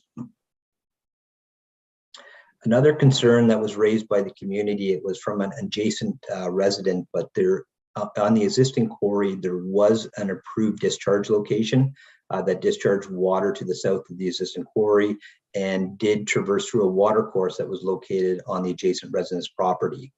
As a result of those concerns, COCO did voluntarily, they voluntarily did work to essentially restudy and provide for an alternative discharge location. All the technical work was completed to do that. Applications were submitted to the Ministry of Environment, Conservation and Parks for a revised environmental compliance approval for discharge of off-site. And as a result of that permit, COCO was successful in relocating the discharge location from the area that was of concern for the adjacent resident to a new location. That discharge location is now in place, and also the Agri-Resource Act site plans have been modified to reflect that change in discharge location to address the neighbors' concerns. Next slide. I'm just going to jump in for 1 second. We're at about 25 minutes, so if possible, you could wrap it up in 5. That would be very good. We are very close. Thank you, Mr. Chair. Next slide, please.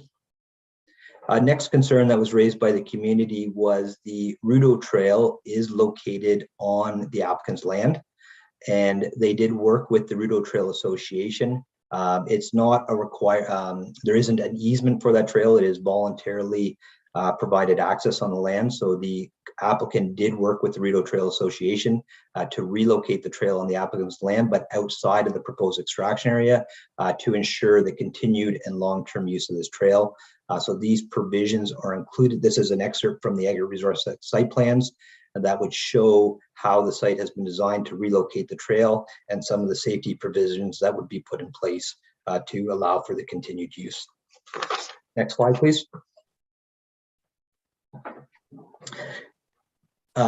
This slide just shows these are the series of technical studies that have been completed to ensure that the application has been designed in conformity with the policies of the City of Kingston official plan. And one of the commitments that the company made was to ensure that all copies of the technical reports and the site plans are made available to the public. And this is the website that the information is included on. Next slide. Despite all the work that has been completed since 2019, we do understand that some members of the community still do have concerns with the application. And I just want to reiterate tonight that if any member of the public does have concerns, the applicant invites them to contact them to arrange a meeting so they can have an individual meeting to discuss their concerns, or they're also welcome to join the community liaison committee. And on the slide here is the contact, Anthony Rossi.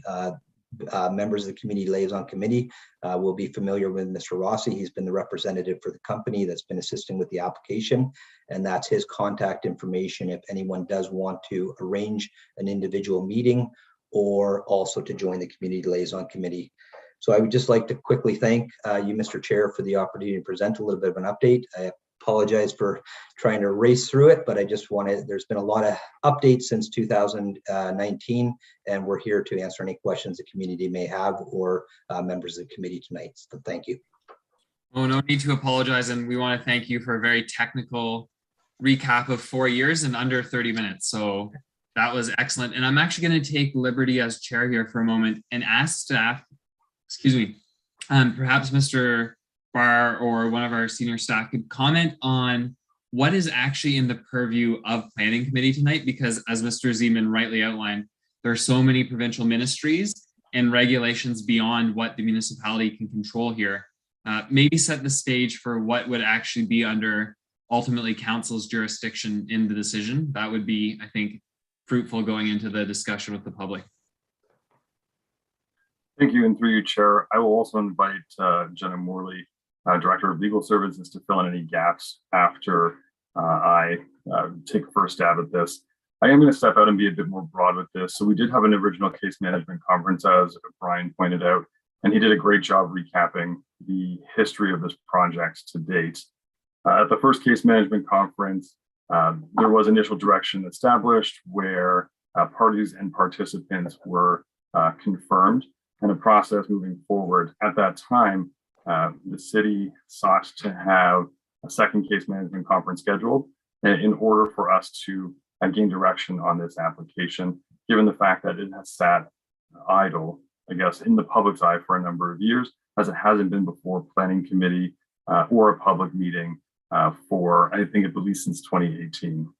At that second case management conference, or at the first case management conference, the second case management conference is set for June 8th. And during that time period, senior management staff with the city sat down and said, this would be a great opportunity to bring this back forward to re-engage planning committee and the public in order to provide a forum to refamiliarize them with the application and provide the applicant, who is a new owner, the chance to present their process to date on how they've updated and moved these applications along.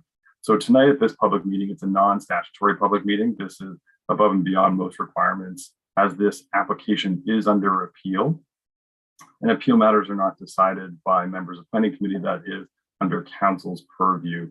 So there is no recommendation on the application here this evening. This is a chance for members of the public, as well as members of planning committee, to ask questions of the applicant, to clarify process questions with staff, as staff will be bringing forward a separate report in May prior to the June 8th second case management conference, which will contain a recommendation and seeking direction for how to approach the case management conference and the eventual OLT hearing.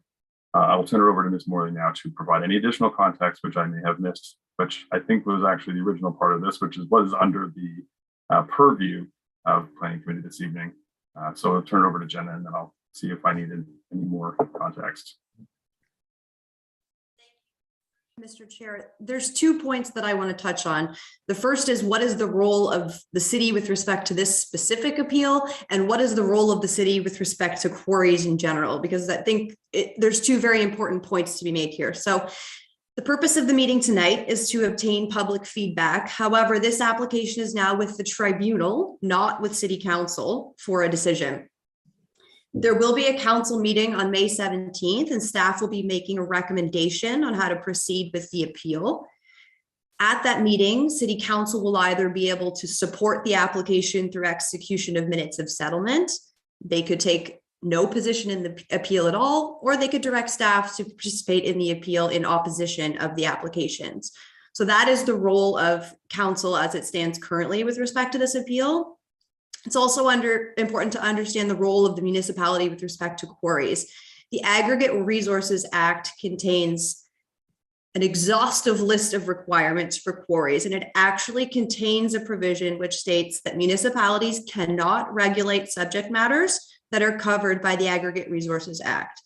So it's not even the case that a municipal bylaw has to contradict the Aggregate Resources Act in order for it to be inoperative. If we simply attempt to cover the same subject matter that is covered by the Aggregate Resources Act, our municipal bylaw will be rendered inoperative.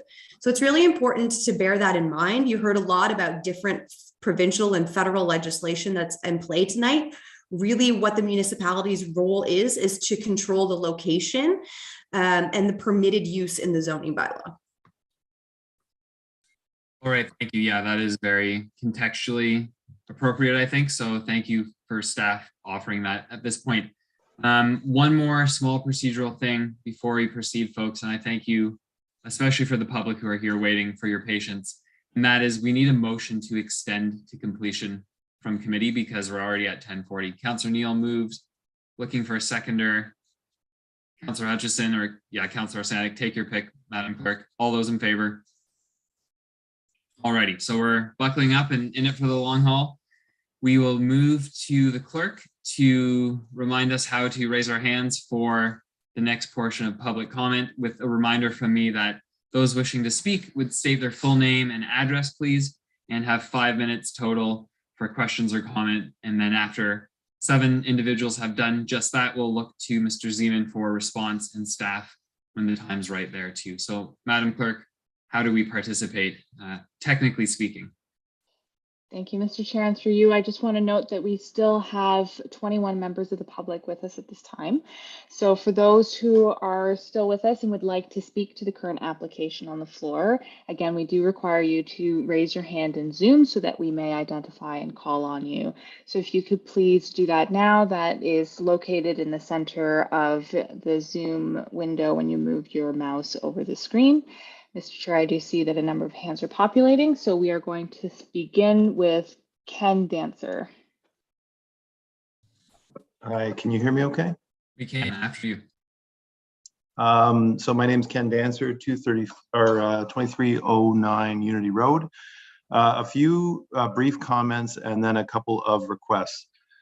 Public engagement. COCO has done a great job of posting their stuff on their website. I do want to comment that the last check there, it was 1,500 pages. The agenda that you have in front of you tonight is 980 pages, plus correspondence, plus now addeds, which I have not looked at all yet. It's a lot of content, and there is no real ability to review all of that, and certainly no ability to know if anything changed in between the COCO 1500 and the uploaded information. So it's a lot to comment on. I'm going to reserve my technical comments for writing and the crowd that you're going to have behind me commenting on many technical concerns. Over the years, I've circulated my concerns in writing. A few of my comments have dropped off, but certainly my number of concerns has grown over the years and continues to grow. Not tonight specifically, but I wouldn't say that my concerns have been cleared, if that makes sense. My other comment is most of the parties we're talking about have changed. City staff, councillors, owners of the quarry, neighbors. So I urge everybody to be cautious that we not rely on verbal conversations for how we're going to instruct. Whatever we do has to be tied to the land. So now to the action. You guys are planning committee, but if I understood Ms. Morley correctly, the request then from me would be to staff in how they recommend any action on the next case conference or any settlement or proposal. Two things. Any nighttime noise is illogical, in particular without notice. Through site plan and zoning, I'm certain that you can act upon that. And secondly, having a quarry next to another quarry. So if the entire quarry, both halves, are in production at the same time, the total impact and every negative comment you hear tonight will be worse. You do have the authority to phase the quarry. Remediation of a quarry is part of a quarry. So if you extend it, double it, you extend the remediation. So I see no reason why the city wouldn't want the quarry to complete and remediate and then permit a quarry. It wouldn't have to be next door. It could be anywhere. Why would it be different if you grow the quarry adjacent to it? So those are my requests of staff in the recommendation to the, I think it was May 17th meeting. Deal with the noise and deal with the phasing. Thank you very much. Thank you, sir. And I would say the comment submitting technical comments in writing, please do that. And again, that's an invitation for anyone who would like to do so. That can be part of your way of participating if you email the city clerk, planners, or a planning director. So that is definitely a possibility as well. Madam Clerk, who do we have next? Mr. Chair, next to speak is Michael Druniak, followed by Dave Monroe. Good evening. Thank you for taking my call. Can you all hear me? My name is Michael Druniak and I reside at 1998 Court Dukes Road. The magnitude of this expansion brings the proposed extension limits of this proposed expansion to within 350 meters of our property. For the neighbor directly to the left of me, within 150 meters to the outer limits of the extension of this quarry expansion. That's a football field and a half. That is very, very close. So it made me look into more detail on some of the studies. And one study on the Cocoa site is the Morrison Hirschfield engineering study. And in it, it talks about a shared aquifer from which all of the neighbors draw water for their wells. And this aquifer extends to the southern western limit of this expanded quarry. So the very delicate nature of our wells and the stratification nature of the rock formation in this area makes it a very delicate situation as the rock face advances westwardly, as it starts to quarry towards us residences. So there is a need and a request in that study to have an aggressive monitoring system parallel with the advancing rock face. To me, this is more of an issue of drill first and ask later.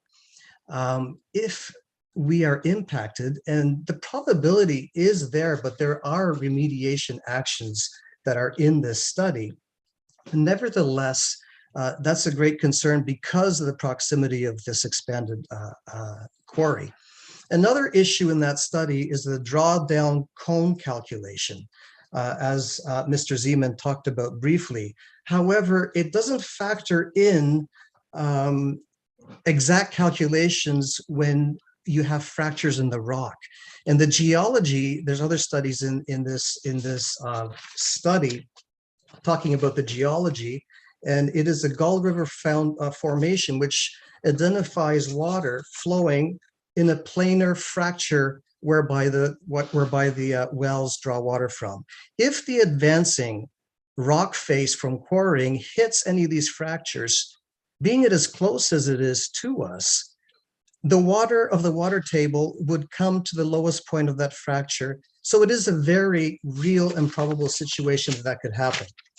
So in some of our community liaison meetings that I had with COCO, I asked, what's going to happen if we have an impacted well?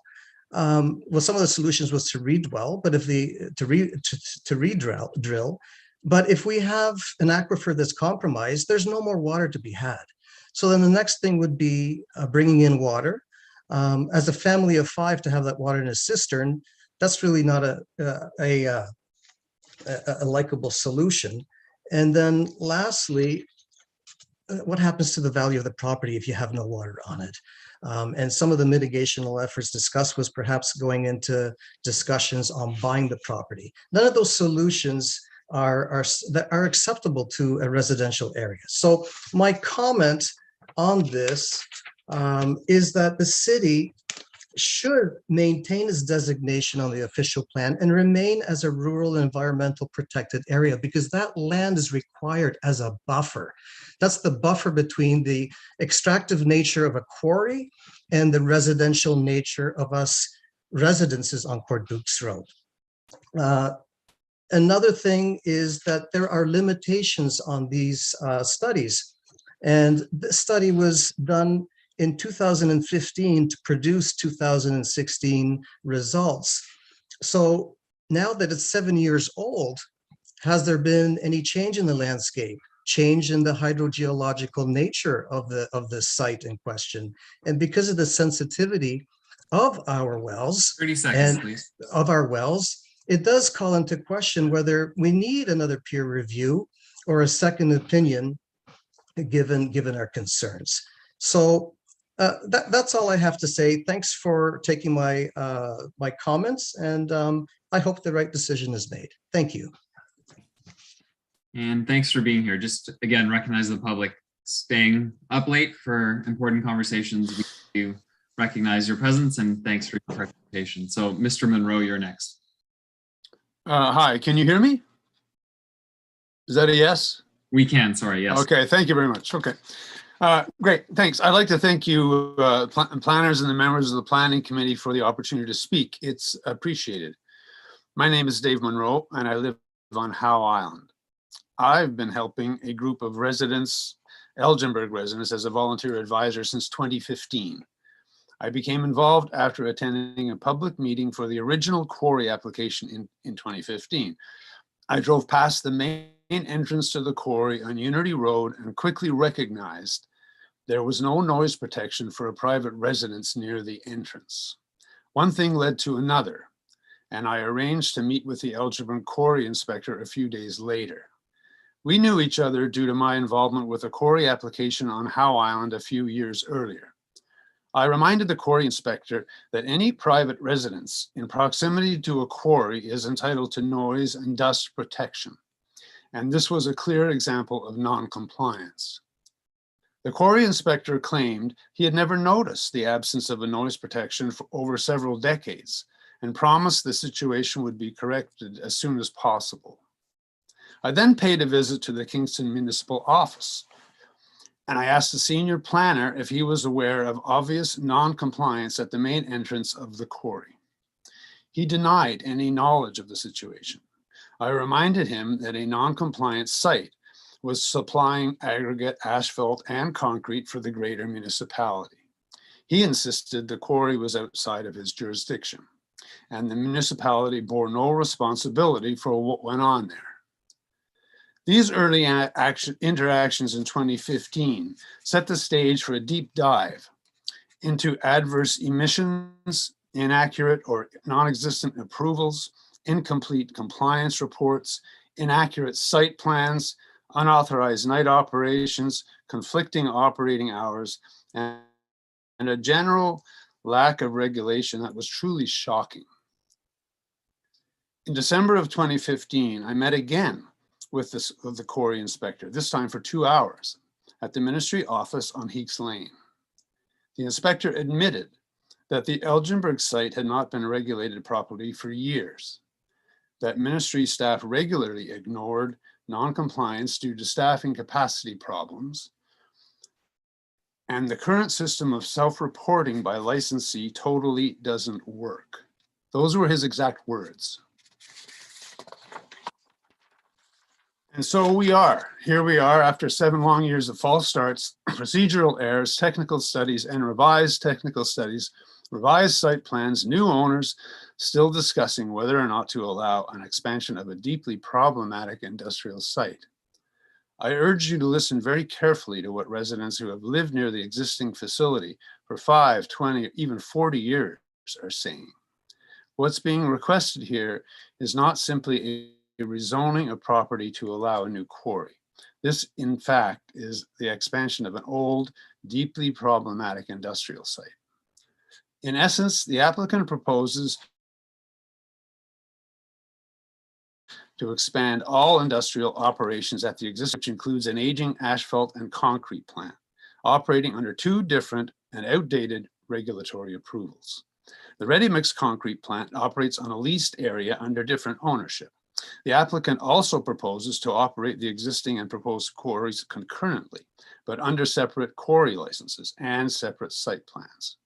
How all this would work from a regulatory standpoint has not been explained.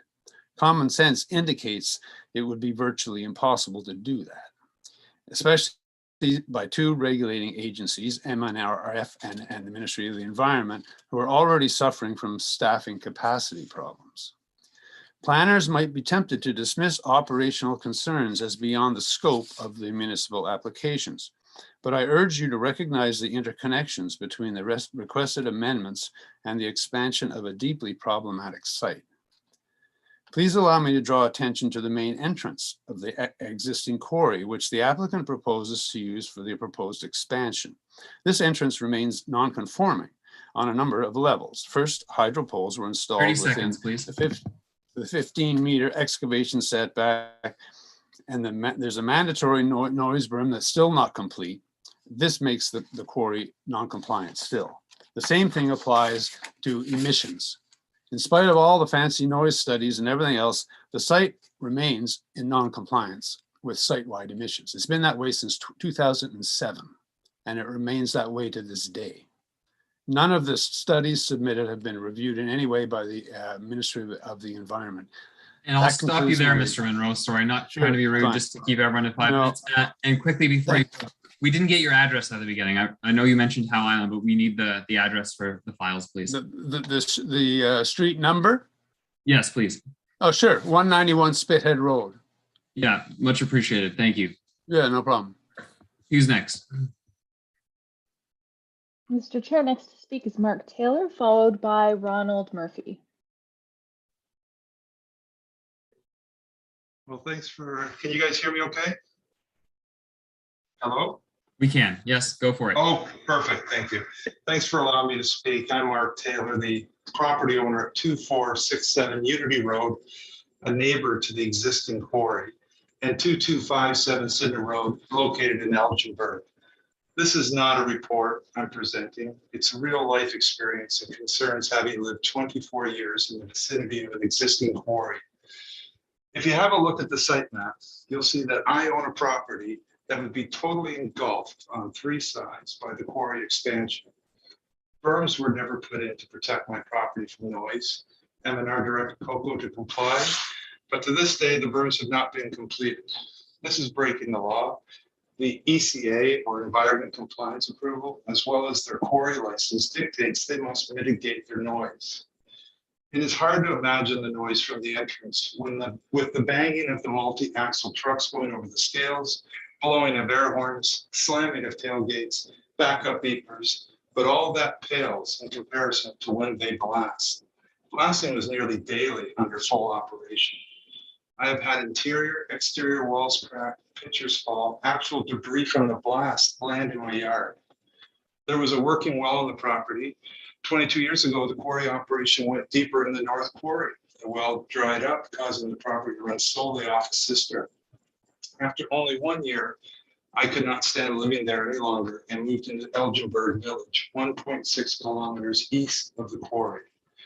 Even there, shaking and constant bombardment of dust must be tolerated. I've lost many tenants over the past 2 decades from my Unity Road home, as the noise was too much for them. As of recently, with a push from MNRFs, Coco has been attempting to build a berm to block the noise to my property. However, it can only be built a third in length. An unpermitted quarry entrance that runs the length of my property east side cannot have the berm completed because of illegally placed scale house and power line easements being in the way. Only 250 meters south of my property, we endure extreme noise that is not mitigated in any way from the concrete plant. If Coco was to ever get approval and build the berms Mr. required- Taylor. Yes. I'm sorry to interrupt. This won't count against your time, but someone out there has their recording on, or their mic is on. It's hot and we can hear. Madam Clerk, maybe I'll look to you to help us out here. Can you identify where this is coming from? Mr. Chair, as far as I can tell, it's just Mr. Taylor and yourself. No, maybe it's me.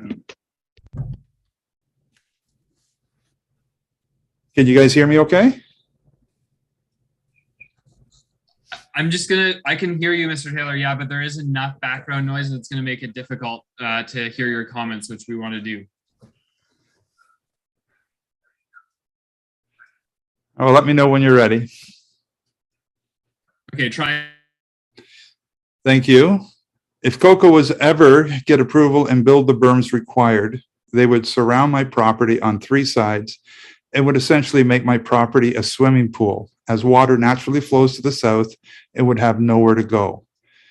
I've been on the property when the wind prevails from the east and cannot see for the thick dust in the air by the quarry operation. I can only imagine how bad it will be when they are quarrying, blasting, crushing on the west side of my property, as prevailing west winds put us in the direct path of the dust storm. Having to endure asphalt plants, noise, smell, fallout for 20 years, I can only hope a plant would never be permitted on the site due to the noxious fumes that travel on the prevailing west winds, blanketing the village of Elginburg, including the elementary school and the playgrounds. Currently, the quarry has been eerie quiet, similar to a lioness waiting in the long grass to pounce on their prey. In recent discussion, a 10-year veteran employee at the scale house told me when she started working there, her head would spin because there were lines of trucks trying to get across the scale, coming and going. She noticed that over the past several years, the quarry has gone quiet. It cannot be ignored that this muting of their operation began when the application to expand the quarry was first proposed. This is simply a ploy to stay under the radar of the local citizens until the approval is in place, and then operation would once again be full steam ahead. So considering this, any consulting reports submitted in the past 7 years regarding dust, noise, traffic are highly skewed. Under normal operations, residents had to tolerate a dump truck or cement truck every 3 minutes along arterial roads leading to and from the quarry. And to make things worse, you would be woken from a dead sleep when the quarry was operating overnight, as trucks would use their jake brake in the village, and production plants, loaders, and vehicle operators could be heard nearly 1.5 kilometers away. If the wells in the area dry up, it will be a reincarnation of the Westbrook Quarry issue, where the city and taxpayers were on the hook to supply municipal water. Consultants would tell a potential buyer of a property that if the property is located 500 meters from a residence, it would not be a good candidate for aggregate development.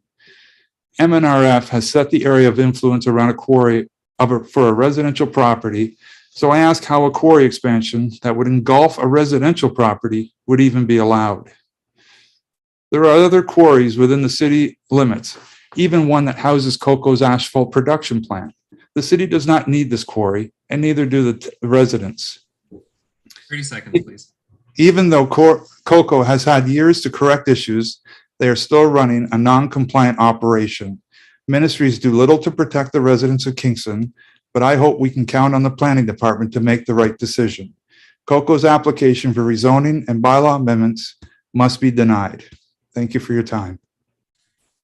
Thank you, Mr. Taylor. I want to apologize to you. I realized that feedback was coming on my end and you probably didn't even hear it. So sorry for interrupting you, but I gave you the 5 minutes anyway, and thanks for your patience.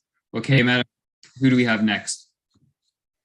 Mr. Chair, next to speak is Ronald Murphy, followed by Jack Walker. Hello, can you hear me? You can. Okay, thanks. Actually, so I'm Ronald Murphy, live at 1986 Cordukes, a neighbor to Mike Druniak, who spoke earlier. And I must say that everything that Mike Druniak raised is the same concerns that I have, which is primarily the impact to our water supply and that our proximity to an expanded quarry would be impacted in the same way as Michael, and he put it very well. And I think the last speaker, Mark Taylor, is a perfect example of exactly the concerns that I guess both Mike Druniak, my neighbor, and I would have, in that it illustrates that when you are in close proximity to an operating quarry, the impact to the dust and noise emissions and blasting for noise, and as well as the vibration impact are all deep concerns that I have as a resident. I also want to address that while it is admitted that the current operator, Coco, has done a much better job of community reaching out than the prior owner, which was Crookshank.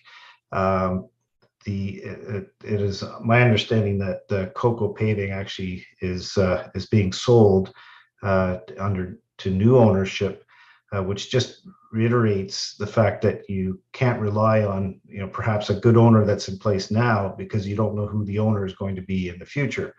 My understanding that this site is actually being sold to GFL, which is a waste management company, which then brings up another concern, which long-term could be, is this quarry going to be designated for a landfill?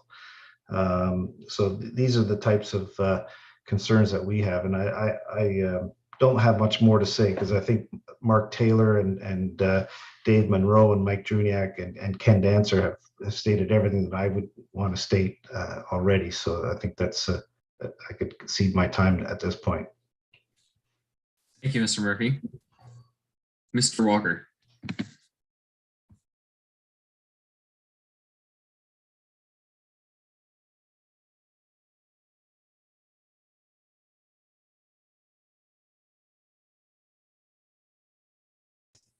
Can you hear me now? You can, yes. Good. My name is Jack C. Walker, and I live at 1905 Coal Hill Road. I'm a neighbor of a farm just down the road from me at 2362 Burbrook Road. It's that property I'd like to speak on. This particular property abuts the rear of the existing quarry, and it also abuts the expansion land to its east, to its west. Now, Coco Properties, in their request for a zone change, have in their planning justification addendum referred to the City of Kingston official plan. On pages 1 and 2 of the addendum, they refer to item 2.7.4 of the city official plan, to which they, Coco, have considered in their zoning change application. The city official plan item 2.7.4 reads, all proposed land use changes will be required to be implemented in a manner that eliminates or minimizes to an acceptable level any adverse effects on the adjacent sites and surrounding land use designations.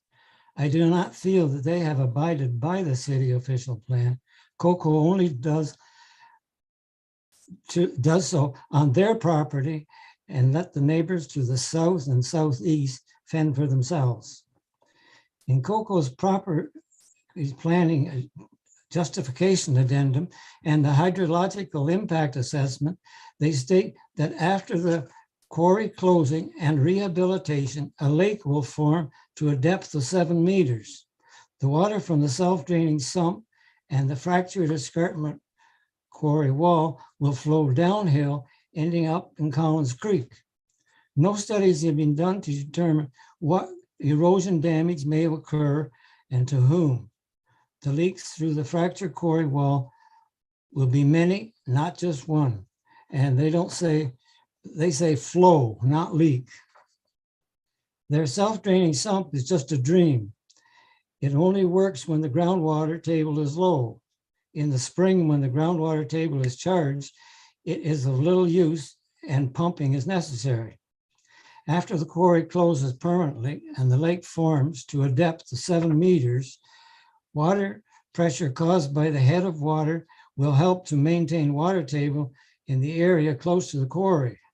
However, it will also cause increased pressure on the fractured quarry escarpment wall and increased flow of water through the cracks, resulting in more erosion possibilities for neighbors. Just referring that water will flow through cracks and downhill is not much of a study. Everybody knows water flows downhill. This has not been studied at all. They don't mention it in their studies whatsoever. The city cannot allow the possibility to pass this request for a zoning change based on the studies of this caliber and the known erosion result on the neighbors. And one other item, they have put their quarry license to come down along the southerly limits of this property, and the extraction portion of it will be within 15 meters of the fence line. This is not acceptable. There's 3 meters required for clearance between a line fence, and that only leaves 12 meters left to put a berm before they start their extraction. And there's no mentions of this either. So this is my suggestion that they not allow them to have their expansion. They don't seem to care about what happens to neighbors after closing.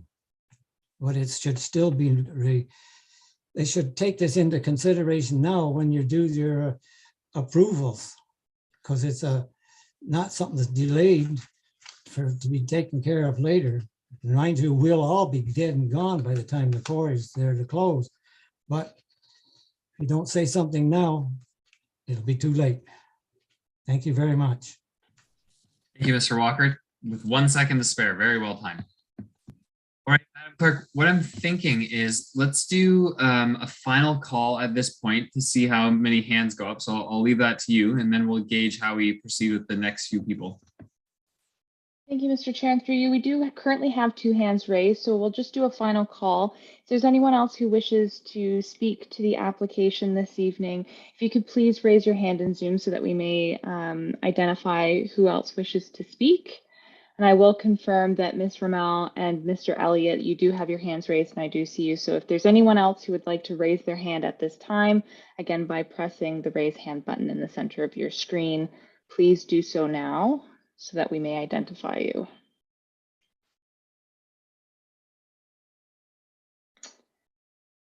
I'm not seeing any other movement, Mr. Chair. Would you like to go through the final 2 hands? Yeah, we'll put us over our normal number, but I think for efficiency's sake, we'll hear from Ms. Ramel and Mr. Elliott, and then turn it to Mr. Zeman and staff for comment. Perfect. Then through you, Mr. Chair, next to speak is Mary Ramel.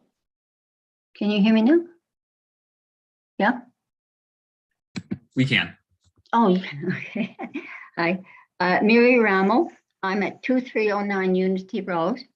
I'm the resident directly east of the existing quarry, and I've been here for 32 years. And I can attest to the nighttime noise, the dust, walls of dust coming across my yard, and the odor that will keep me indoors when the asphalt plant was running. Most of the remarks have been covered by Dave and Mark Taylor, but one thing, changing the zoning to allow an additional 78-hectare quarry is extending the life of this site for the next 60 to 100 years. The pollutants released from the facility, asphalt plant, quarry, and cement plant, are detrimental to the health of the surrounding residents and children in the elementary school 1.4 kilometers distance. I have developed significant lung issues while living downwind of this site. Under the Environmental Bill of Rights, all residents are entitled to clean air, water, and the quiet enjoyment of property, which we have not had and probably are not going to get.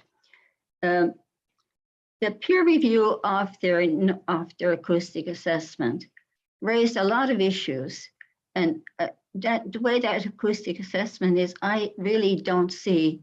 You would need someone there 24 hours a day to make sure the asphalt plant doesn't operate when the cement plant operates. This truck doesn't go in when the other truck is in. If you read it, it's a nightmare.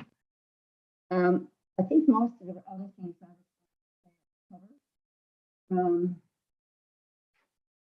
The one thing I would say is when this the proposed quarry amalgamates with the present quarry, then conditions for both sites would apply, which means that everything could operate 24/7, regardless of what the owner says. And, you know, there's 10 quarries in the Kingston area. So in view of the adverse public health impacts of an expanded facility, should the provincial policy 242, protection of long-term resource supply, apply to this application? I don't know. That, like I said, most of the other things would be, you've heard from Dave Monroe and from Mark Taylor. Thank you. Thank you very much. Okay. Final speaker of the evening will be Mr. Elliott. Hello, my name is Jim Elliott. I live at 2150 Cardukes Road on the west side of the quarry. For 40 years. For 40 years now we've lived here. I concur with Mike and the other gentleman about our well. I'm probably on the same aquifer as he is.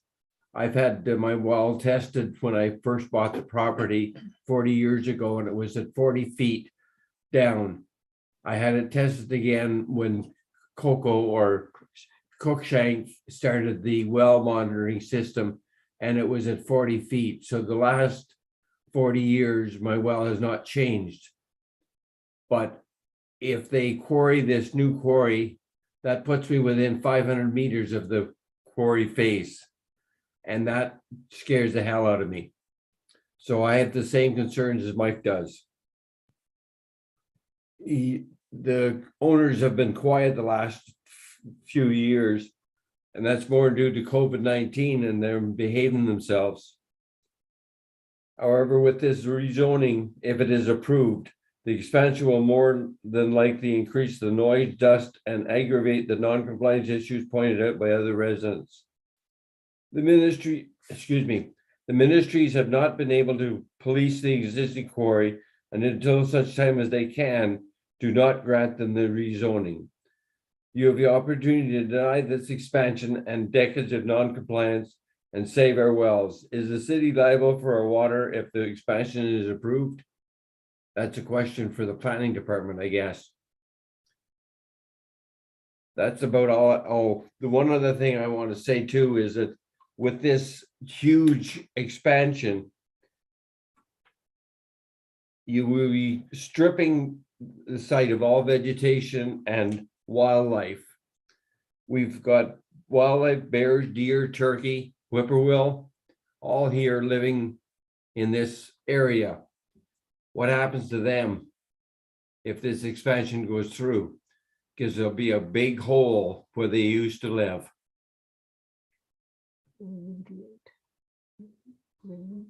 Remediation. Yeah, remediation. If this quarry is expanded and the old quarry is played out even in our lifetime, which it probably never will be, they'll just leave enough in there to say it's still viable. This GFL company, who we know nothing about, will they then try to take and use that quarry as a landfill? Who knows what's going to happen in the future? And though the Coco has done a wonderful job in alleviating some of our concerns, these new owners have no gumption about changing back to the way the things were. I don't believe they do. They don't even own a quarry, except that they now own Coco. So with this new ownership, does Coco still run the quarry, or will the new owners run it? Can you tell me that, Mr. Zimmerman? And that's about all I have to say. Thank you. Thank you, Mr. Elliott, for your comments and questions. And indeed, Zimmerman, you can take the floor now. Usually I give about equal time. So that was 8 folks at 5 minutes. So you would have up to 40 minutes, but perhaps you could condense some of those responses. And then we'll have time for committee and our guest counselor to ask you questions as well. So take it away.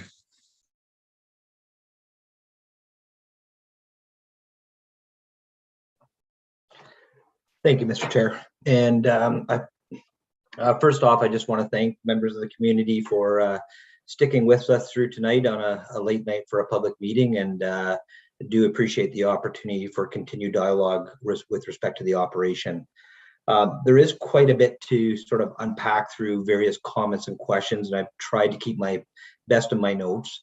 The one thing I would encourage is many of the members that did speak tonight are members of the community that we have been in contact with.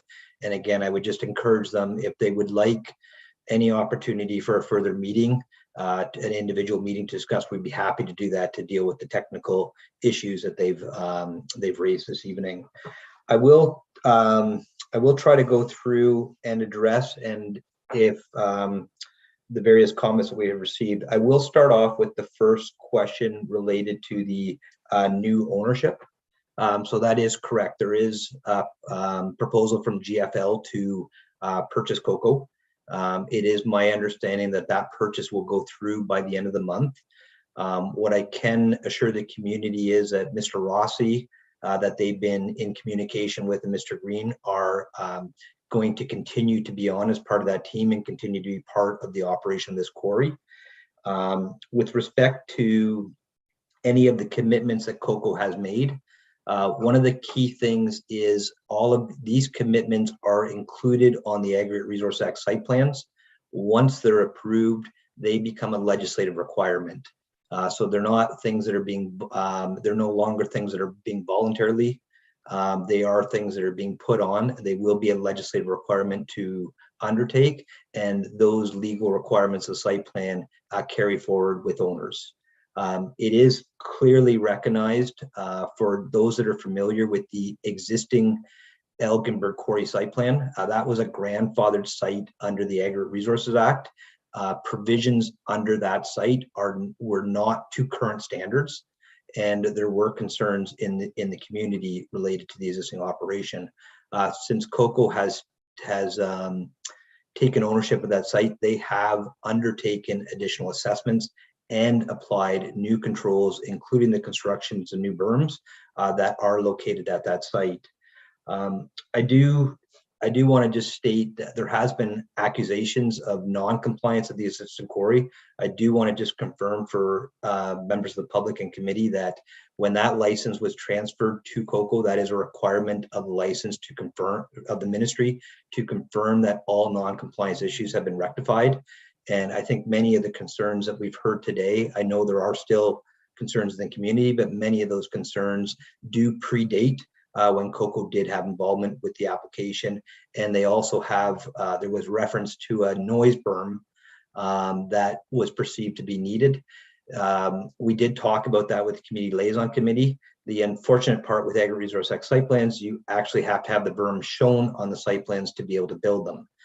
So as soon as COCO undertook the updated noise impact assessment, they did submit an application to the ministry so they could amend their site plan so that berm could be constructed. That approval still took approximately over a year. And as soon as that approval was granted, that berm was constructed, and that berm was constructed this spring. With respect to concerns related to landfill potential, GFL has not purchased. Their interest in purchasing the site is opening up an aggregate and construction division for their company. This site has not been acquired for the interest of landfill, and the aggregate resource Act site plans include a detailed restoration plan, and that restoration plan does not contemplate or consider a potential landfill. It does consider it to be rehabilitated to a passive lake and natural heritage attribute in the long term. I'm just going to sort of try to go through my notes here, and I do sincerely apologize to any members of the public if I have missed any items, and if there's additional follow-up questions or questions of committee to try to address those, I'd be happy to. The one thing, there were questions related to the aquifer. Just for the benefit of the members of the public, that uniform aquifer is certainly understood in the area. It's part of the existing operation. It's part of the extension. That aquifer was extensively studied as part of the hydrogeological report, and there was multiple government agencies that reviewed that had professional hydrogeologists, including members from the Conservation Authority, members of Ministry of Environment, Conservation and Parks, Ministry of Natural Resources that reviewed that, and they all have confirmed that the proposed operation will not impact surrounding wells.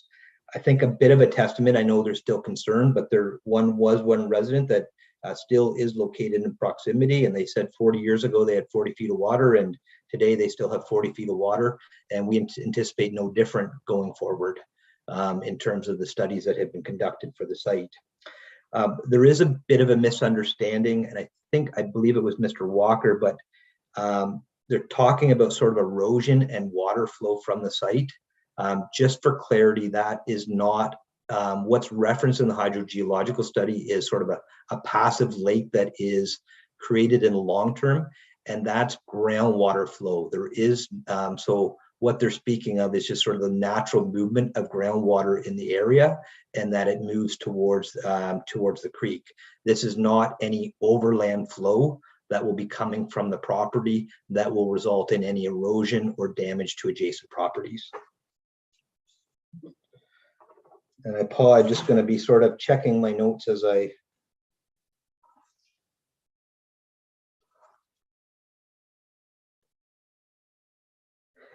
there was also comments related to the southern boundary of the proposed quarry. Just for clarity for the public, all of the sensitive receptors that were located to the south were also considered as part of the proposed extension, and the necessary mitigation and monitoring has been incorporated in the Agri-Resource Act site plans to ensure that the provincial noise limits for blasting, air, and noise will be met at those receptors to the south. And also to clarify that the proposed license boundary does not actually extend to the full southern limit of the COCO owned land. There is a portion of their property on the southern boundary that is to remain in a natural state. They were part of archaeological investigations. So the proposed operation is not proceeding to the southern limit of their proposed boundary. And I'm sort of looking at it, I think it's offset by about 100, 120 meters.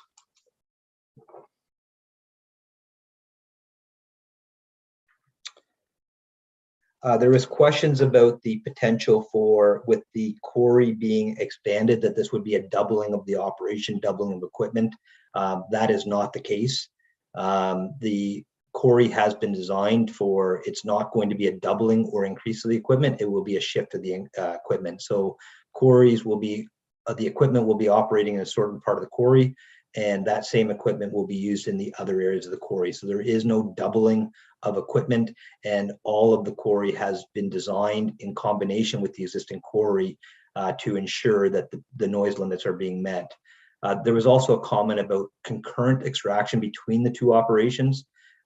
Yes, that is proposed. That doesn't mean there's going to be equipment in both areas at the same time. But there is the way not all aggregate is created equally, and based on the geology of this area, the highest quality rock in the area is the upper bench, and there's a little bit of a lower quality on the lower bench. So what the extension does is allow them to blend material from the upper, when they're bringing it to the processing plant, they can take some of the aggregate extracted from the top bench and the bottom bench, so they can continue to mix that product to create the optimal product for creating asphalt and high quality specification products. I'm sorry, Mr. Chair, I'm just continuing to just check some notes here. There was comments related to, just to clarify, that the provincial standards under the Aggregate Resources Act for extraction setbacks from the quarry to adjacent residents is 30 meters from a property zone residential. So that is a setback that has been established by the province. Obviously, within that setback, there is still the requirement to have the required mitigation and monitoring in place to ensure that noise limits can be met. But the proximity of residents within 500 meters is not a required setback. And the required setback under the Aggregate Resources Act is a minimum of 30-meter setback from an adjacent property.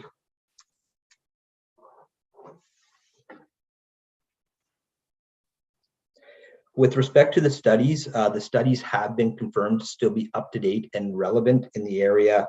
And one of the key aspects for requirements for the province for aggregate studies is they all have to be conducted under worst case scenarios. So these studies, if they're looking at an adjacent resident, they assume a downwind condition, they assume maximum production and all equipment operating. So these are studies that are set to be conservative to ensure that the sites are designed with the required mitigation.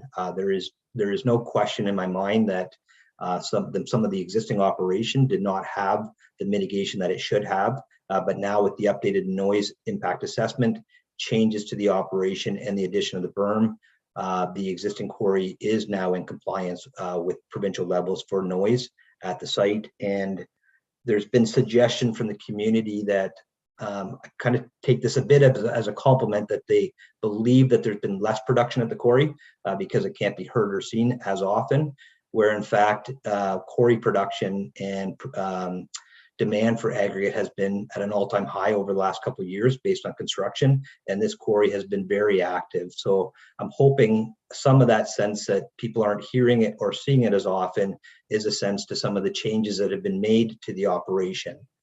There were comments about 24/7 operation. That is a permission that is clearly articulated on their existing quarry site plan, that they do have the ability to operate in the late evenings and 24 hours based on demand of the product.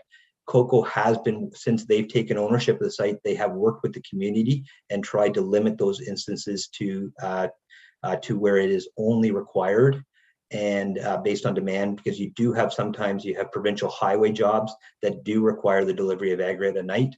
But one of the things that they have done is stop doing any drilling, any processing beyond daytime hours, so that they're ensuring that the only activities on site at that time would be a loader operation and shipping, and that is permitted in the site plan for the existing quarry, but it would not be permitted on the proposed extension.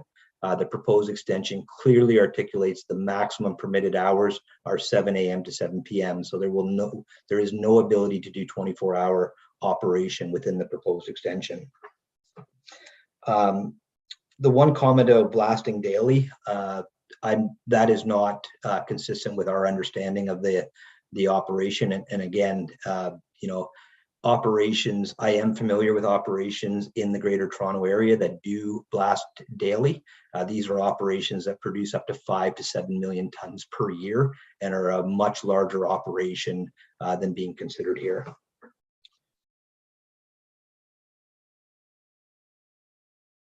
Just sort of, if there is, if the city does have any concerns, we are confirming that the existing site is in compliance with the provisions of the Aggregate Resources Act and the provisions. And at any point, if city staff wanted to arrange a meeting with the local MNRF inspector and go out on site to have an inspection of the site. COCO would welcome that to provide assurance for the city and the community that the site is in compliance with the provisions of the Agri Resources Act.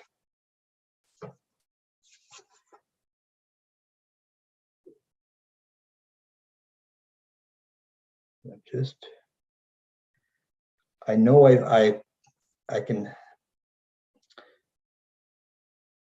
just trying to see. So I'm just looking through my notes. I apologize to any member of the public if I did miss a question. The one thing that I would ask is if any member of the public that did speak tonight or any other member of the public that is here tonight that does have some additional concerns. Many of you do have Mr. Rossi's contact information, and it was included on the slide tonight. And again, they would be happy to continue to meet with you to continue to try to. They are hoping they're not judged on the past operations, and they've worked very hard to bring the site into compliance and ensure that the new application is has detailed controls and mitigation. And Mr. Chair, if I could, I won't go in detail, but if I could just put on my screen for just 1 second, just a document. And then that'll finish up my response here. A few minutes left, that's okay. Ms. Fawcett, yes. Sorry, Mr. Chair. Unfortunately, Mr. Zeman, you don't have screen sharing abilities. So if there was something that you wanted to refer to that was part of your presentation, we're more than happy to put that up on the screen for you. But unfortunately, without you sending it to us, we can't accommodate it at this time. Through you, Mr. Chair, completely understand. All I was going to try to do was show members of the committee the just an excerpt from the operational plan for the proposed extension, and just showing the magnitude of the notes and the controls that are in place on that plan that take into account all the technical recommendations from the study. So I apologize if I have missed any questions, but we do welcome ongoing community consultation regarding the operation and appreciate the time that committee has provided tonight. Excellent. Thank you, Mr. Zeman. And we will hear from staff in a moment, but I just want to make the point that committee members will have the chance to circle back on some of the questions that perhaps have been overlooked and have a further dialogue as we move into tomorrow, likely at this point. Mr. Barr, what would you like to say? Thanks, and through you, Mr. Chair, just to clarify a couple of the comments that were brought up as well. I'll start with the landfill question. The designation and zoning for this site does not permit a landfill, and that does not form part of this application. So through any approvals that would occur for this site, a landfill is not a permitted use that's being considered. We've had this question before for rural developments about liability for water issues in the rural area. As it pertains, I think, most recently to the Battersea Spa project that went forward.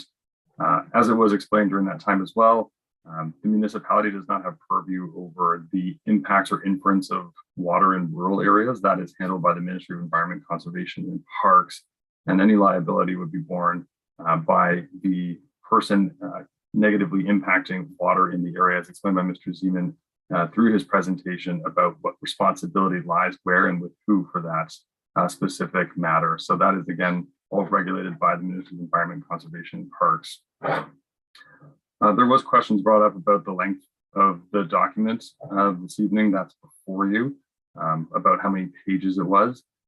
Again, staff host all submission and reports to DASH, which is publicly available online under both of the application files that are before you tonight, both the zoning and official plan. Looking at the report itself, the report for tonight's public meeting is 15 pages in length and in text. Schedules take it to about 86, and then the vast majority are public correspondence received over the year. I think it's, or over the years, I should say. And I think it's important to note that the discussion on this continues and is ongoing. So members of the public can take a look at those documents in advance of the May 17th council agenda and can reach out to planning staff with any questions, comments, or correspondence that they have. There was a question raised about process by Mr. Dancer, and then about some specific items that are addressed through the compatibility criteria. So when planning staff make a recommendation on an application, we consider the policies of the official plan and everything that constitutes good land use planning. And that includes items that were brought up tonight about peer reviews of submissions that have been forwarded to the city about the compatibility criteria listed in the official plan, and all other matters to be considered. So when we're making a recommendation on an application, planning looks at the policies, both provincial and local, holistically to make that recommendation to the approval authority. So in this case, it would be Council and Planning Committee. But as this is before the OLT, that would flow from Planning Committee and Council through to the tribunal hearing. All right, thank you, Mr. Barr. So it will be time for committee question, but I would ask for a 5-minute recess because I know myself, to be blunt, I need to go to the washroom and get a drink if we have even another half an hour. So please indulge me. 5 minutes. We'll be back at 11:43 with thanks. Be right back.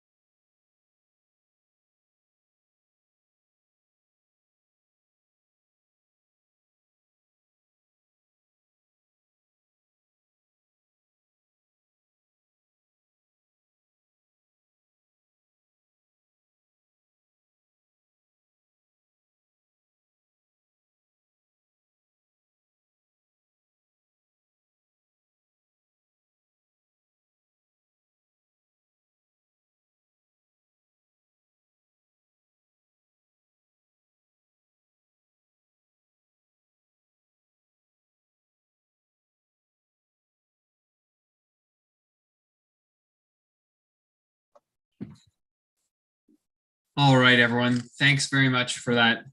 I see Councillor Osanek and Neil, and we'll wait for Councillor Hutchison for quorum. Councillor Oosterhoff, I see you too, but we can't count you for quorum, unfortunately. There's everyone. Excellent. So we're going to have an opportunity for committee members to ask questions, 5 minutes, a back and forth with the developer, or I should say the proponent's planner.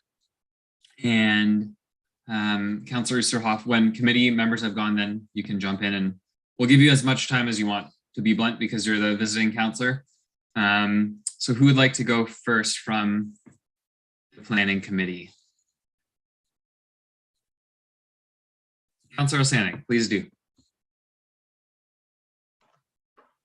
Just putting down my peanuts, my dinner, right? First, I just want to show this binder is for Ken Dancer. I was on planning committee, and so yeah, these are all the correspondence in the file from back in 2015, 2014. So I haven't forgotten about this case and whatnot. A question for Mr. Zeman. So that significant woodland is all going to be gone. Is that true for this phase 2, phase 3? There are portions of the property that are wooded. Sorry, I apologize through you, Mr. Chair.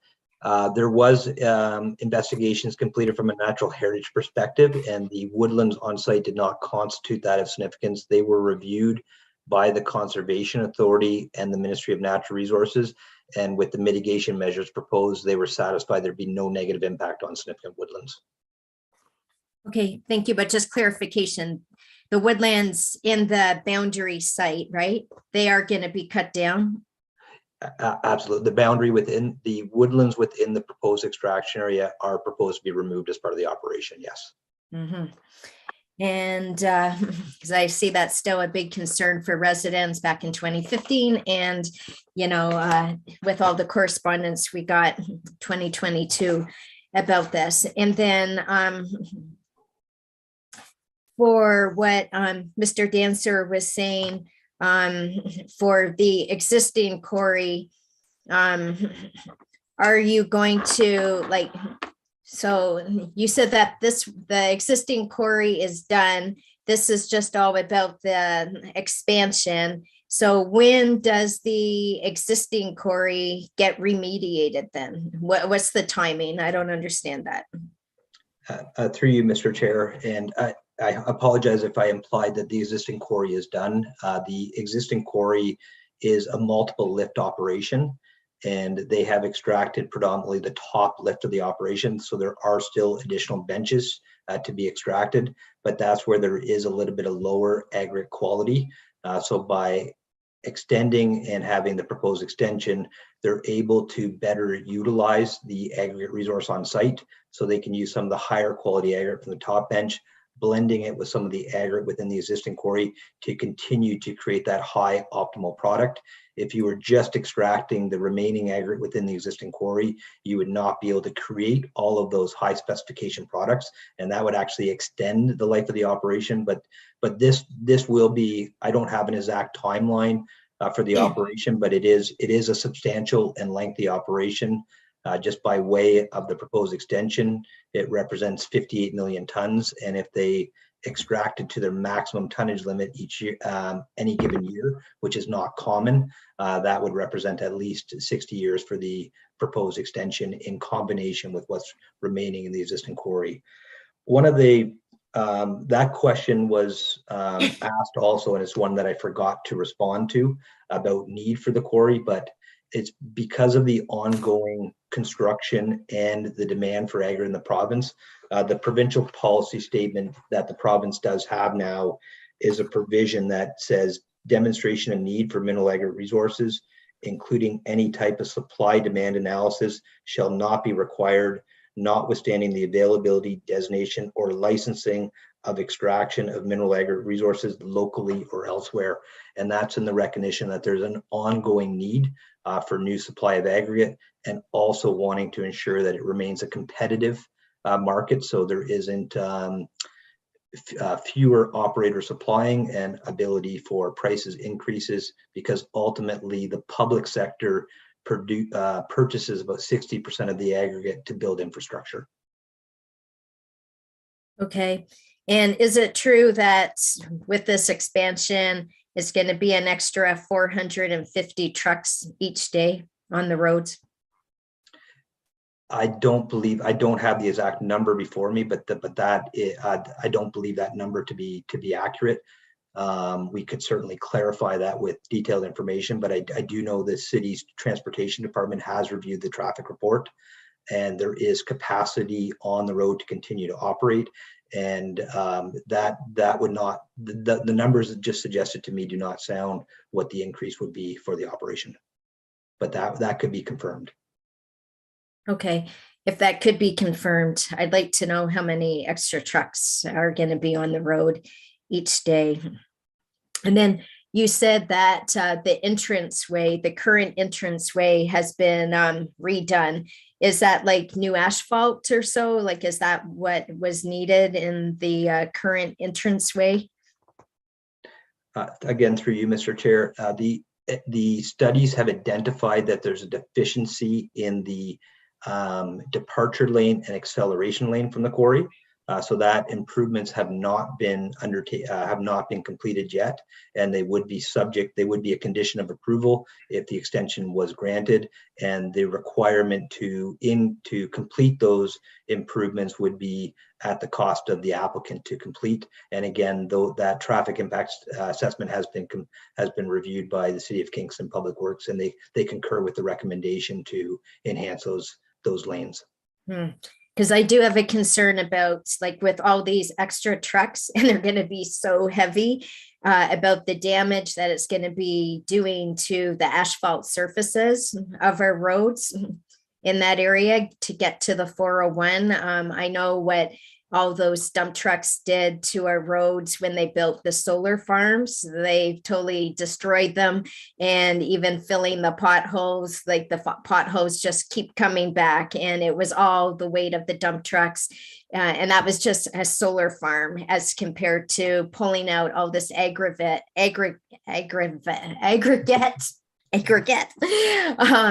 each and every day, right? Like hundreds of trucks every day. And so if the entranceway is, like redone right now, what happens next year when all the potholes form on it? Like, who pays? It's going to be the city. And then, yes, there's a big expense with that.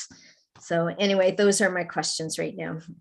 Yeah, and through you, Mr. Chair, just to clarify regarding the financial components, there is what's called a torque levy. So there is a component. The City of Kingston is actually in a preferable situation, because most municipalities, there's an upper tier and lower tier that the torque levy gets split, but there is a levy for every ton that is produced. That is paid back to the municipality. The purpose of that levy is to help with ongoing road maintenance and construction, but any improvements directly at the entrance exit at the property would be the responsibility of the applicant. Okay, thank you, Councillor. Thank you, Mr. Zeman. Ms. Fawcett, I saw your hand go up. Thank you, Mr. Chair, and through you, I just need to make sure that Councillor Hutchison is still with us, because we are on the line for quorum, and I need to see it. Okay, he just got on. I didn't see him leave the screen. I didn't realize he was just sitting off to the side. Not a problem. Just wanted to double check. Thank you very much, Councillor Hutchison. Yes, indeed. Alrighty. Councillor Neal or Councillor Hutchison, would you like to inquire further at this point? Okay, seeing no movement, Councillor Oosterhoff, will look to you, and if we were to move into a second round, we'll give you the last kick at round one and the first kick at round two. So at least 10 minutes of time. You have lots of leeway here. Good evening, and thank you, Chair Councillor Kiley. Great job you're doing there. I think it's great that you're chairing this committee, giving Councillor Neal a break. Good for you.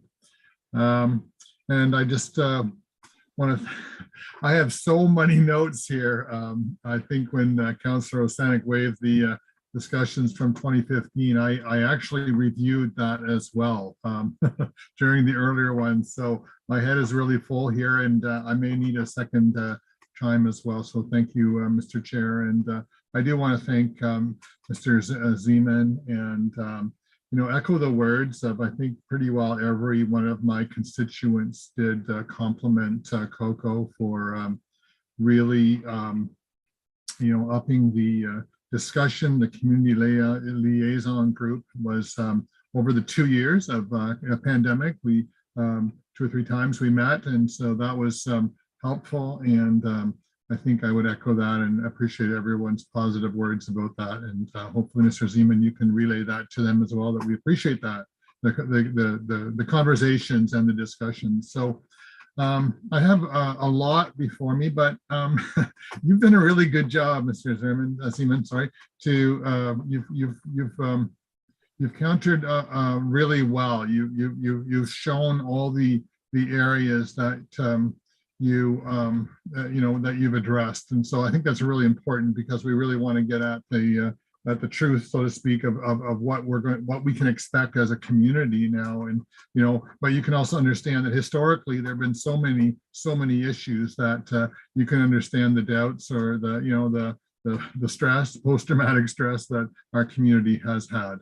And so I will probably go back on that. I will ask in a minute for the process, Mr. Chair, for us as a city.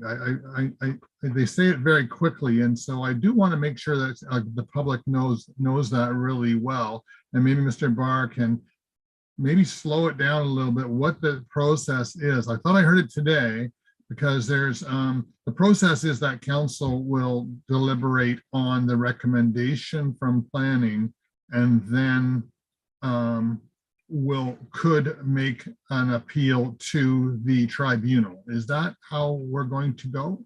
Because the tribunal makes the final decision here. Can I hear that one more time this morning? You, Mr. Chair. So there is already a tribunal appeal that is proceeding. The city failed to make a decision on the applications within the statutory time period. So the applicant exercised its right to appeal to the Ontario Land Tribunal. And there's been one case management conference so far where sort of the parties and participants and objectors were all identified. What's going to come to council on May 17th is a staff recommendation on how to proceed with this appeal going forward. Does council want to participate in it in support of the applications and execute minutes of settlement? Does council want to take no position on the appeal, or does council want to participate in this appeal in opposition to the applications? Okay. So we're not making a decision on this in the ordinary course to either approve or deny the application. It is, how do you want to proceed with this appeal going forward? Okay, thank you, Ms. Morley. And will that be in a public council meeting? The discussions, will it be public or in camera? Through you, Mr. Chair, we anticipate that there will be a closed session portion at the beginning, but that the deliberations on the substance of the matter will be done in open session. Okay, thank you very much.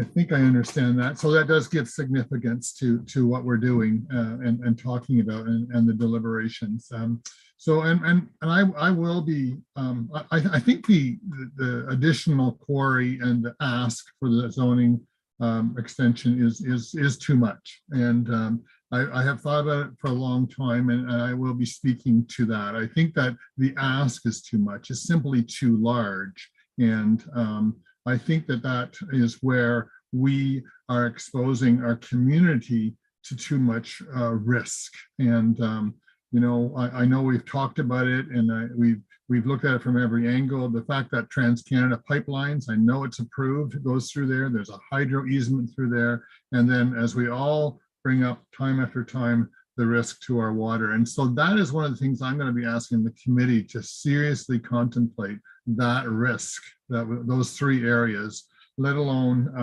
environmental, and then we've talked about that. And so I will be bringing up, Mr. Zeman, the dust that we've talked about.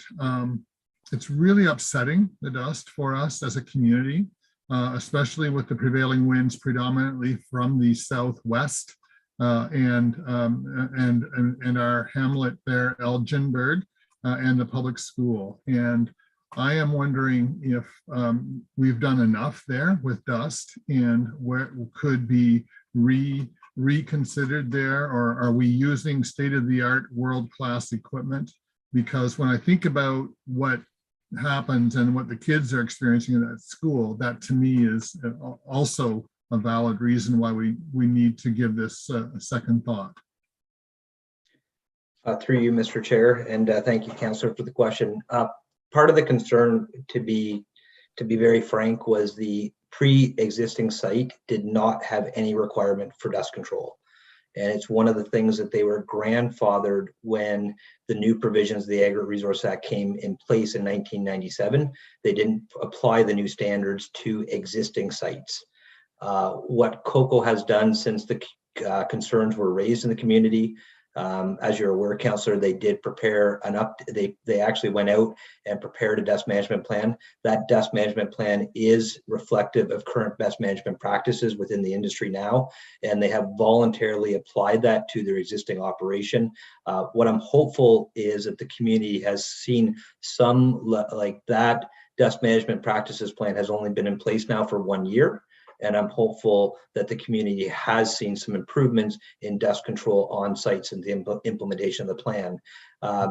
Staff, as part of the review, also ensured that as part of their review of the Agri-Resource Act site plan, they made sure that they requested that it be stipulated on the new site plans that the operator is required, that it's a license condition that they have to operate in accordance with that plan. The way that plan is also set up is it does allow it to be amended to ensure that it always is not to be amended to go backwards, but as new technology, new procedures come place, those documents are to be amended to always implement current best practices within the industry. Okay, that's new information. So there is now being applied as new standards and new equipment and dust. So it'll be interesting to me to get the latest feedback. The other area, through you, Mr. Chair, that I wanted to examine closer is, maybe I'm wrong. So the zoning bylaw amendment, is it asking for setbacks to be reduced or eliminated? Because that for me is a non-negotiable. I will be getting into the weeds eventually with this file related to the setbacks. I feel that one of the most common concerns of the community, neighbors and to the south, is encroachment onto their properties from blasting, from renegade or rogue rocks, and impact that way. And I'm wondering why it's pushed so much. Is that being addressed, Mr. Seaman? Is that actually an ask in the amendment? Again, through you, Mr. Chair, there is a request as part of the amendment for a reduction in setback, but the reduction in setback is where the two quarries are adjacent to each other to allow the two quarries to be integrated as one. So you ultimately didn't have to sort of come back to surface, do a new sinking cut to get into the new site. And by combining them and keeping operations at grade, you actually have much less impact to the surrounding community than coming back up and doing a new sinking cut. There, you did it again, Mr. Seaman. You answered the question. But my concern, and I would like planning committee respectfully to examine that in the short time that we have, because I wouldn't have no problem with that. Kind of, it seems like a logical setback reduction then at where the quarries would meet if this were to pass. But for me, I think that we should be looking at a setback on the perimeter in the areas. I guess there's berms in those areas, but where we can't see, where we have those encroachments, or will the new berms be made, and will the increase of the berms, will that reduce the amount of encroachment and of rocks falling over and affecting the neighboring communities, neighbors? Again, through you, Mr. Chair, is yes, Councillor, the entirety of the property does include setbacks from the proposed license boundaries. So from the proposed license boundary, there is a minimum extraction setback of 15 meters. And when you're up on the north end adjacent to Unity Road and to the adjacent property, there's a minimum of 30-meter setbacks there. So you're looking at about 100 feet from the property. And then again, on the southern limit, the proposed license boundary for the operation does not extend to the full extent of the property because there has been land that has been set aside for environmental protection as well as archaeological conservation. Okay.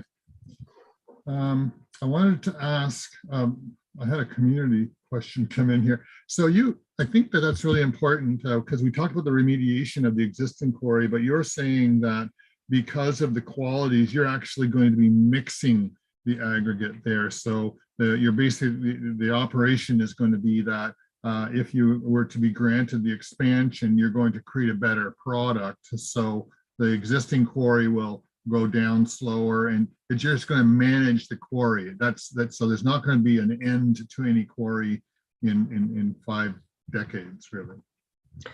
That through you again, Mr. Chair, no, that's a very fair summary, but as you do hit you do have examples already, but as you hit the outer limits of the property, and you can sort of see examples adjacent to Union Road, you have to start commencing the side sloping, and to do 2-to-1 side sloping down. A little bit of an anomaly with a quarry operation is the only restoration, because a quarry operation that is below water is essentially they're operated until such time as all the resources exhausted, and then the pumps are turned off, and then the hole is allowed to naturally fill again with water. Yes. So the only rehabilitation and remediation that happen throughout the life of the operation are just the perimeter of the side slopes, and that work will continue to be progressive. But in terms of quarry floor, you will continue to sort of always see that quarry floor until the final operation is completed. Okay, and I might pass right now, Mr. Chair. The other one was I did appreciate seeing the relocation. That was a big deal, really, of the extraction water to the southwest more. So there'll be less sludge water and all that or whatever affecting the farm to the south. Is that, you know what I mean there? That was something I appreciated seeing. That was a big concern for us. Yeah, and through you, Mr. Chair, again, that change has been made, and I just want to clarify for others, it is not sludge water. It is water that is required to be discharged in accordance with Ministry of Environment Conservation Park requirements. In terms of I do appreciate there are other uses on the site, but in terms of aggregate sites, they're very different than mining operations. For an aggregate site, other than blasting, there's no chemicals that are used in the process of aggregate through the production and the processing. Obviously, with an asphalt plant and cement plant in the existing operation, there are some refined parts of that, but for an aggregate operation themselves, the water that is discharged is being tested and has to be done in accordance with the ministry requirements before it can be discharged off-site. That's okay. Thanks for that reminder on that. I'll pass for now, Mr. Chair, and I'll wait for others and then just formulate my final thoughts.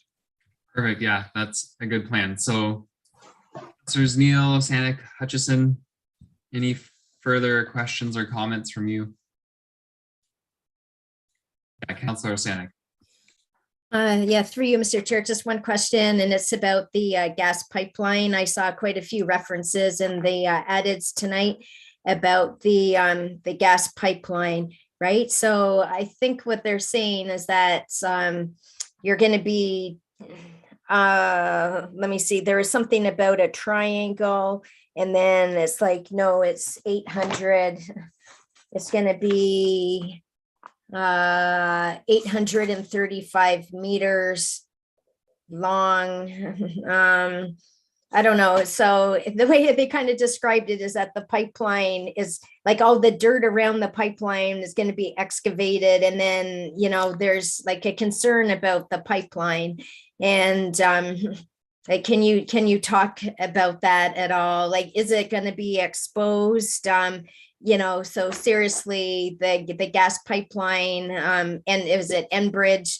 They have no concerns with blasting on either side of the gas pipeline, because I have that concern from the things I've learned about gas pipelines over the last, like since 2019, I have concerns. Again, through you, Mr. Chair. So there's an Enbridge and there's a TransCanada pipeline that traverse the pipe. We have been in contact with both utility corporations.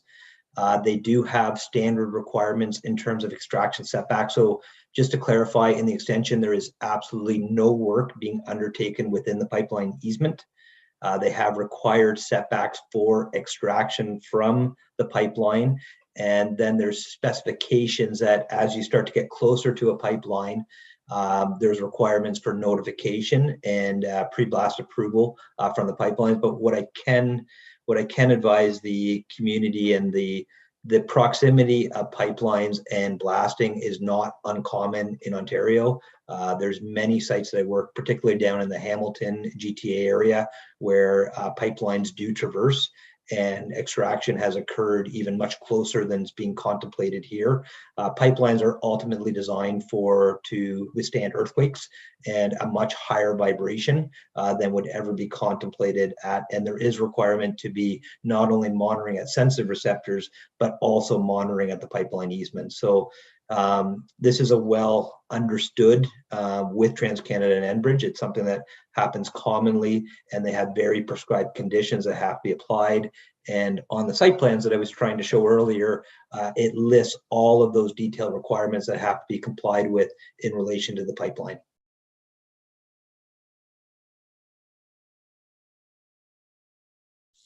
Councillor, you're on mute.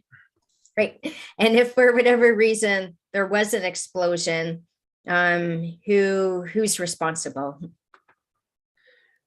As not being a lawyer, I wouldn't know all the legal aspects of it. I can just say, in my experience through, I work on many sites throughout Ontario, many sites that have pipelines, and through the whole history of my understanding of the aggregate industry in Ontario, there's never been a pipeline explosion related to an aggregate operation.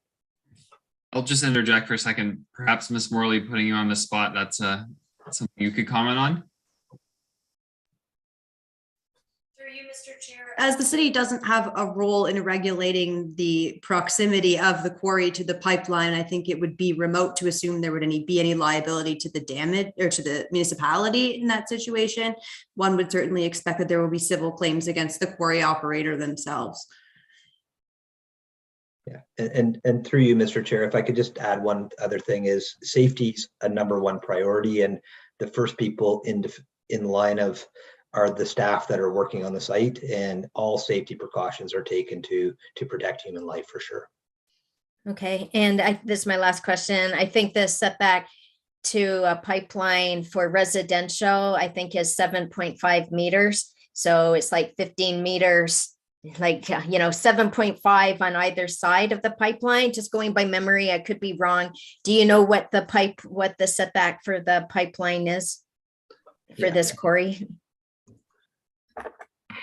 Mr. Chair, I'm just blowing up my site plans that I'm looking at, but the setback itself is 40 meters from the easement, and then the pipelines are within the easement. So there would be an additional buffer on top of that. Got it.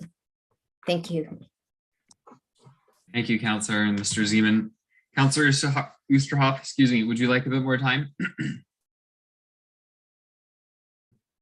Yeah, thank you, Mr. Chair. I guess the final, I remember at one of our liaison meetings, Mr. Zeman, that we talked about, I'm pretty sure, we talked about silencing of alarms for backups from the vehicle trucks. And I'm hoping that we can hear you're committed to that as continually to make us silent in operation. I think that there's ways that we can do it. Even the Jake brakes, like, I live 5 kilometers from the 401. I can hear Jake brakes up in Glen Burnie. So, there is that something that you guys, you can assure us that will be managed, that noise management.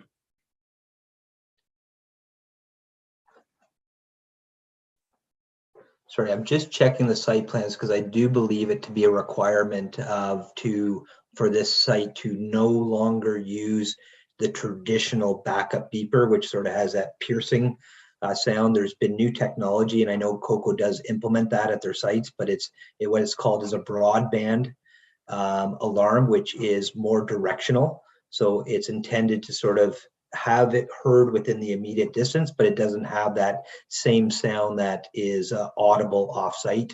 And then the other thing I know Coco does quite actively at their sites being involved is you also a carefully designed site.